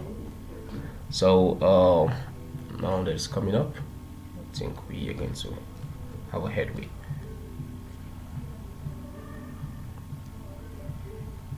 Good. I think this is okay. Our programs and event details. So you see the details here, and then of course we can just add the button below that you can subscribe. So let's just add the button, and then so here we can break this. Sorry, we can break this, and then we can see div style. Float this to the right.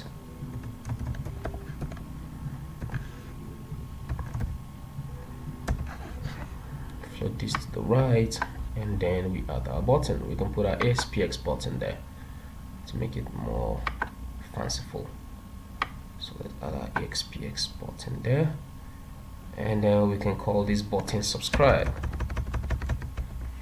PTN subscribe.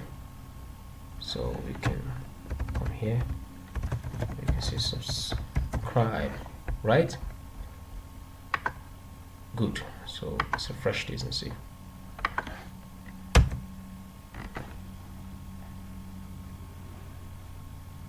So let's refresh this and see.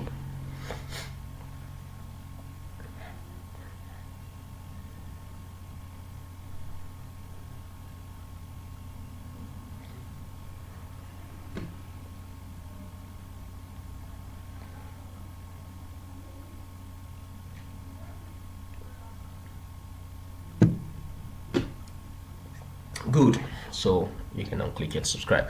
Now the idea now is to from this tab here, when you click view details, we get this populated and get to see what we have.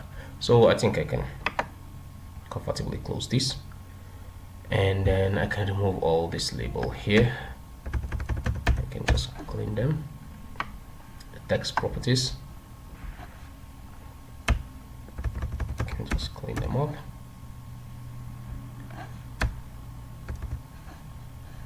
Just clean them up.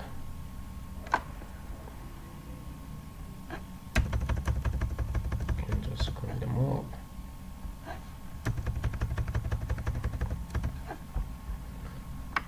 Go right ahead and save this. Right now, we're able to do this fine and good.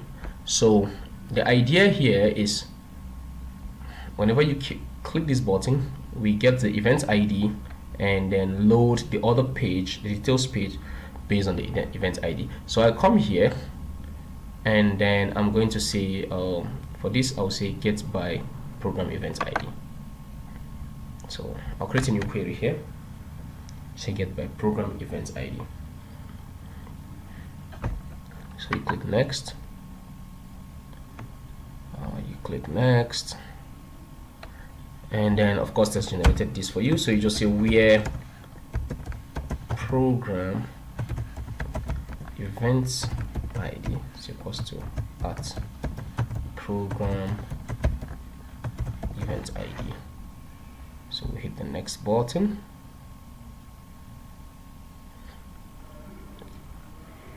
We uncheck this. We just say get by program event ID. Get by prog event ID. Hit the next button and then click finish.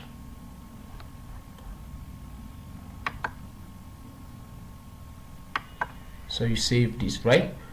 Now I'm going to close this and reopen it back since my Visual Studio is not very fast, just so that can take effect.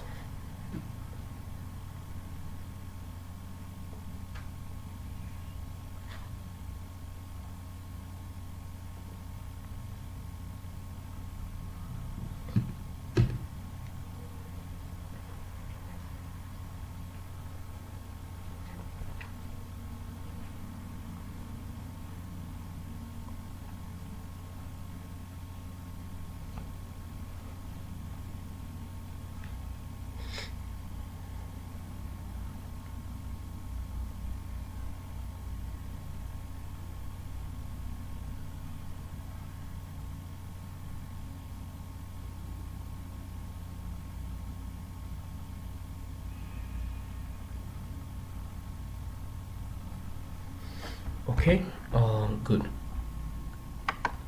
Now we'll go back to the CS code here. So what we're going to do is we're going to make it in such a way that whenever you click that button, it takes us to this page, and then we'll populate that page. So first of all, we start with this. We're going to do this. We say button ptn. Let's do a direct cast button sender, right? So we'll make this, we recognize the sender as a button object. Now we will now say yeah, I think let's create a session. Let's create a session. We call it event program event ID, program event ID, and then it's going to be the btn, that's command arguments to string. If you can remember, our command arguments is this for that button, for the exps card view. You can see our command argument is program event ID. So we have that.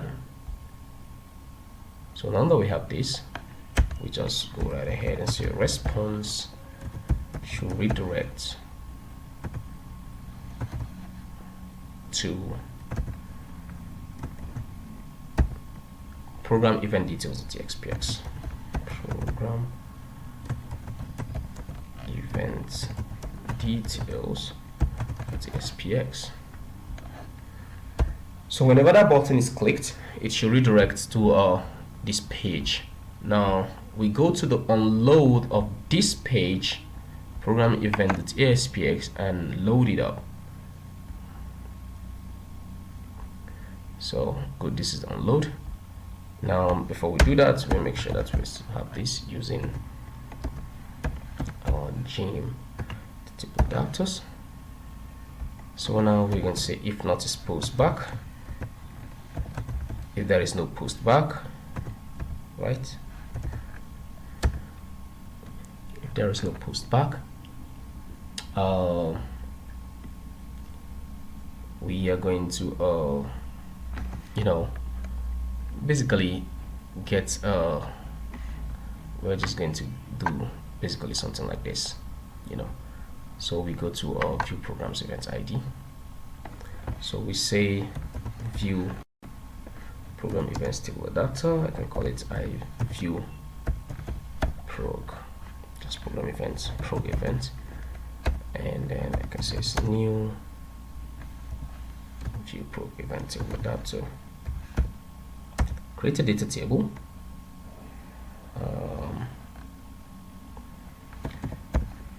Gym datasets dot view program event table data table ITBL. We can say is a new. Good. We can do this,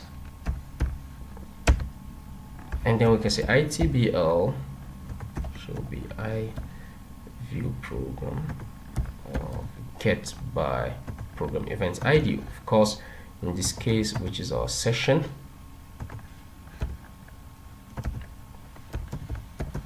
program event ID.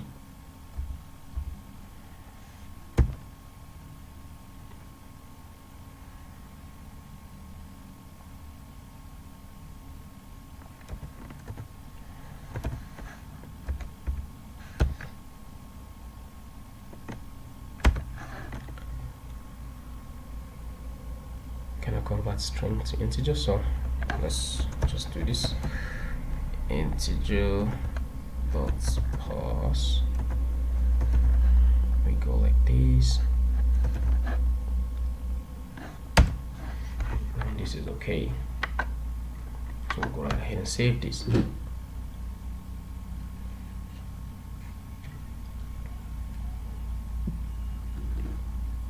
Now that we have this, so we are just going to say for each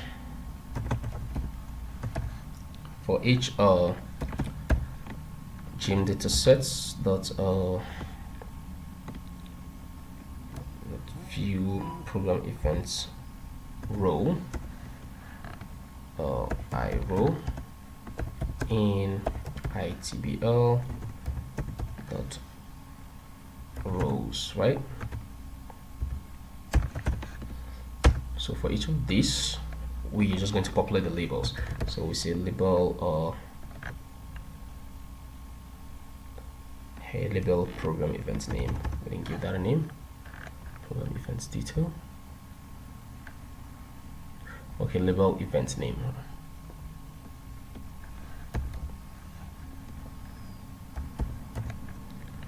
Label event name. The text should be equals to I row dot program event name. Good. We didn't even talk about the price. We should also put the price. We can put the price in the beginning. I think we should put the price in the main page here. Here that we have a membership type, we should put the price before the details. So I'll come to that. Now let's just go here, and then I think we should also display the price here. Then label event name, label membership type, the text, I row the membership type, label session type, text should be I row what session type name, label start time,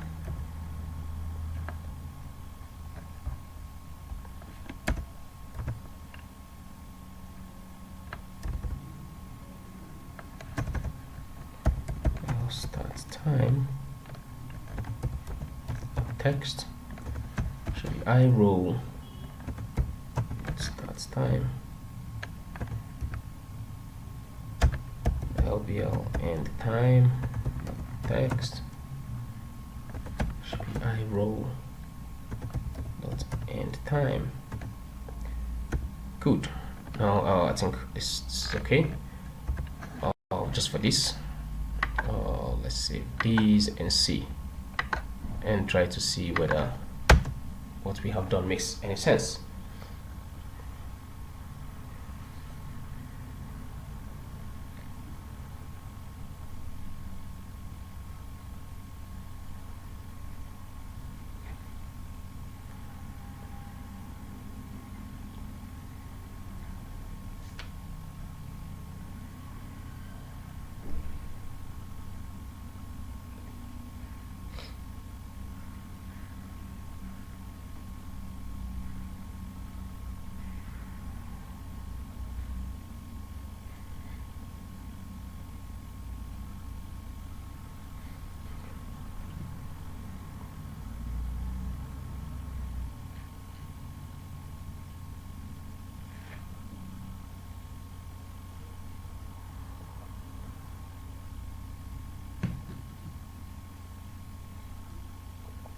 So let's wait for this to get refreshed, and let's see what next.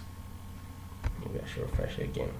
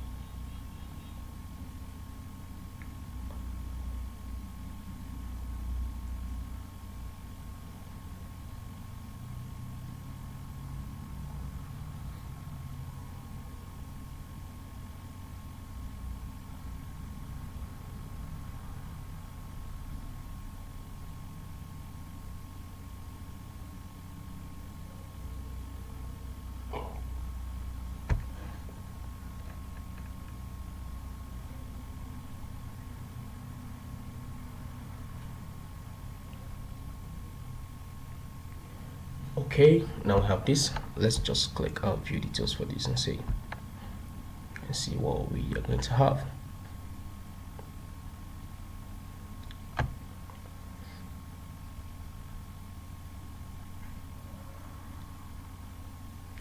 Input string was not in correct format. Program event ID probably should be the session. Let's look at it whether we have the same thing. Here we said the session name is called program event ID. I think I should just copy it. Control C, and then I make sure it's the same spelling. Right.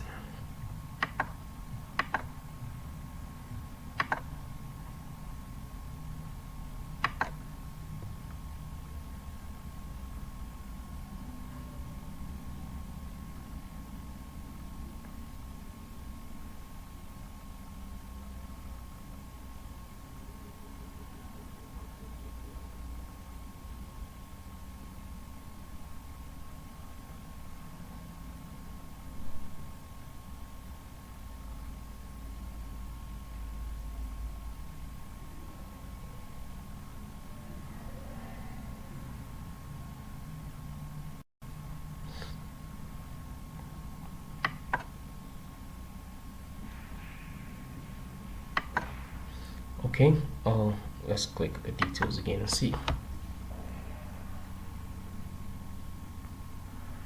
Oh, I think there is a problem somewhere that we need to detect. String was not in correct format.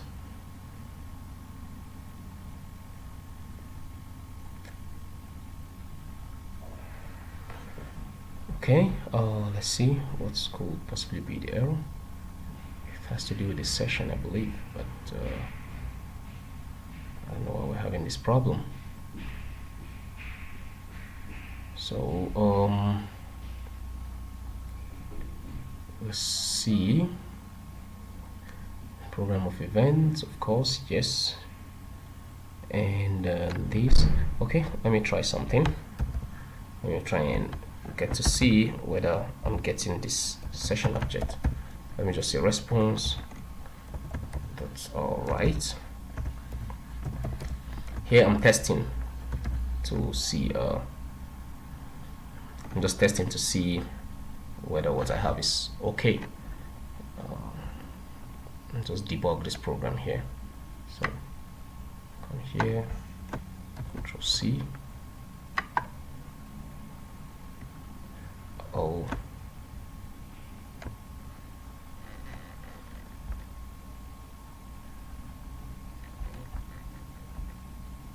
I think I did a deadly mistake somewhere here. Good.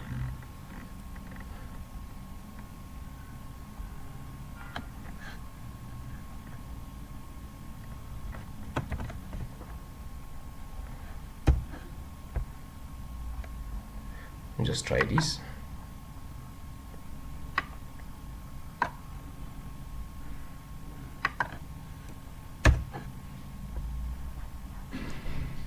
And see why I should be having issues.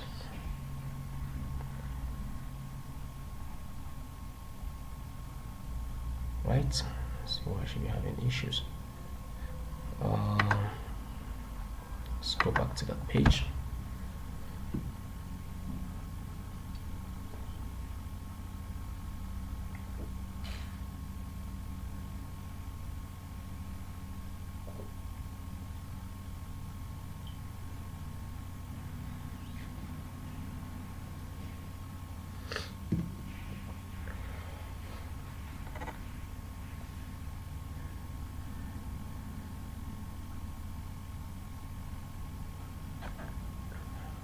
So let's view this.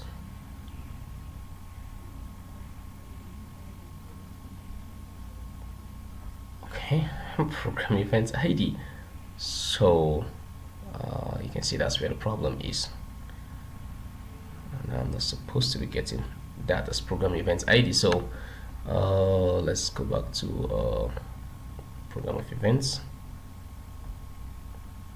Probably we'll be making a mistake somewhere.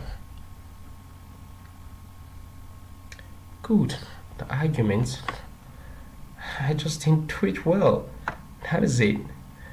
Argument is supposed to be like this. So, oh my bad, I'm sorry. Now it's supposed to be like this.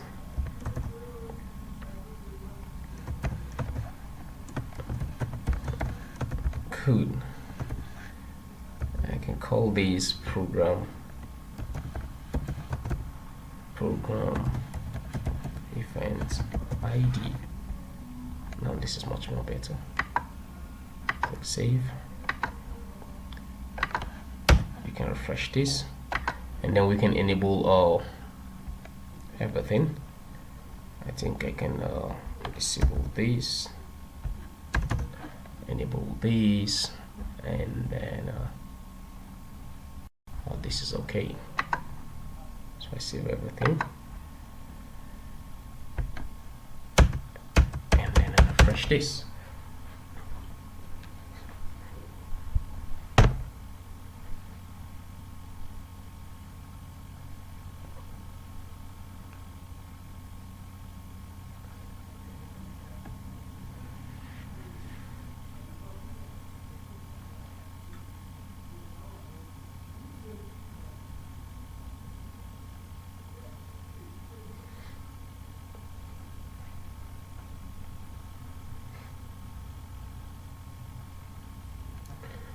Okay, let's click view details and see.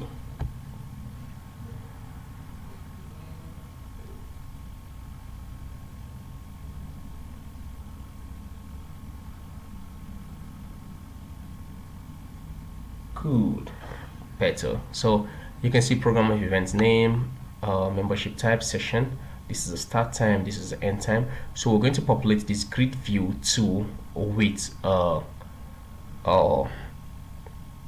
the instructors that are taking this program. So we go to our data sets, change data set, and then we go to add table adapter. We add the instructors, go to next, go to next, we'll go to our query builder. We can refresh in case we've made any changes. We go to okay, instructors program. I think we need a view of that, right? We need a view of that. So we need to, before doing that, we need to create a view of that instructors program. So come to a new view,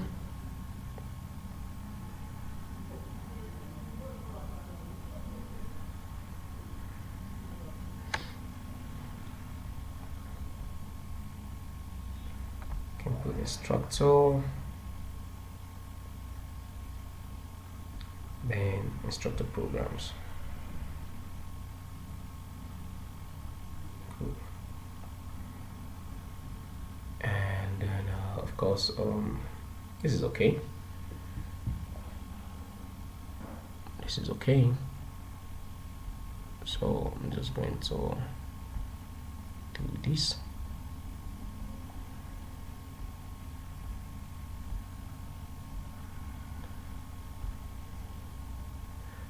Get okay, join dates, and then just get the instructor program event ID. So we can see two instructors are for two different programs, right? Now that is that. So just go right ahead and save this. I call it view instructor programs.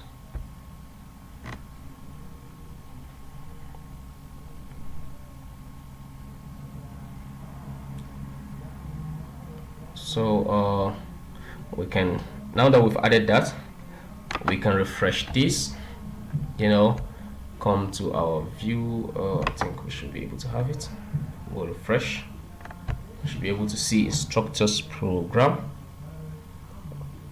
If not, we have to repeat the same process.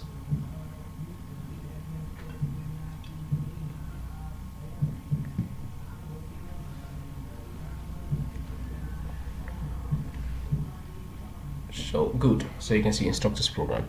So I just click add, and I can close this. So I can do this, check all these.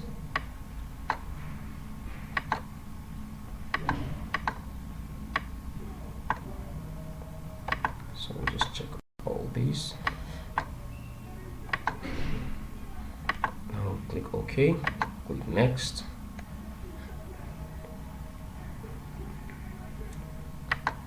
Check these out, and now click next. Then we click finish.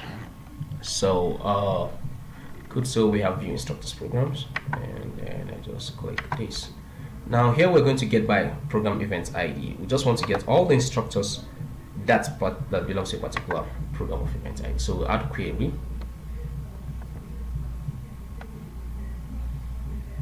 We'll go to next. To next, and then we say where program events ID at program event ID. So we're retrieving records from the instructor table where a program of event ID fits. Get ID. Go to next, and then we click finish.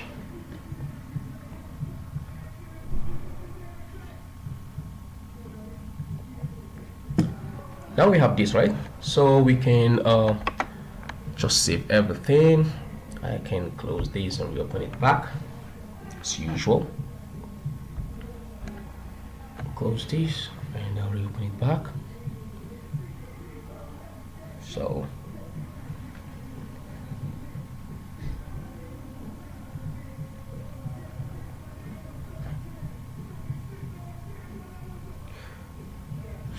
I just wait for this to get open back, and then fill the create view table with that.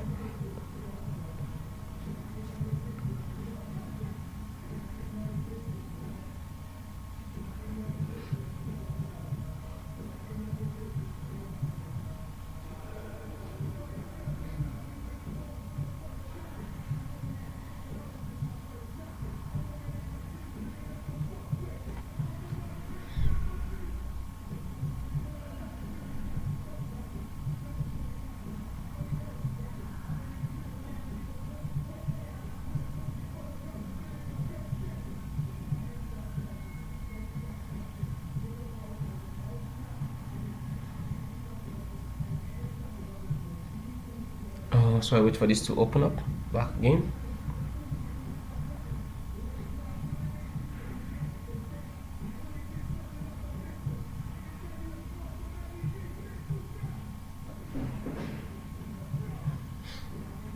Okay, so now good. Now I have this, so I can go back to program events details and then still continue. That will be below this, right? So here's what I'm going to do. I will say view code instructor programs table of data. You can see I view instruct, new good. So we just say our XPS create view one data source should we get these by program of event ID. View dot get by program of event ID, which of course is this session value here.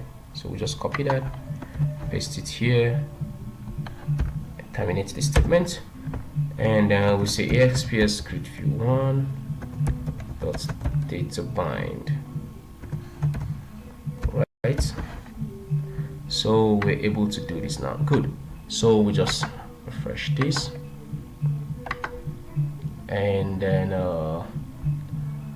we can start here, click the gym details, and then click the program of events, and then get to this place.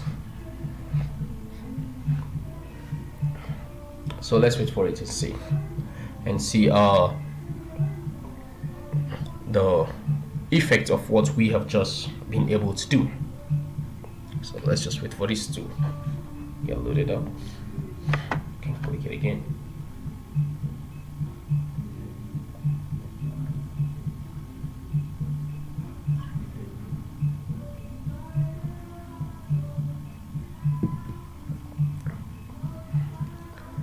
So good.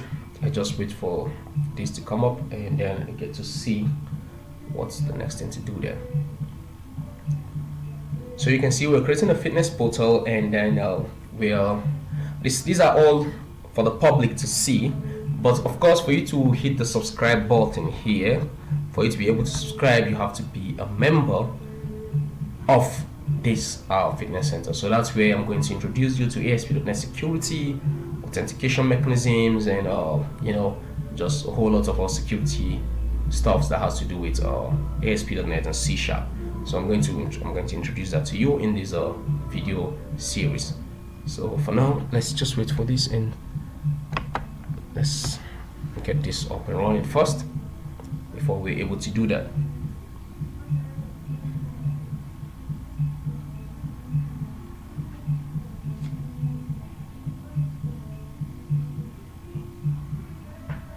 So let's wait for this.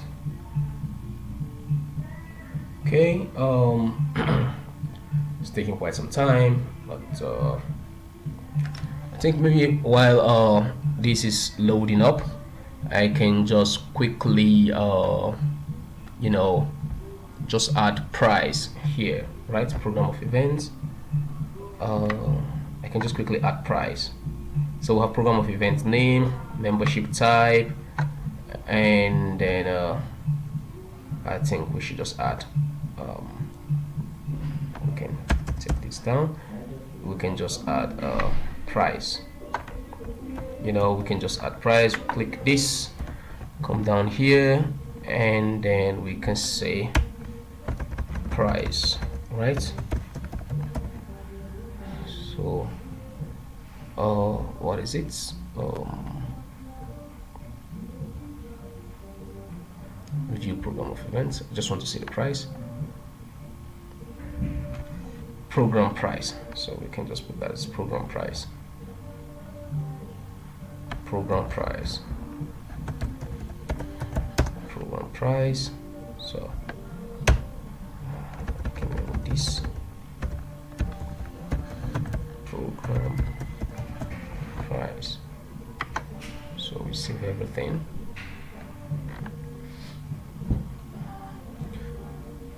Good, now that we've saved this. Okay, this has come up, so we'll just go right and hit include program and events.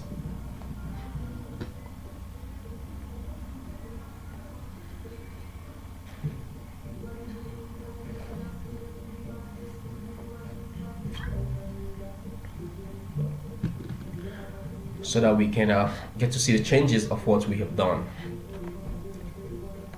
So let's click on this. So we can get to see the changes of what we have done. So, and then of course at the end of this tutorial you should be able to see your list of programs that you've subscribed to. So that's how it's going to be. So oh, we have an issue. Program price. Oh, let's check. Program price. Maybe we've made a mistake somewhere. Program of events. View program events table adapter, right? Which of course is this. Program. Okay. Okay, program. I didn't put R. Oh, it's a mistake. I see program price.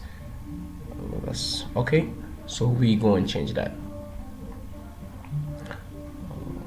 Few errors, but very deadly. So I'll move this out. That's a typographical error right there. So I'll just let's refresh this. Let's see.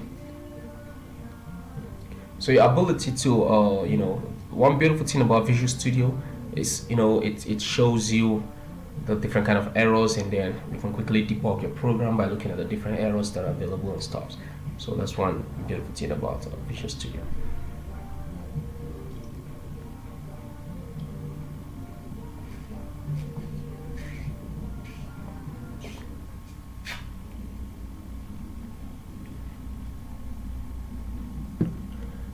Good, so you can see the program price for each one. This is making more sense. So we'll just click view details.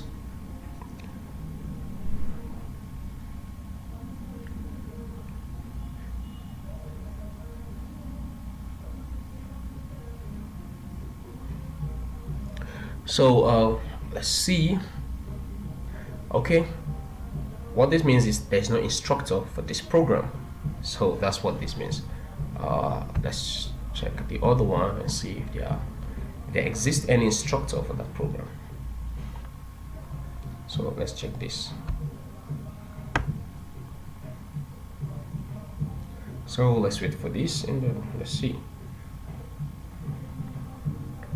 Okay, I'm not seeing instructor for this program yet, and we have instructors. So let me see, where are we making the mistake? Come back here. Program event details or TSPX. We say get by program event ID, of course, which is this program event ID.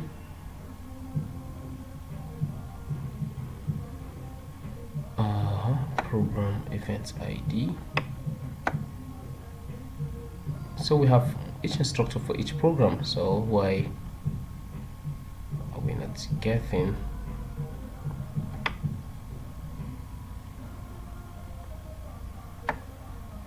This is on page load, and this happens on if there is no post back.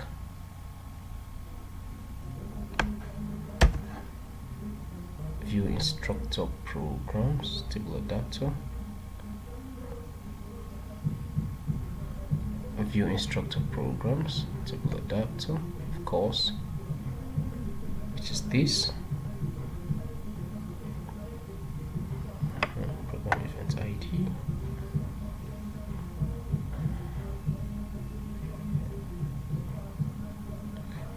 Program event ID. So where are we making the mistake then? Let me see this. Let's see get by. Let's run these and see. Let's view this query, preview data, so we'll get to see where the problem is coming from. let's put 1.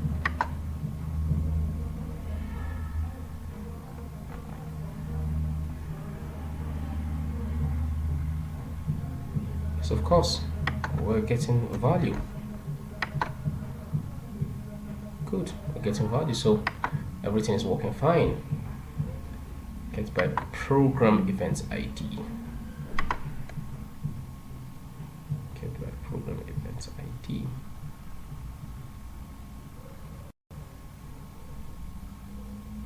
XPS grid view 1.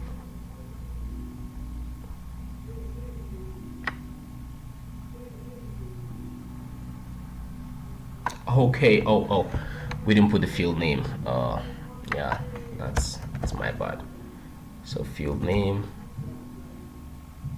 the field name, the first one is what? Instructor name. Instructor name. And then here, the field name should be professional description. Professional description. Good, professional description. Professional description. So we'll just go right ahead and save this. Oh, I see that. So we can start the whole process again. Just click gym details.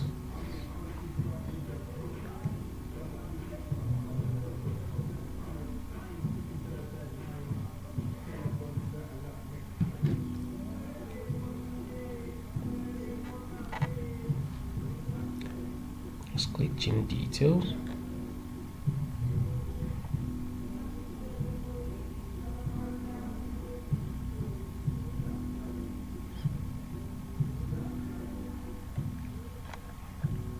Click programs and events. Then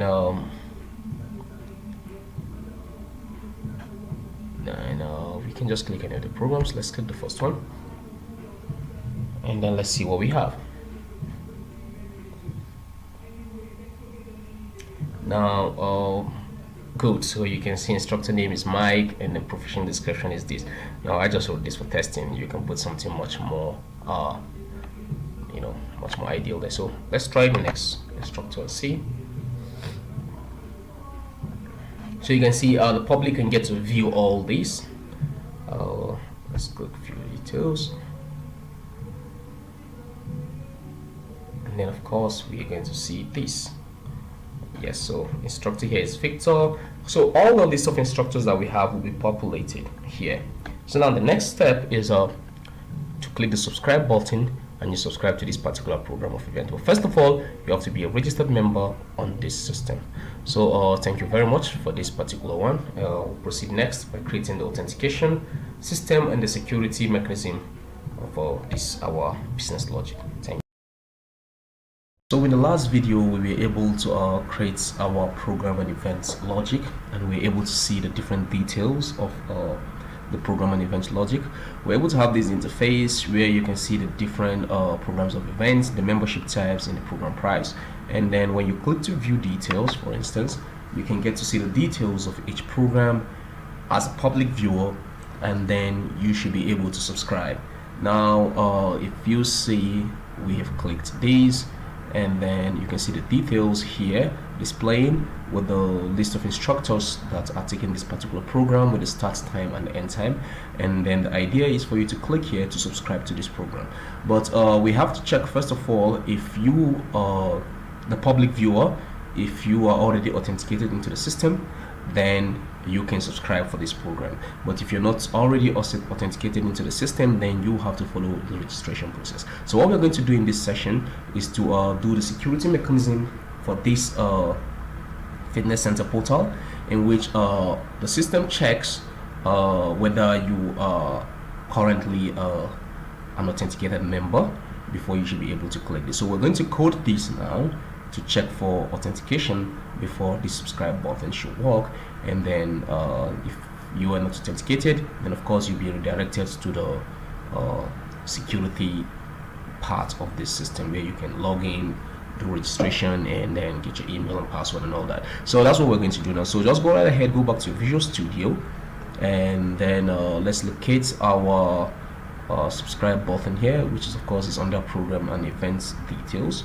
So this is it. So we'll go to the interface here, and then okay, so we create an on-click event for the button subscribe.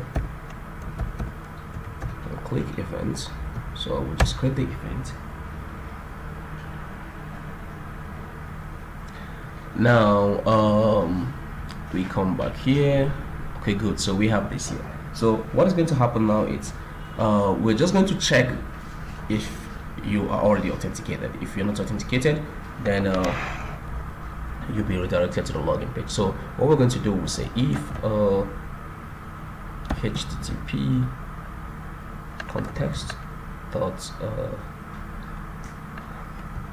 current dot user dot identity is authenticated,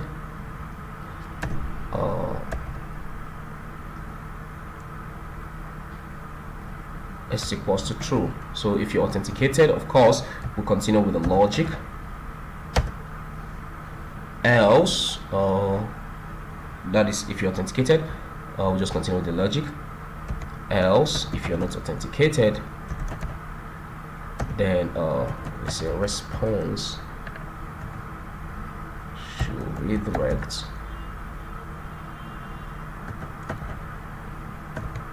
so like I said, we're going to employ the ASP.NET security mechanism, which is under accounts. You can see this folder was created for us automatically when we created this project. So we're just going to leverage on that to get our hours working. So we'll just redirect you to the login page. That's just it. So redirect you to accounts, and then login .aspx. So if you're not authenticated, you should be redirected to this place. So let's see what we've done. Let's go back to programs and events, and then let's see the effect of what we have just done.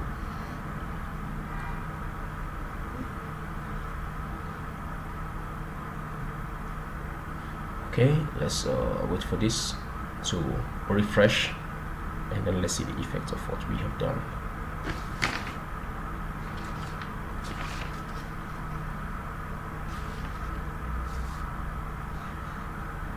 Okay, so at this point now, good. Let's just click any of it. Let's click this and see.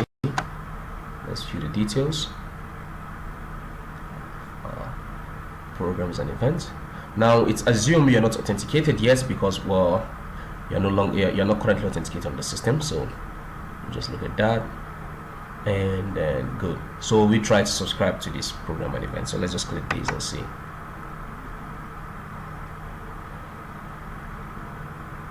So you can see you have been, since you're not authenticated, you click subscribe, it redirects you to the login page. So it tells you to log in before you can continue. So now that is the logic. Now, so what we're going to do now here is you are just going just go right and then register as a user.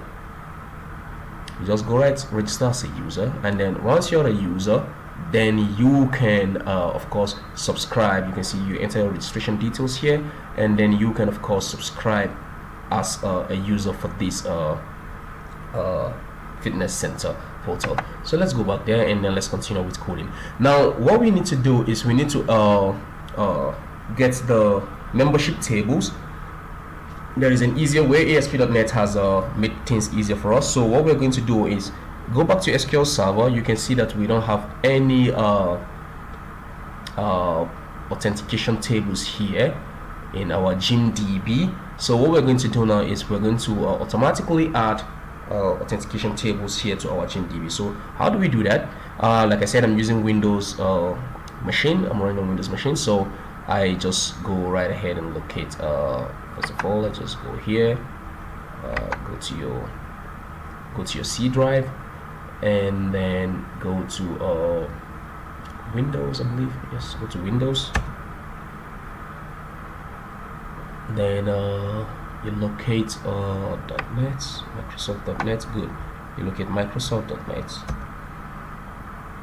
Then my framework is 64, so I go there. Then of course you can see there are different .NET frameworks here, so I just go with this, the last one. And then you look for ASP.NET reg config, right? ASP.NET registration config. So let's just look for it slowly. Good. You can see we have register IIS that is executable, and then we have register SQL that is executable. Which one are we using? Seems to forget. Register SQL. Let's do this. So let's go to register SQL, ASP.NET, register SQL that is executable. Good. So you can see we have this. You can see it said the wizard creates or configure a SQL Server database that stores information for ASP.NET application services. That's membership, profiles, role management, personalization, and SQL web event provider. Let me do with this. It's telling me to download these updates.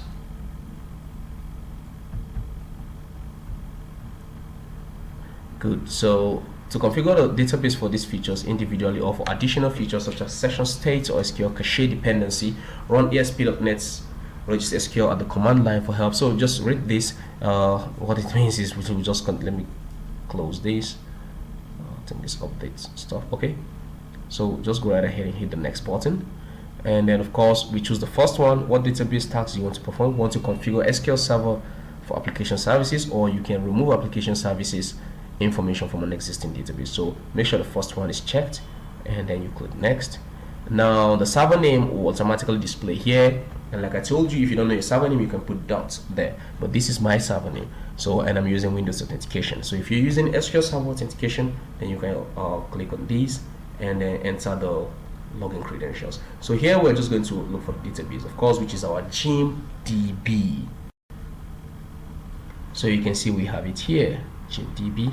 So you go next, you go next, and then we wait for the ASP.NET engine to perform its own thing.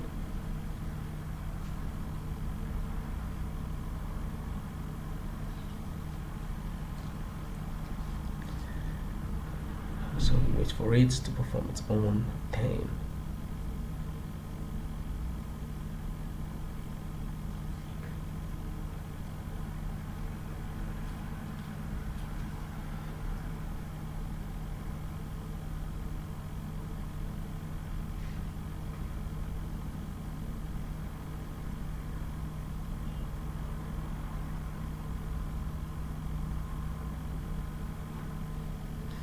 Just wait for it. Saying not responding. Let's just wait for this to respond, and then let's proceed.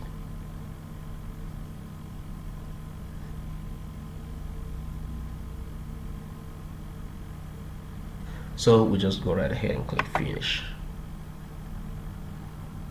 So now what we have done is come back to your SQL Server, locate the GymDB database, and then oh, I need to close this.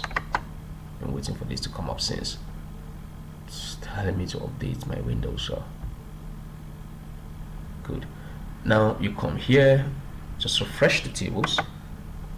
Quick, refresh the tables, and you can see we have a whole lot of other tables being added. The DBU, ASP.NET, membership applications, membership, ASP.NET Power, any kind of security mechanism that we can think of in ASP.NET. So we have added this table automatically to our database table. Now what we also need to do at this point is we go back to our Visual Studio, locate the web config, then good. Okay, I actually did this. Now in case you've not done this, here's what you do.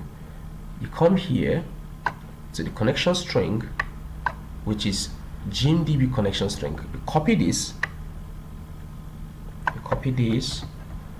then in my own case I've done it, but in your own case it might not be the same. So you copy this, you locate membership, locate this line here, then make sure the connection you can save. So good. So we're able to now add database tables, ASP.NET database tables to our gym DB. So what next? We will now code the membership system. So I think what we just need to do is let's just try to make this much more simpler so that you get to understand the whole thing. Now we will just go straight ahead and start the registration process, and then after you're registered as a registered member, you can subscribe to a particular program of events. So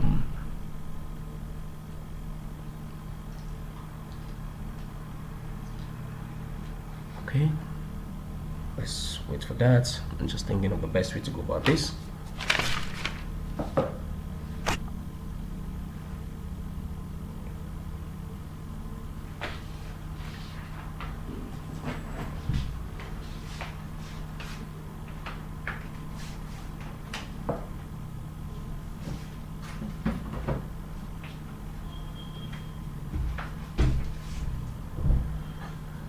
Okay, it's all right.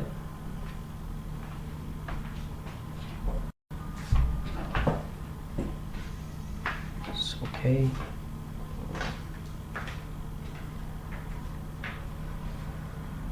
Good. Okay. We see the idea here. You click view details, and then you should be able to register, right? Okay, so we're going to start with the registration process, and here's what we are going to do. We can make the username to be your first of all, let me just click view details. Let's follow the program style.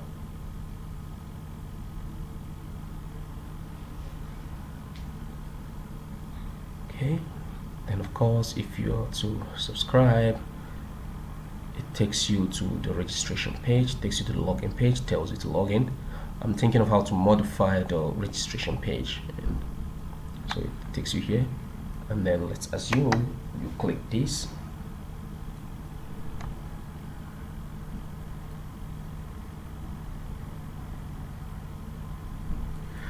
Now, okay, this is the account registered at ASPS. If you go to what Visual Studio created for us, which of course is this.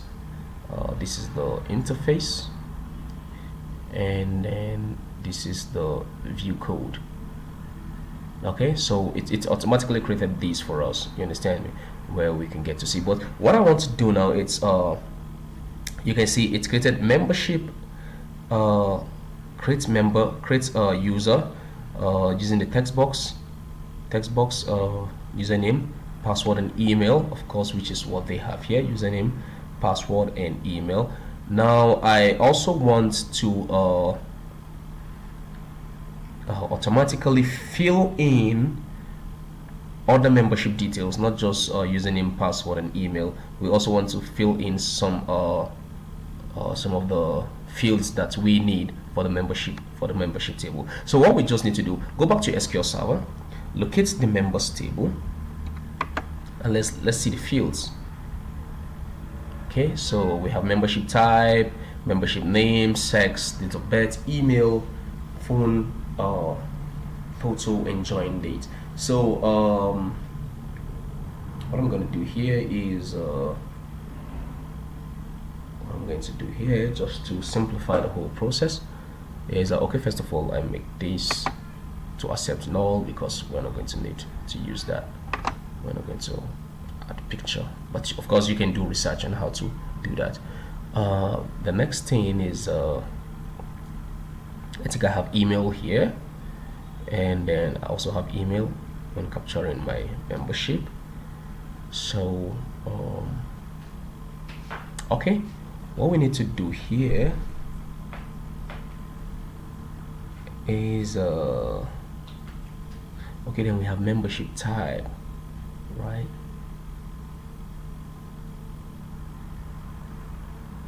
Okay, let's just code this. Create new account. Um, let's just add some fields that let's just add some fields here. Let's just add these fields that we have here. Let's just modify this interface a little bit. So let's go back here. Let's follow the same thing that they have so that there will be consistency. So I will start with this.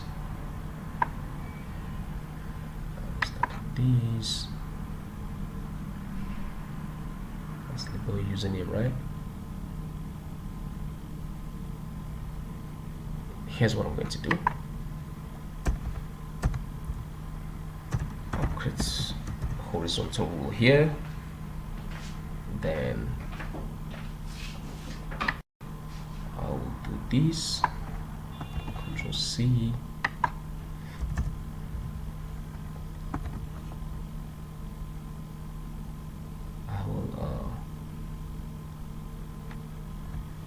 I'm just trying to modify this interface a little bit. So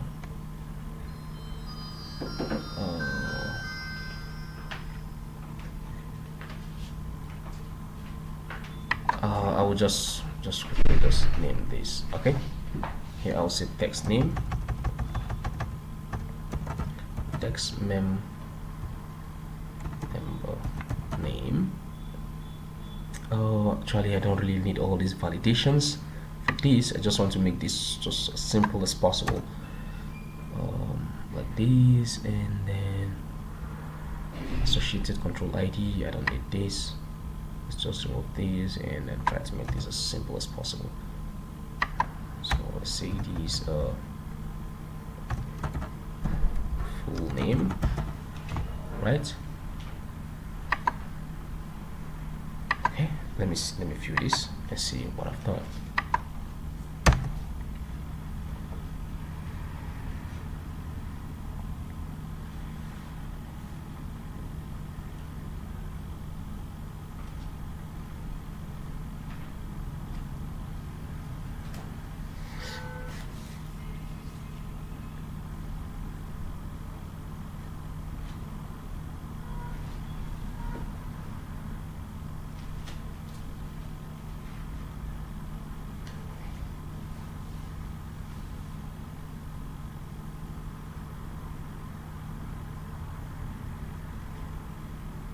Okay, let this get refreshed.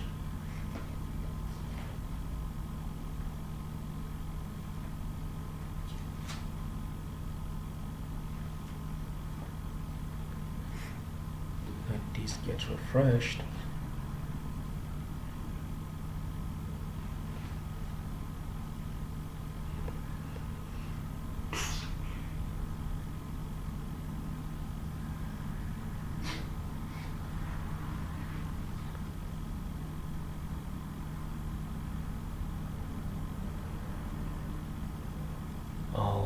It's taking time, but maybe I need to refresh it again.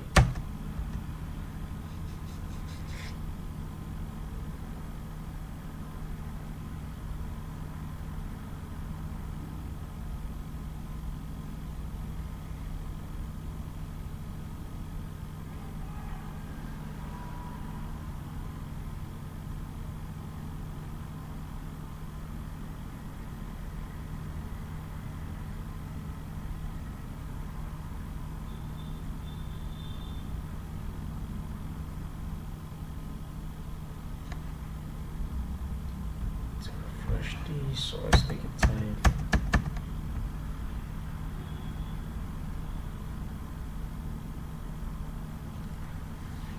It's taking quite some time.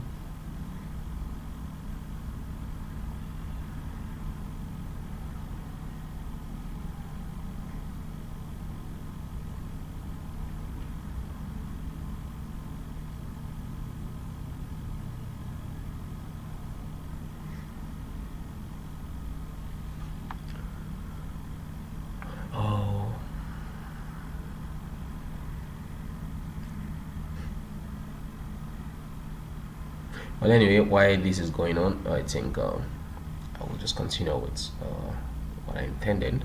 We have the full name, which is of course, which is the member's name. Then let's just select. I just need just a few important ones. I'm not just going to add all the fields. Full name, the membership type. So let's copy these again.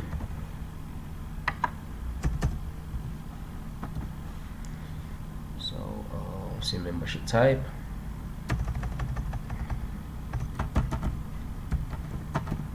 Membership type.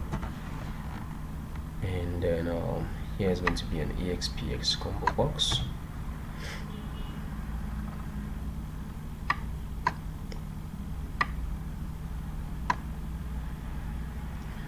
We call it membership type.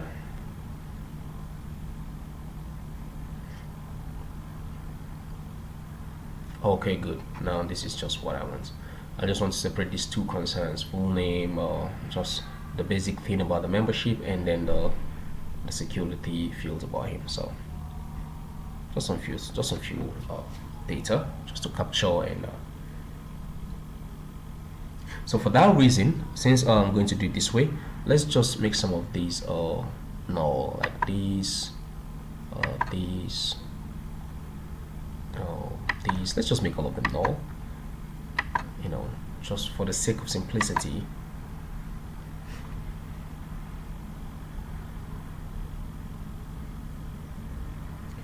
Okay, so we call this CBO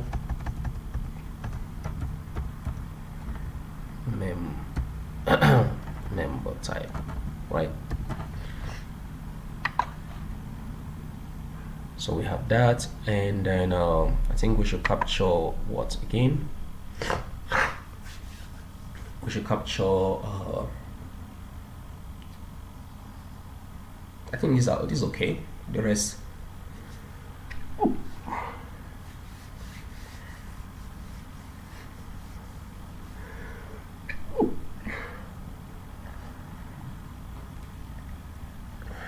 rest, let's leave them as null. So good, let's save this. Okay, let's refresh this again and see.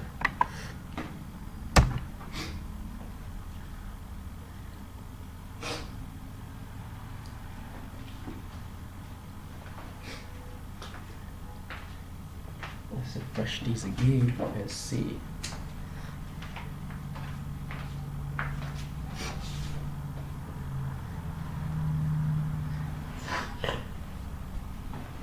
It's kind of cold here.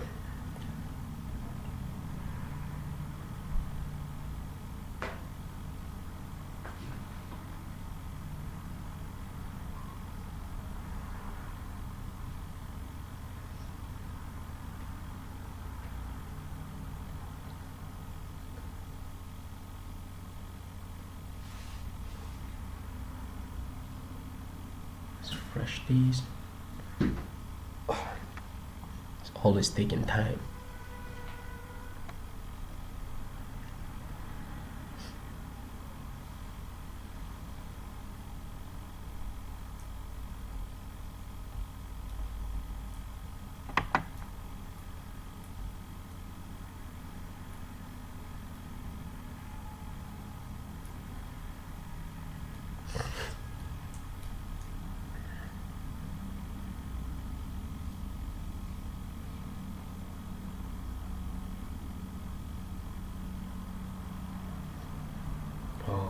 It's really taking time. Well, anyway, while that is going on, I think since we selected member type, we need to put the visual representation of that table here. So just go here, go to add table adapter,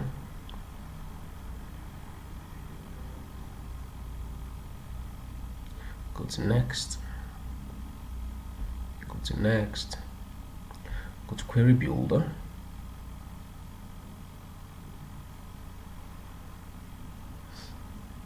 you can refresh, of course, and you can see we refresh, we'll have all the ESP.NET tables here. So let's just select membership type, click add, and then click add, and then click close. So select this, click OK, click next.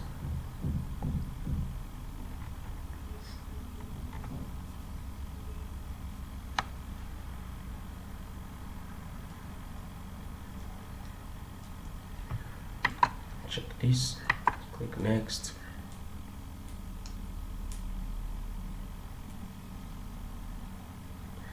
And then you click finish. Good, so we have the membership type here. You can save that. Like I said, okay, then let's go to the register. So we have this, we say CBO membership type, right? Let's go here, and then we can say on the page load, here, before that we said using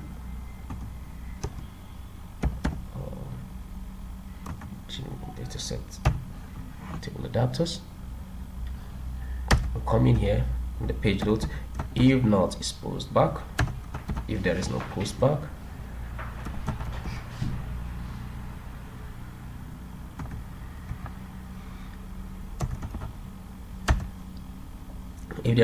back, so we say okay, you can see that means I need to, my Visual Studio is not fast, so I need to close this and reopen it back.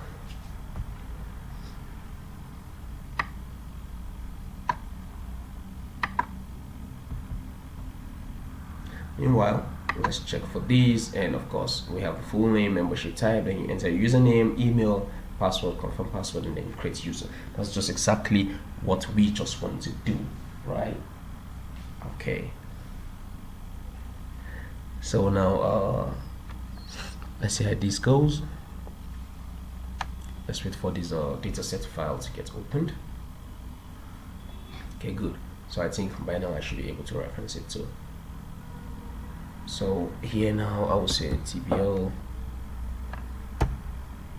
membership types. I can call it iMember type. It's equals to new TBL membership type table adapter, right? Then I can say CBO membership type dot data source is equals to iMember type dot get data.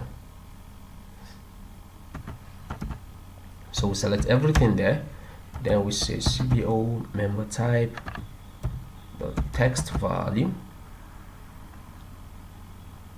the text field rather, is a membership type name. If I could still recall, membership type name,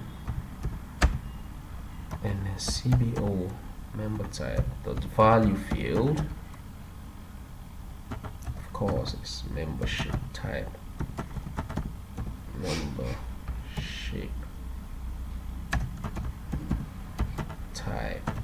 ID, and then CBO membership type the data bind.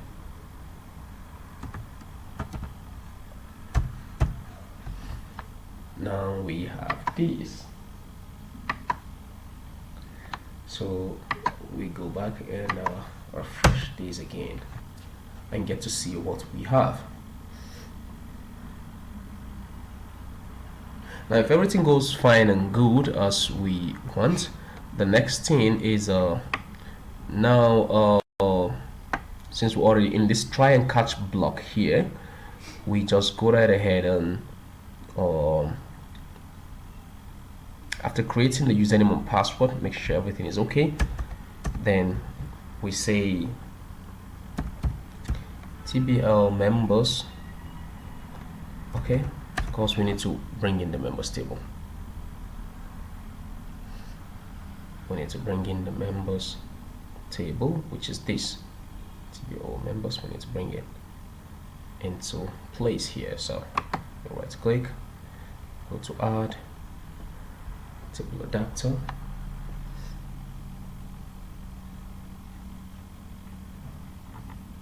Go to next. Go to next. Go to query builder.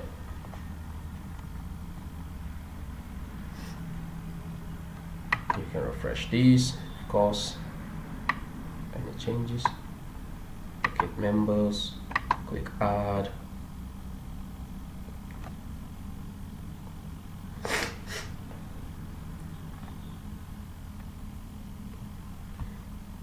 Close. So click this.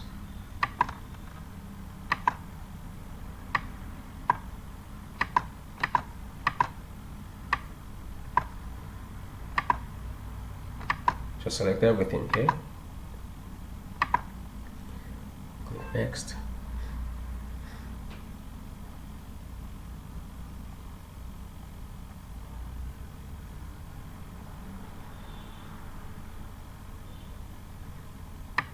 Check this. Click next.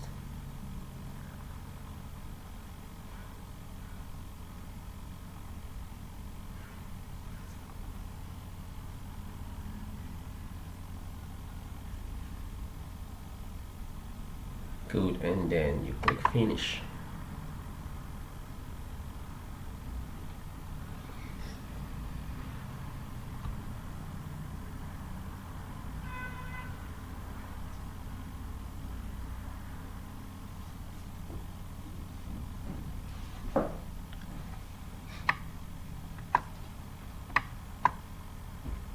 Okay, so we've added this.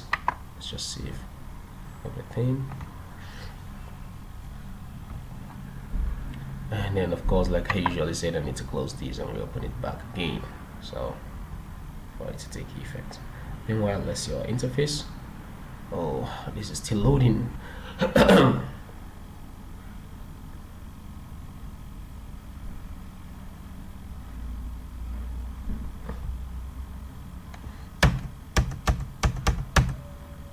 Still loading.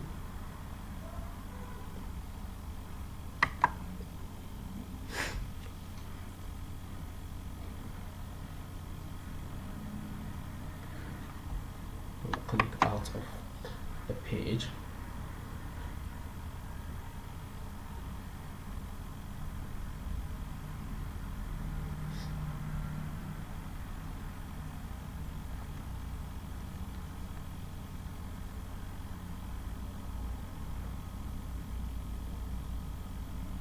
Since we've made some changes, we'll have to wait for this to get loaded up.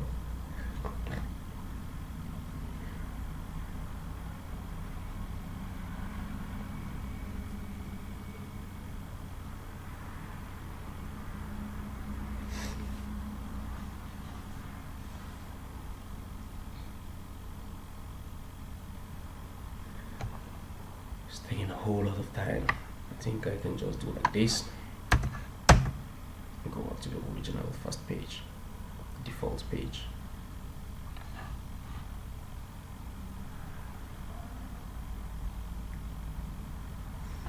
Waiting for this one to come up.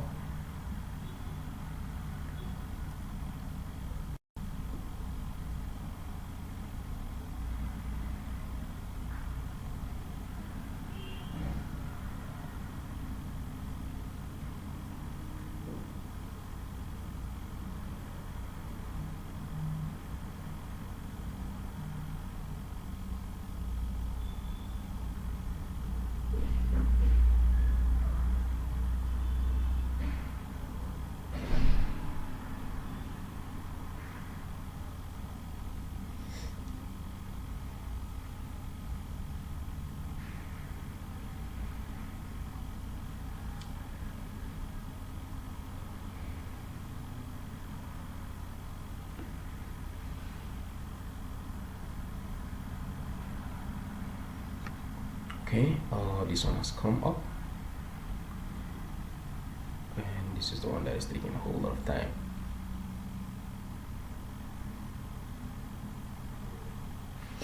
Anyway, while this is still loading up, let's just continue with what we have. Now we said here in the register the SPX, we want to so TPL members, right? We can call it iMember.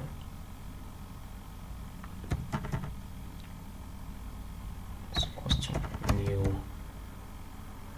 This is on the button create event of what Visual Studio created for us by default when we're loading this project. So here we're just going to say iMember, call the insert statement,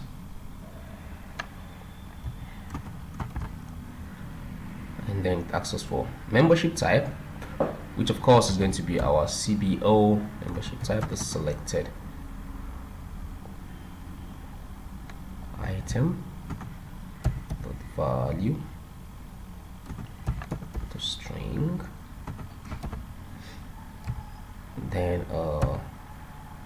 the member name, so we say text, member name, the text. So the sex, we just make it null. Date of birth, we just make it null. The email, of course, should be TB email, which is this TB email. The text, the phone, we can make it null. Photo, we can make it null, since we've said it's gonna accept null. This is just for simplicity's sake, actually, because of time constraints to be able to create the interview. So we're done with this. Okay, it says cannot convert null to date time. So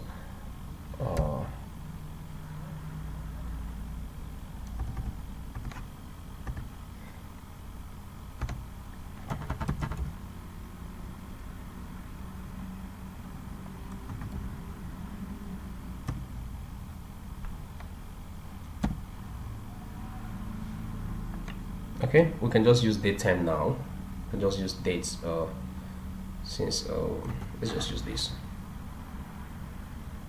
for that instance, and then here too we should just use date time now.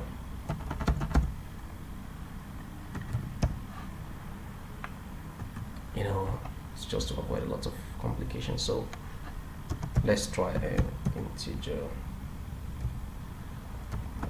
pass this. So we have these, and then of course we're able to do our registration. Okay, good. So we have this now. Now once we do this, and the user gets to be registered automatically, we get to see how it goes. So let's just go to our, let's just directly go to register.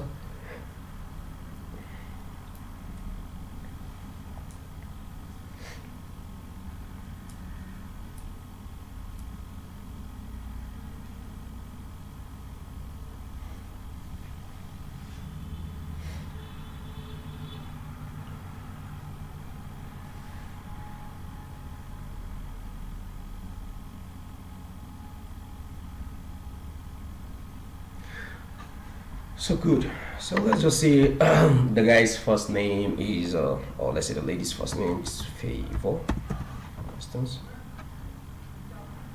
Membership type. Now these are different membership types. So let's say she's under beginners women. That's the kind of membership type she wants to represent. But normally, assuming we're developing a very full-fledged fitness center, she needs to see the different prices for each membership type. That's how a full-fledged fitness center is supposed to work. So let's say her username is, let's say maybe it's the same with her name. Let's say Favor 123, for instance. Let's say that's the username, and then her email is favor@gmail.com, and then her password, you can put any password. Let me just put this.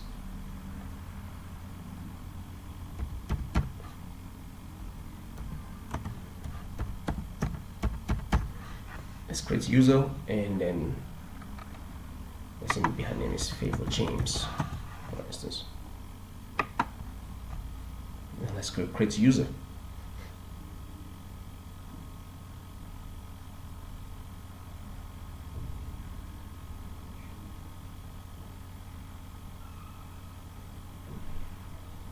Okay, value cannot be null, parameter name phone. I think it has been created, but adding to the member was where the problem is.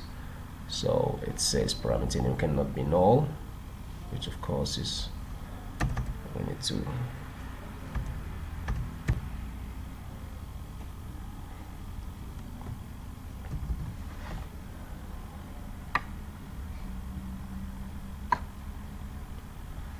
so for phone it says parameter name cannot be null, so let's just put these, and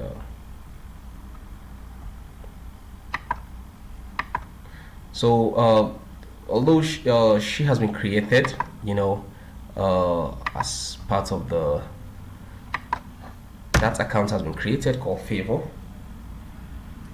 you know, but we just need to recreate another account because we have this error. So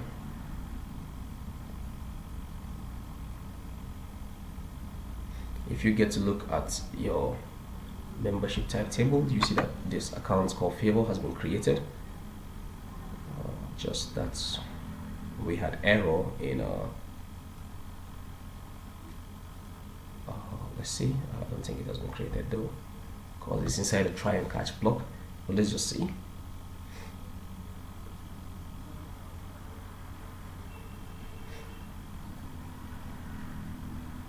Right click membership to view data and see. Okay, you can see the account has been created actually. So I can delete this, can I? Of course I can.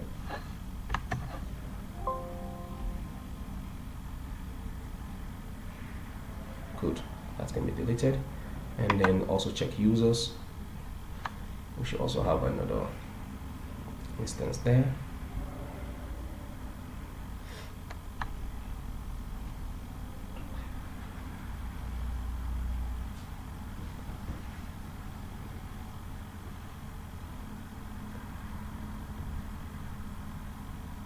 That also should be deleted.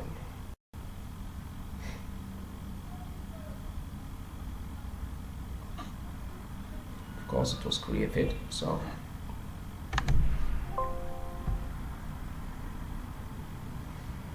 okay, good, so that we can repeat the same process. Now let's create it again.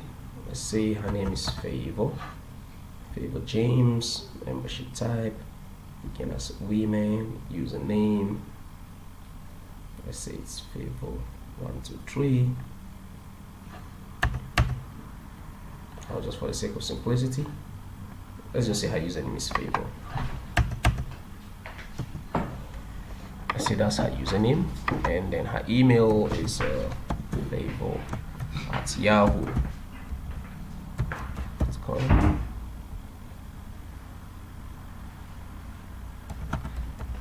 And then we enter this password.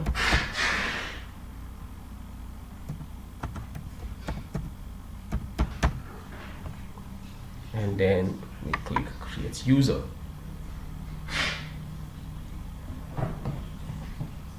Yep.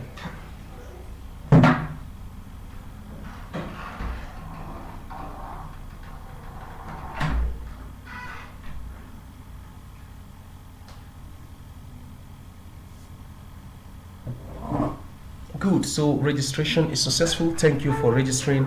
Go to login page.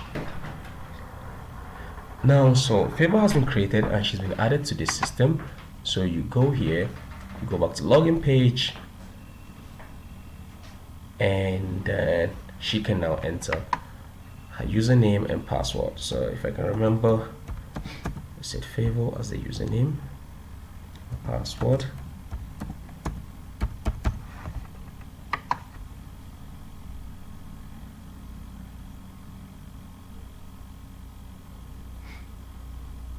So good, so Favor is now, you can see here it has changed to welcome Favor, and then you can log out. So she's now an authenticated member of this fitness center portal. And if you want to see how this if you want to check the codes of this, go to the root, how that was being able to create it. Go to the root master, which of course is here,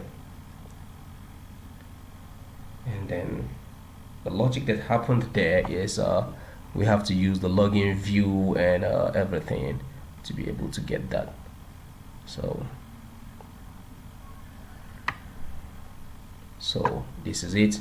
We have the anonymous template, the logged in template under the login view control. That's why we're able to have this. So now, since Favor is a registered member now, she can now subscribe to a program of events. So the next thing we need to do in the next video is to code a particular user subscribing to a particular program of events, and then that person gets to see his or her own program of events. So if you come here and we go to, of course, our program and event details, TSPX, we said first of all, we didn't write any piece of code here. So we said if the user is authenticated, nothing should happen yet, but if not, the user should be directed here. So when we go to click that button, you can see that the user will not be directed to the login page again, because the user is already logged in into the system. So let's just verify that that's true.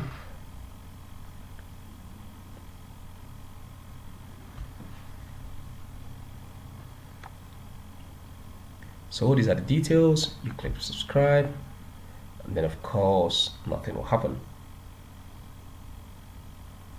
So good. Now thank you very much. We're able to create this. So in the next video, we are going to code the subscribe button, and then you know, and then make the user to be able to subscribe to a particular program of event that user can be able to see in my list of program. So thank you very much. Hi, so in the last video we were able to create the authentication mechanism security system of ASP.NET, and we're able to register a particular user called Favor, and then we were able to add her to our SQL ASP.NET membership database, and of course we're also able to add her details here to our TBL members.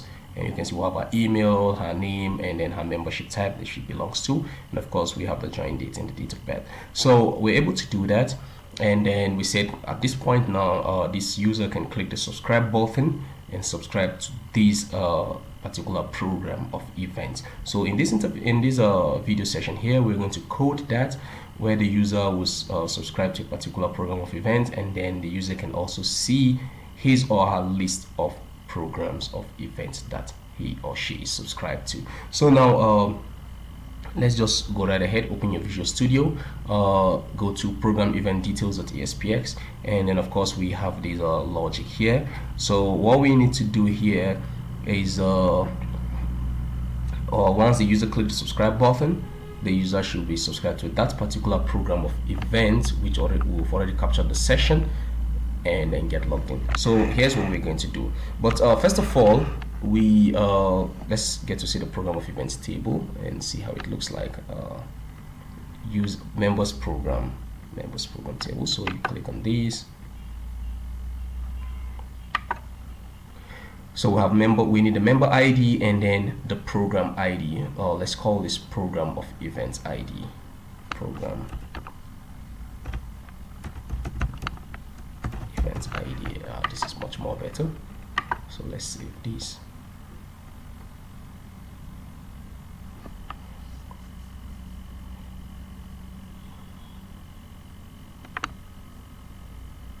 Good. So let's go to our data sets and add that.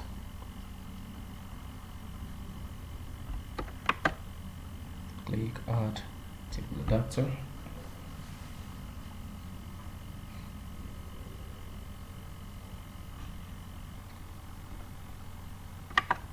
Check this, click next.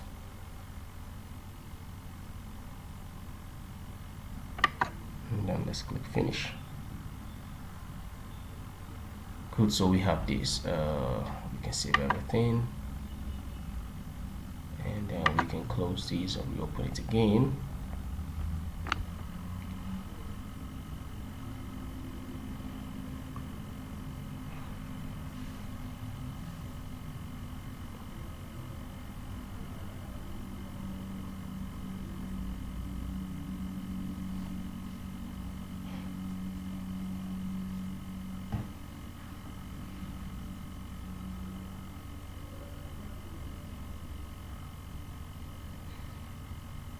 So let's wait for it to get to open.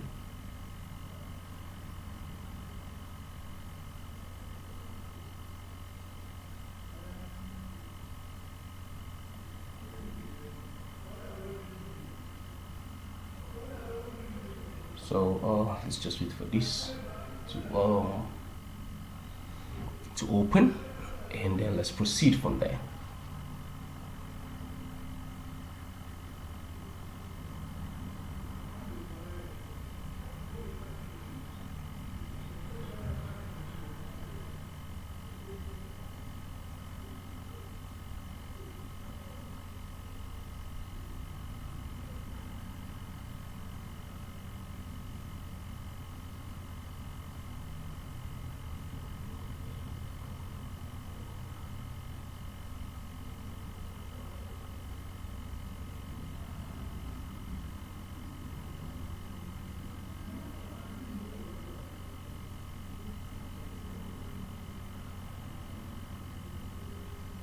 Okay, so good members program here, right? So let's go back to program event details.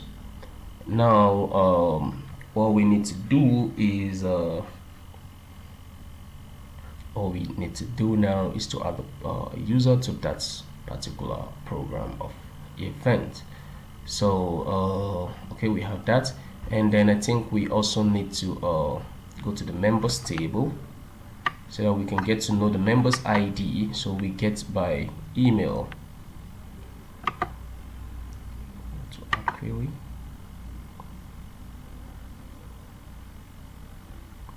Go to next.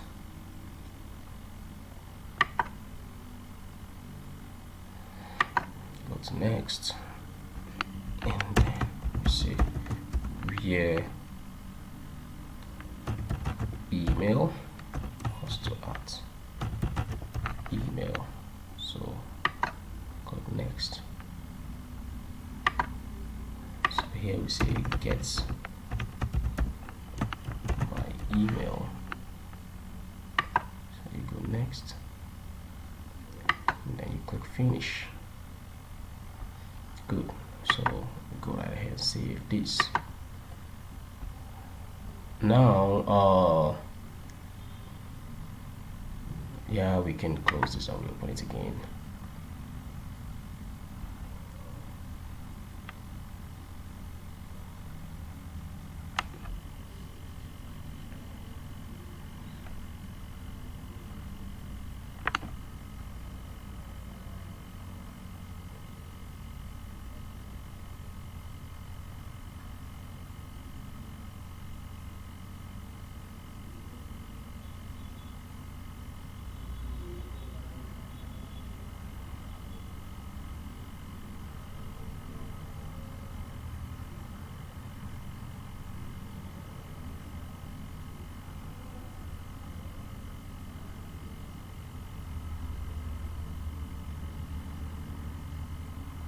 Okay, so good. Now so here if user is authenticated, then let's get by the email. So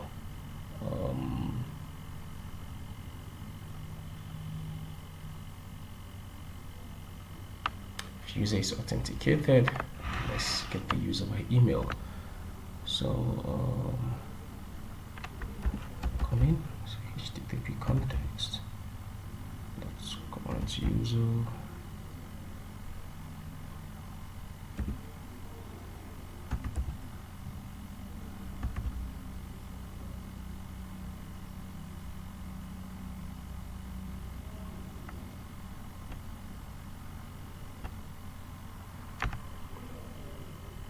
Okay, this returns the current name. I want to get the current email.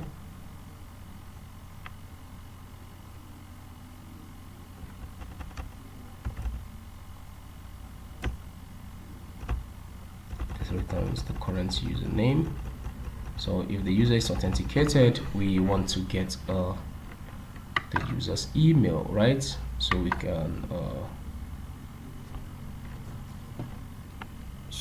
can be able to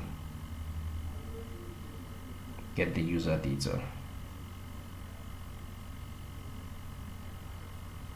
So from here, what we need to do, we say tbl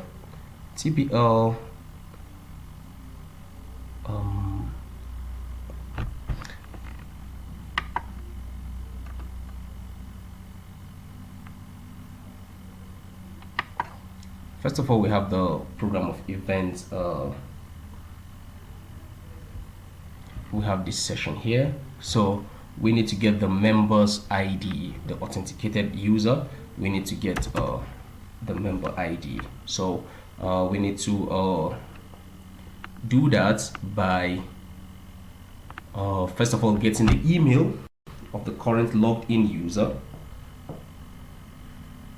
Once we get the email, then we can proceed to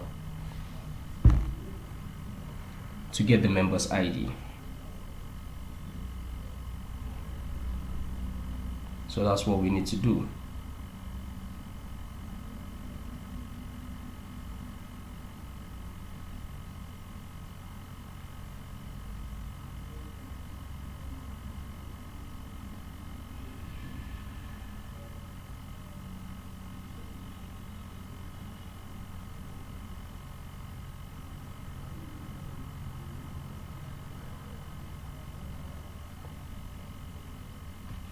So that's what we need to do. I think that logic will be far much more better.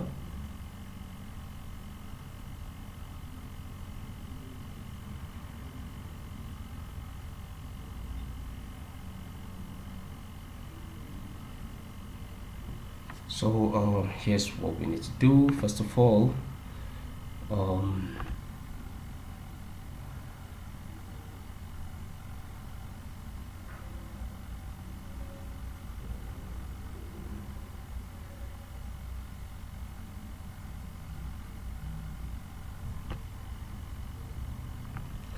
we are going to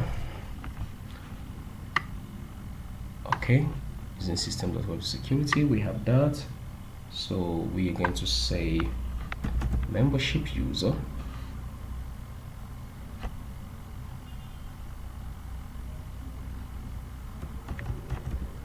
membership, supposed to have it here, membership user. I can call it user.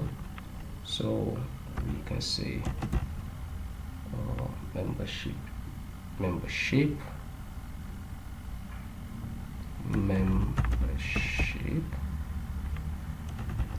dot get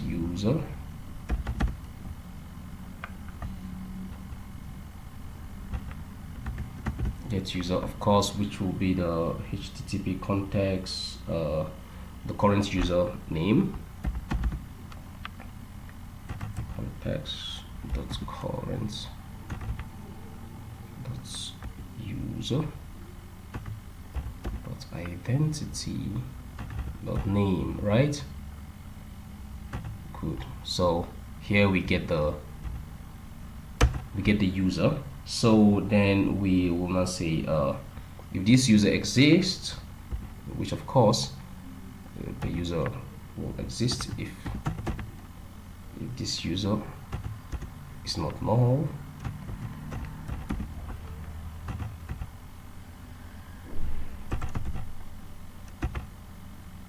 Then we can declare string called email address, and then she give us user. So good. So we get the user email this way. Now that we've gotten the user email this way, we will now say tbl members,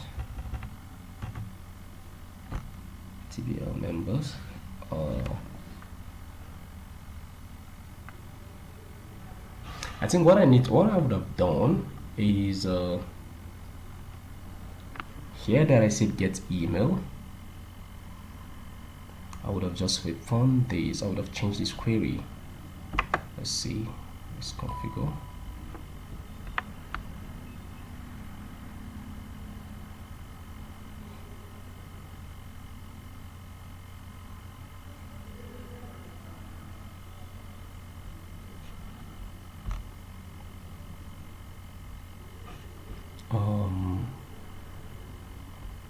Let's go to previous.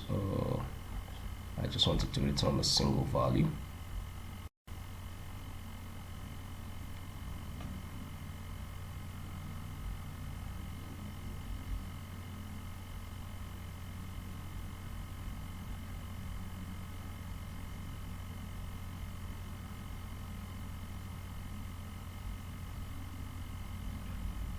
Okay. What I actually need here is just the membership ID, just the member ID. So I don't really need to remain in here. Where email is this? So this is just return the member ID. That's what I need.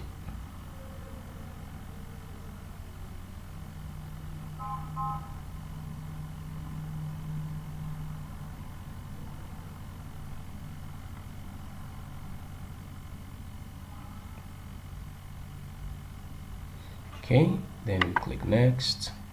Okay, good. So let's go. Get by email already exists. So I think we just need to delete this and redo it again.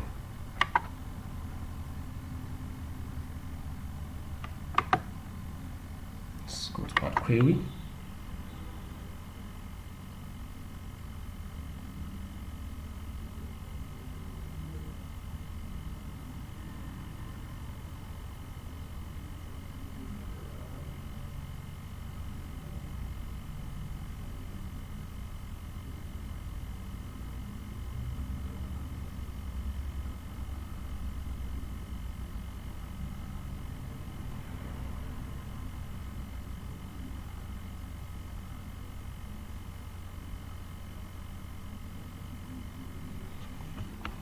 Okay, go to next. Select which returns a single row.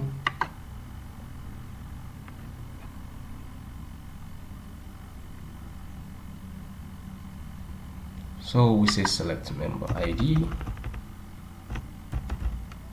We're just interested in only the member ID. So we are members. Where email is supposed to at email. So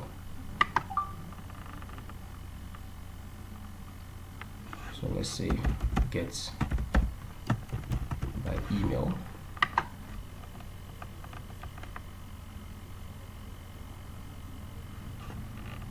And then we click finish.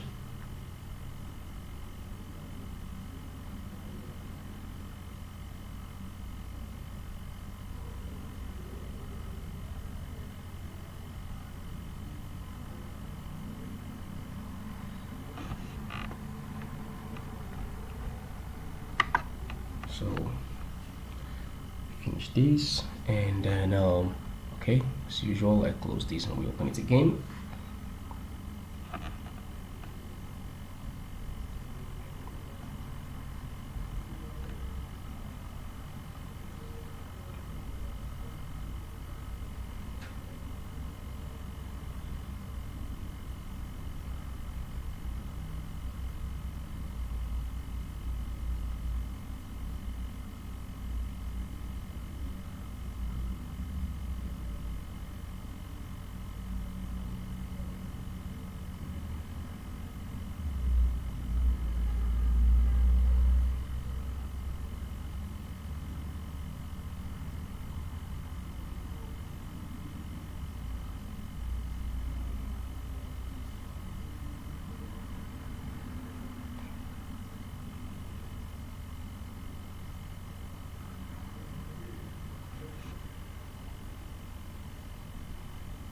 Okay, so we have these now, right? Good. Let's go back to our program events details. So we can see TBL members table. You can say I member.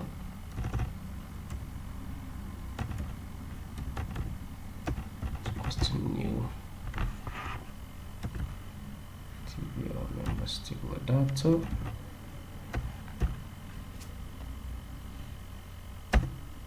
And then we can now say we can declare an integer call member ID, and then we say I member get by email. Good. Which of course is the email address here.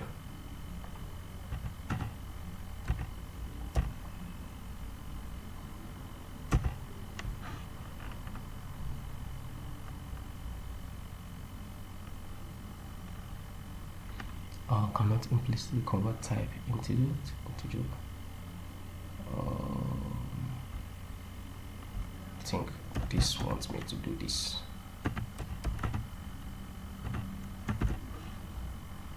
I think so.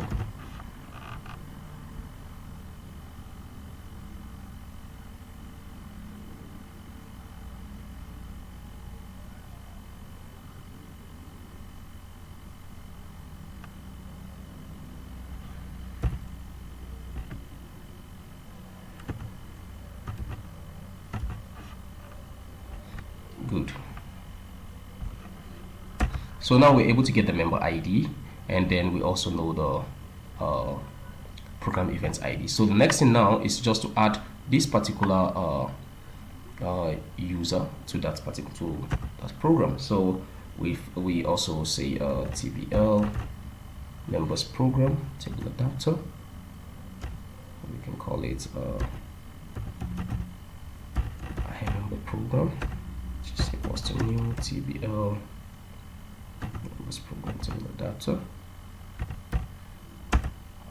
So we just go right ahead. We say I member program. That's insert.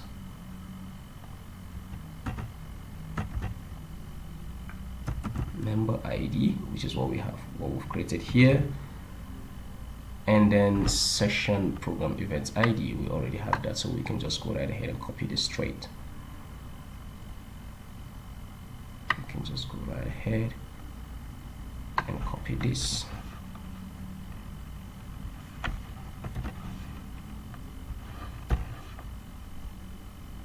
Okay, I need to integer pass this.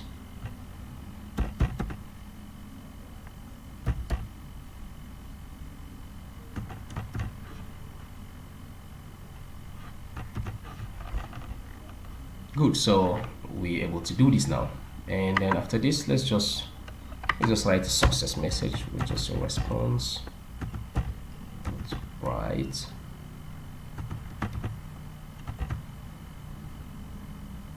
subscription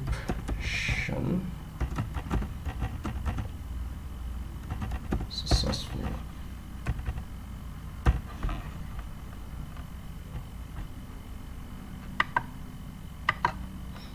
Good. Now we have this, so we're able to get this up and running. Now, so let's see what we have.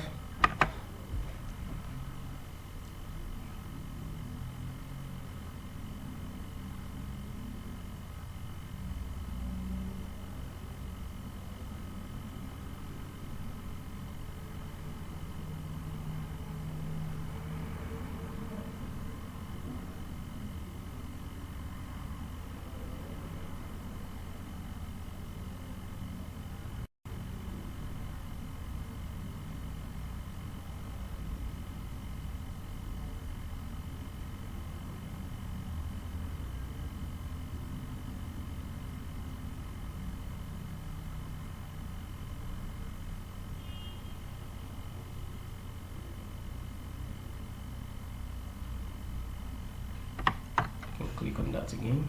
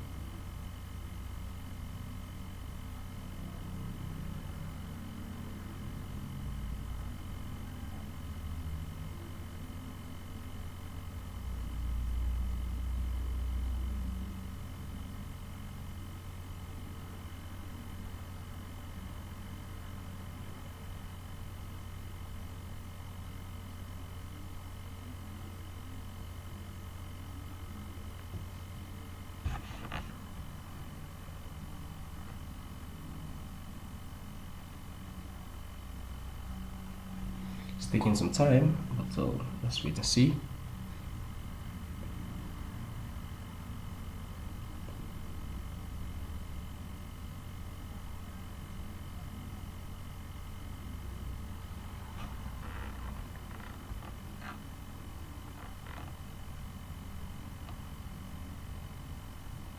Okay, good. So we just go to program and events.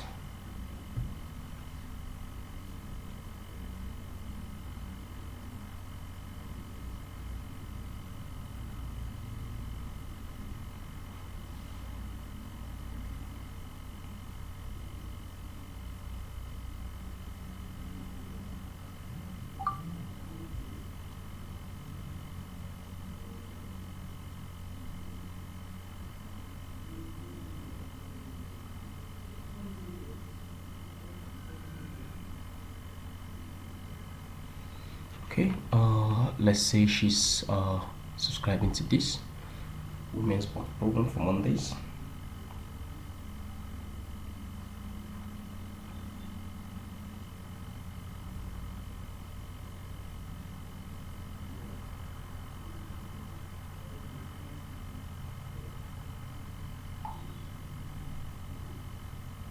Okay, and then we click subscribe.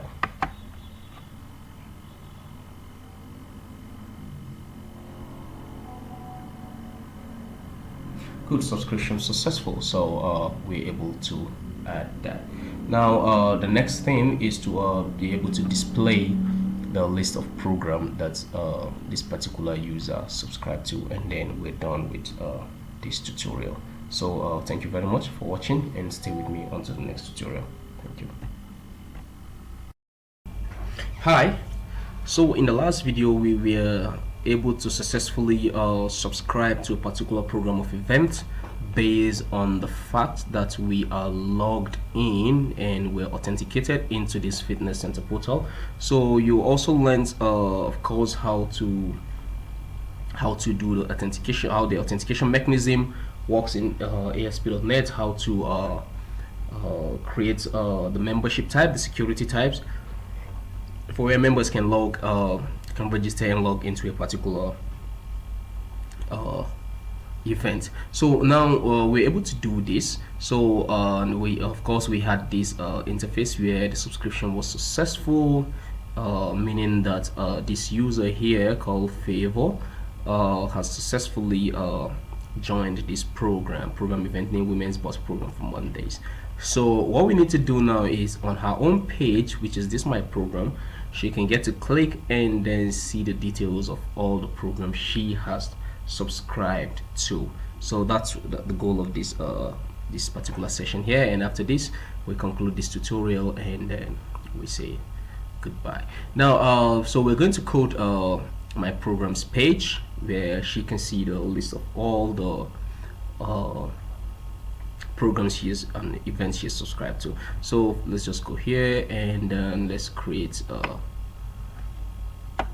just go here and then let's create an interface called my programs. So you right click, you go to add, new item.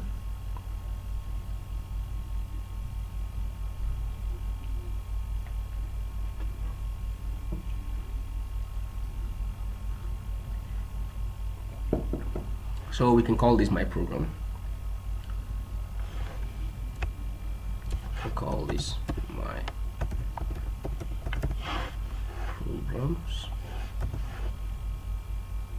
and then we click add. So make sure it's on main with master, and then you click OK.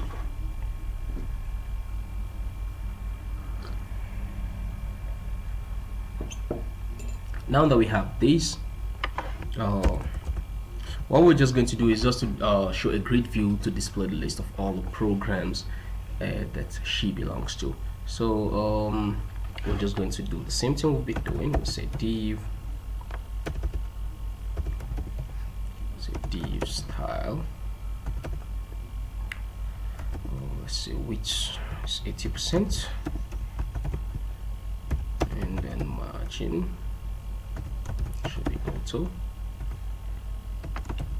This come here, we say h3 my programs list, and then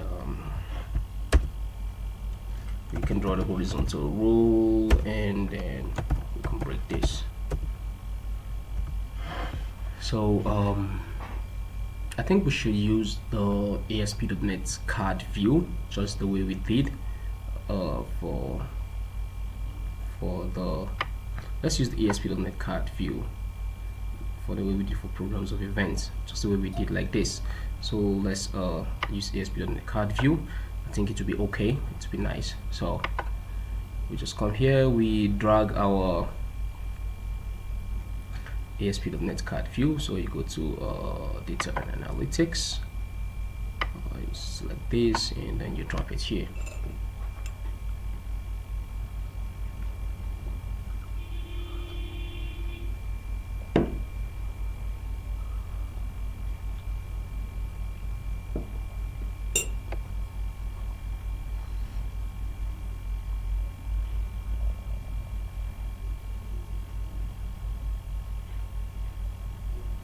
So we drop that there.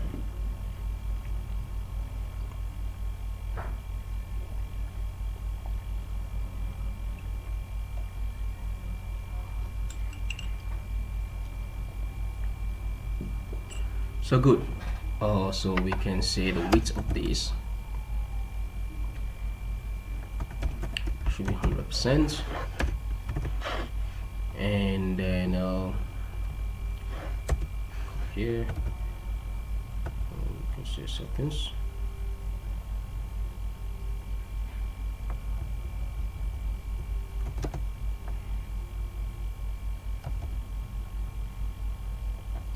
Settings column layout, so maybe 2 rows per page, maybe 6, you know.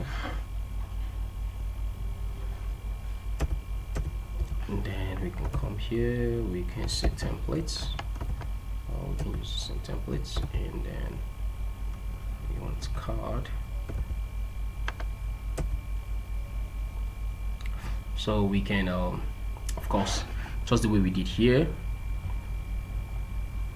we can do our thing here. I think we can even copy this and then click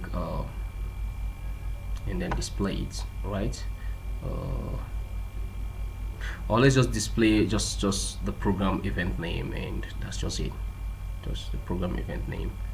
So for the list of program that the instructor, the member belongs to. So come here, I'll say div style, the width here, say 95%, just the way I did there. 95% margin.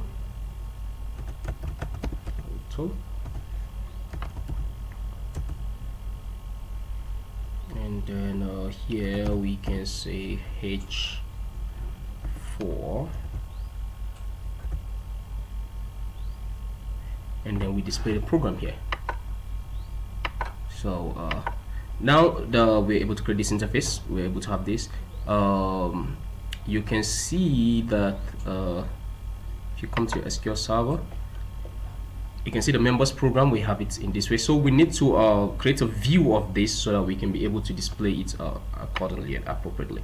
So what we need to do here is can refresh this.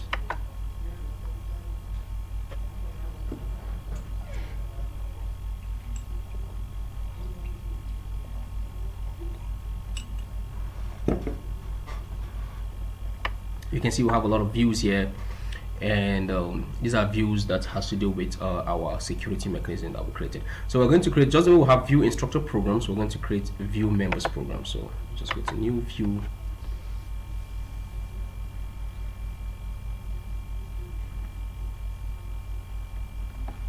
you can refresh. It's always good to refresh. So first of all, we need the members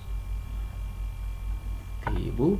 we need the members program table with this.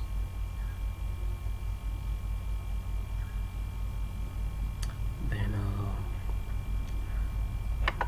let me see here.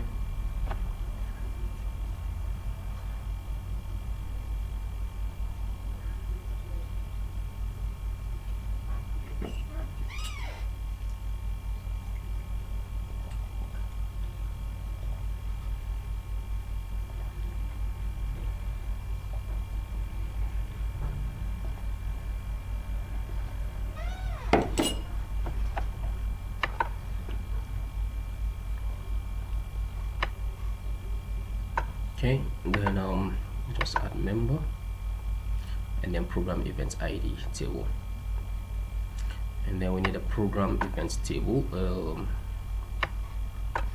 the TBL program events, right?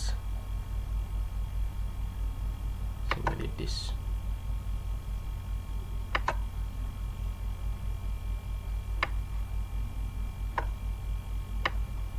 Just to display the list of programs that the member belongs to. That's just what we actually need here, not too much information. So you can go right ahead and select this, and then of course here let's just say we need the member's name. That's just it. And then of course we need the member's email there, and then we need the program event name. I think this is okay. You can just, so you can see member name Faithful James, this her email, and then this is the program event name she belongs to. So if we also want to know, if she also wants to know her instructor, of course we can also bring the instructor table and the instructor programs table and add it here and connect it to this program event, so that she can get to see who her instructor is for her program, that maybe she can get to connect to the instructor and all that. But just for the sake of the simplicity, let's just leave this at this stage here. So let's go right ahead and save this. We call it view members program, and then we save this. So let's go back to our Visual Studio. We locate gym datasets.xsd, and then we can create the view members program.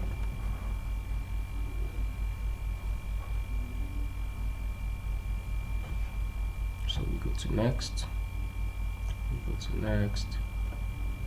to query builder. So we'll refresh this.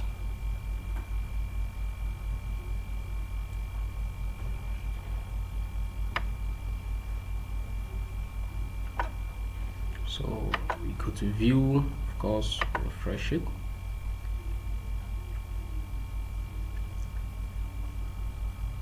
So we select members program, we click add, then we close. So we select each and every one of these.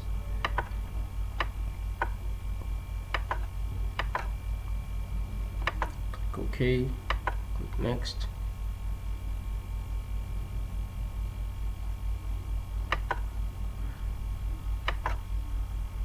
Click next. Then we click finished.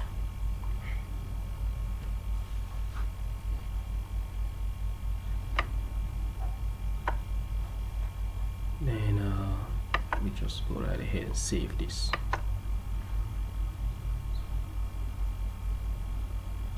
So we go to my programs, right? Good. So here now we can now say select by member ID, so I'll get to see the list of all the program of events that he belongs to. So we just come here, we add query.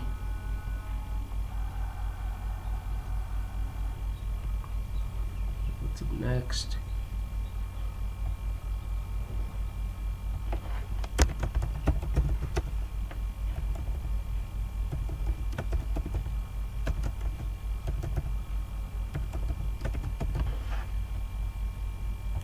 go to next. Check this. So we say get by members ID.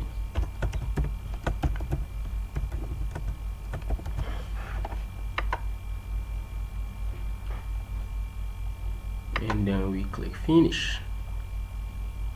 So we save these.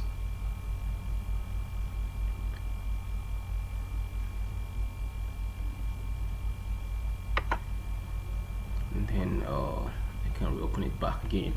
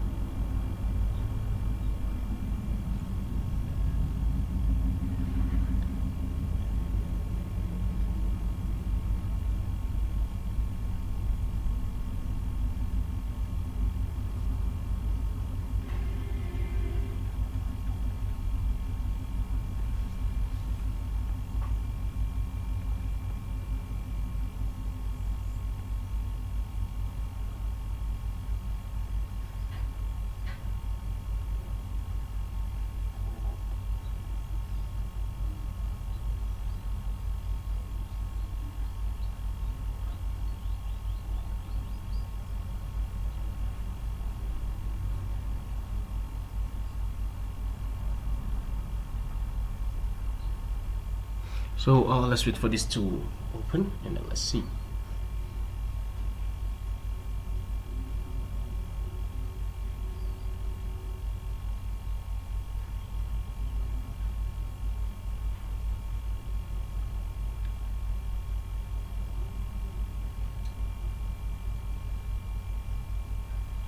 So good. Then go to my programs and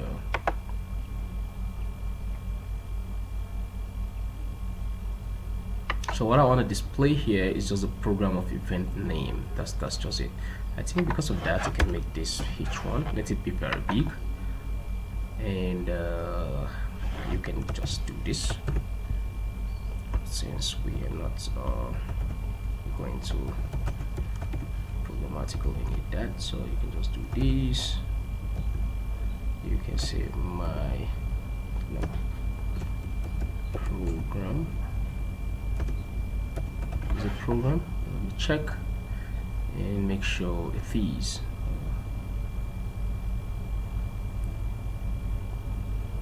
program of event name. So that's just the only thing I need there. So program of event name. So we can save this. And then we can go to right click and go to view code, and then see using gem dataset.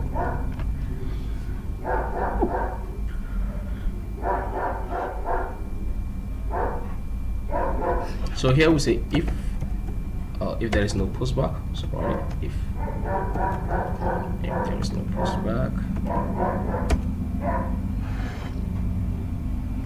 postback, then we can say TBL.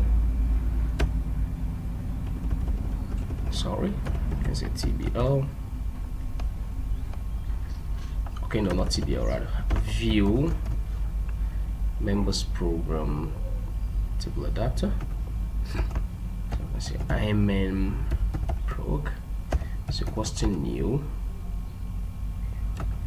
this program table adapter.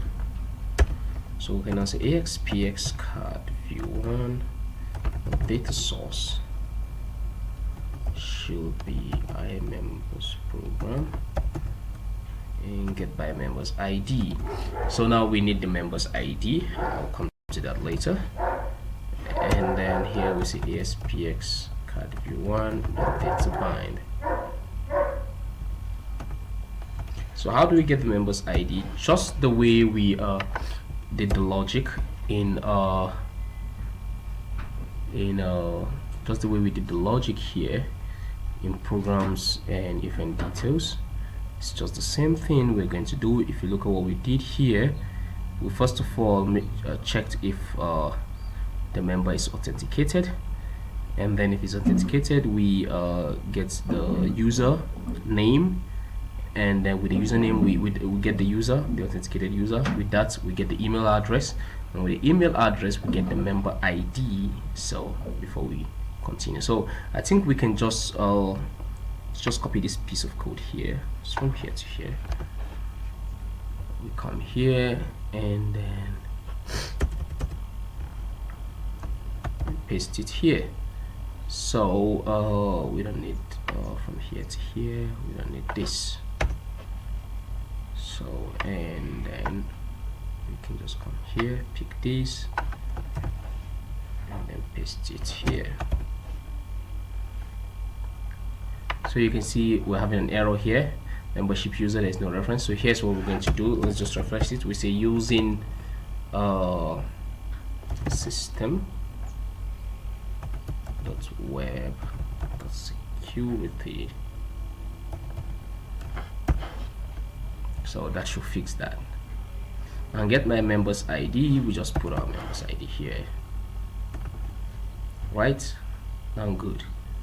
So if the user is authenticated, then of course we do this. If the user is not authenticated, nothing will display.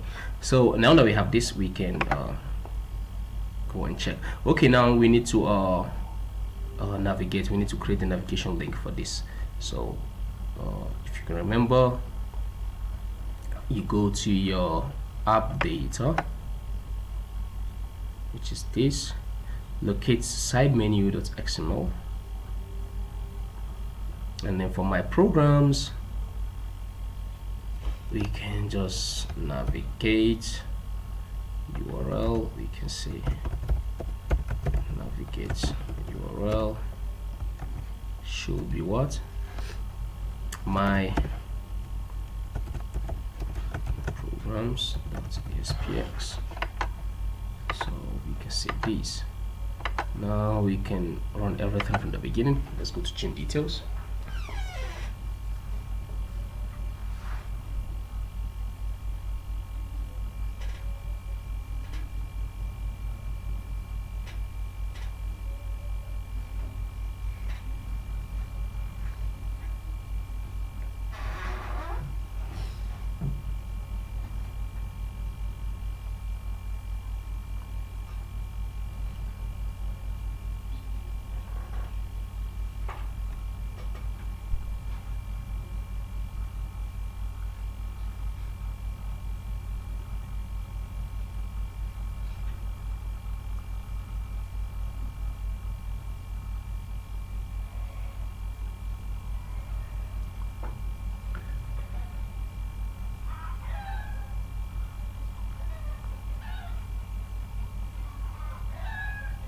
So let's run this and see. Okay,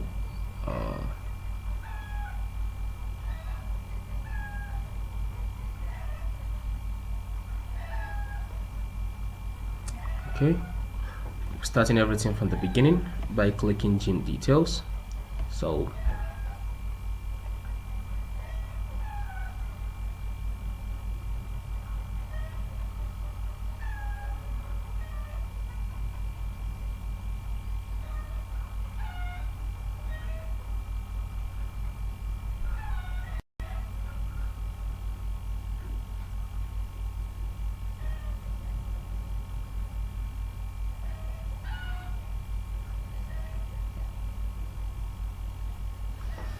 Okay, I think I need to click that again. It's taking a whole lot of time.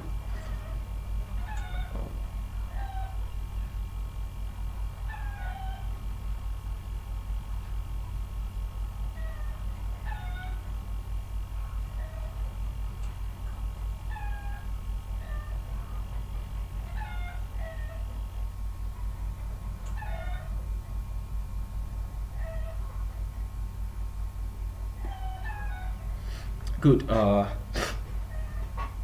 We have this up now. So the next thing is okay, we can just go right ahead and go to my programs and see the list of programs that favor belongs to.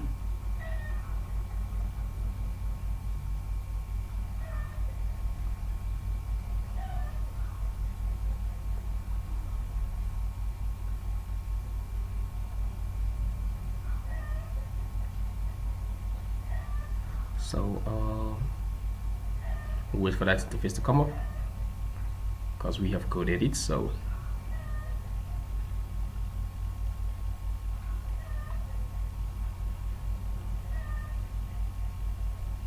you can see these are her programs list. This is the only program list that she belongs to, women's sports program for Mondays. But of course it's also nice for us to put the time so that she gets to know, okay, this program list is starting on this time and ending by this time. So it's good we put the time. So I think we need to modify that a little bit. Let's check. View members program, we didn't include a time, so we are going to do this. We go back to our view here and then program of event.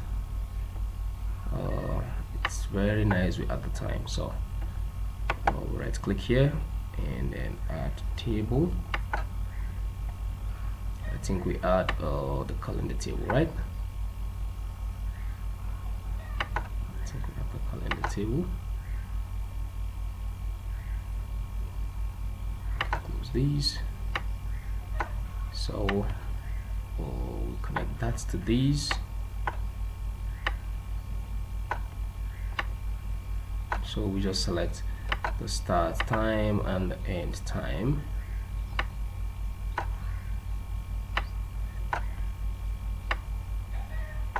So it's good for her to just know the time of this event. So we can refresh this.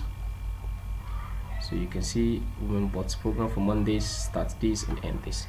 So it's good. So let's save these and then we come here and then we'll refresh this. So you right click on the view members, you go to configure,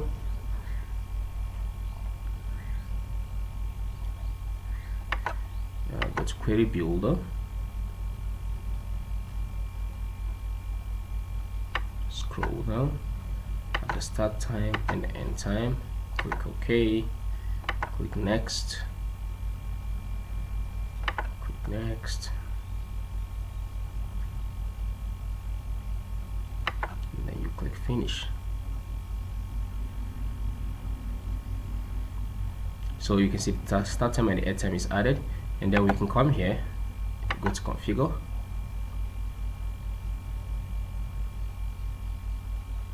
and you can see the start time and the end time is added automatically for us. So we need to close this. We don't need this again. So I can just go right ahead, close this. So you go back to my programs. So we have these. We can just do this, break maybe twice, and then we can just add the start time and then the end time. So here I can say div style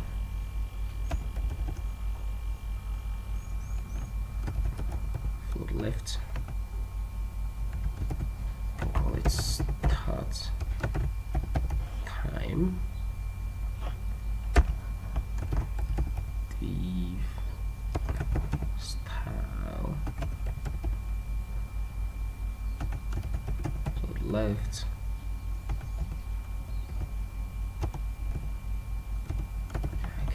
this.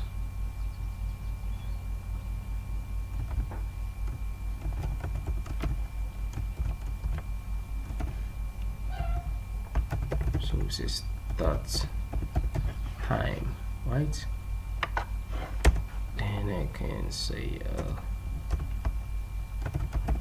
div style clear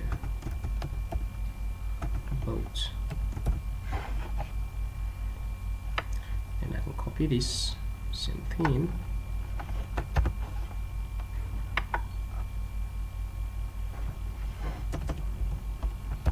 and add it here, and then I can call this end time.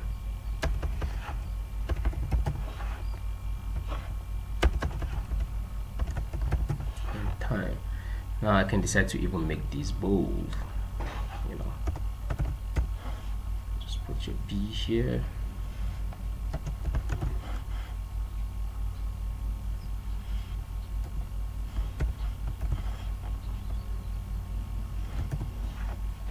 So the same thing here. You see B. So we do this and good. So we refresh this, and then we can refresh my programs list.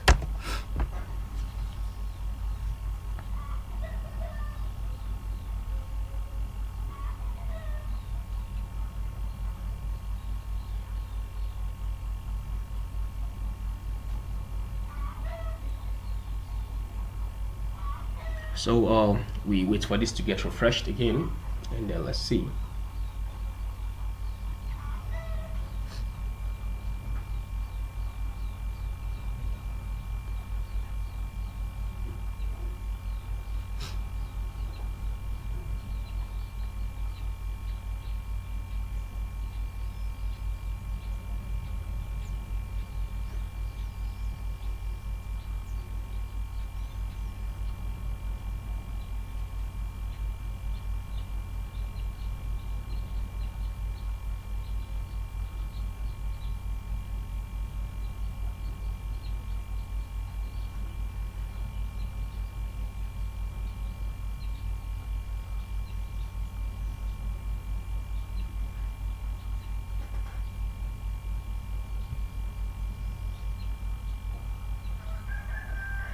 So wait for this.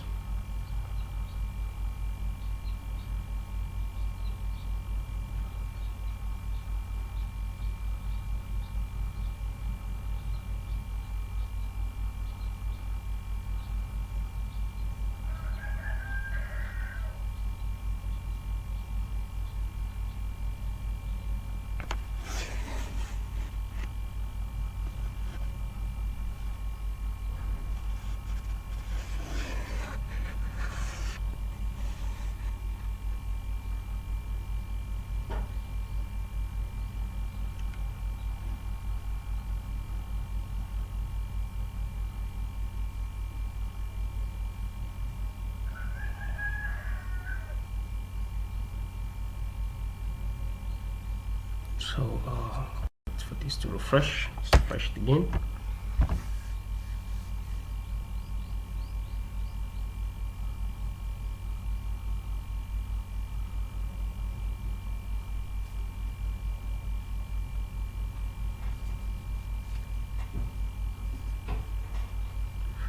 Good. So you can see we have the start time here and the end time.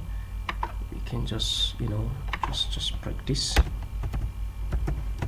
just to make it make more sense. Break it twice.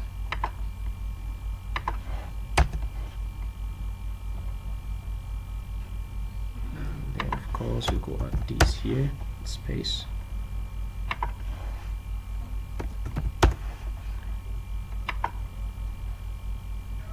And then we could refresh this page.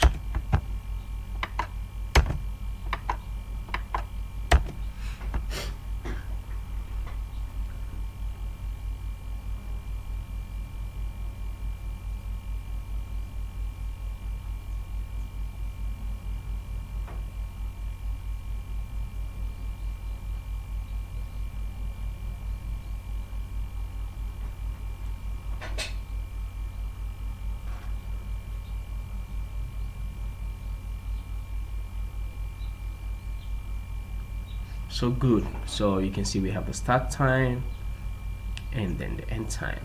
So this is the list of programs it belongs to. So when we log out now, you click here, you're not going to see anything here. For example, you click log out.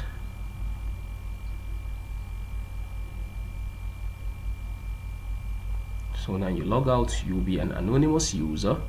You can get to view this information, but when you go to my programs, you won't be able to see anything because you are not authenticated yet.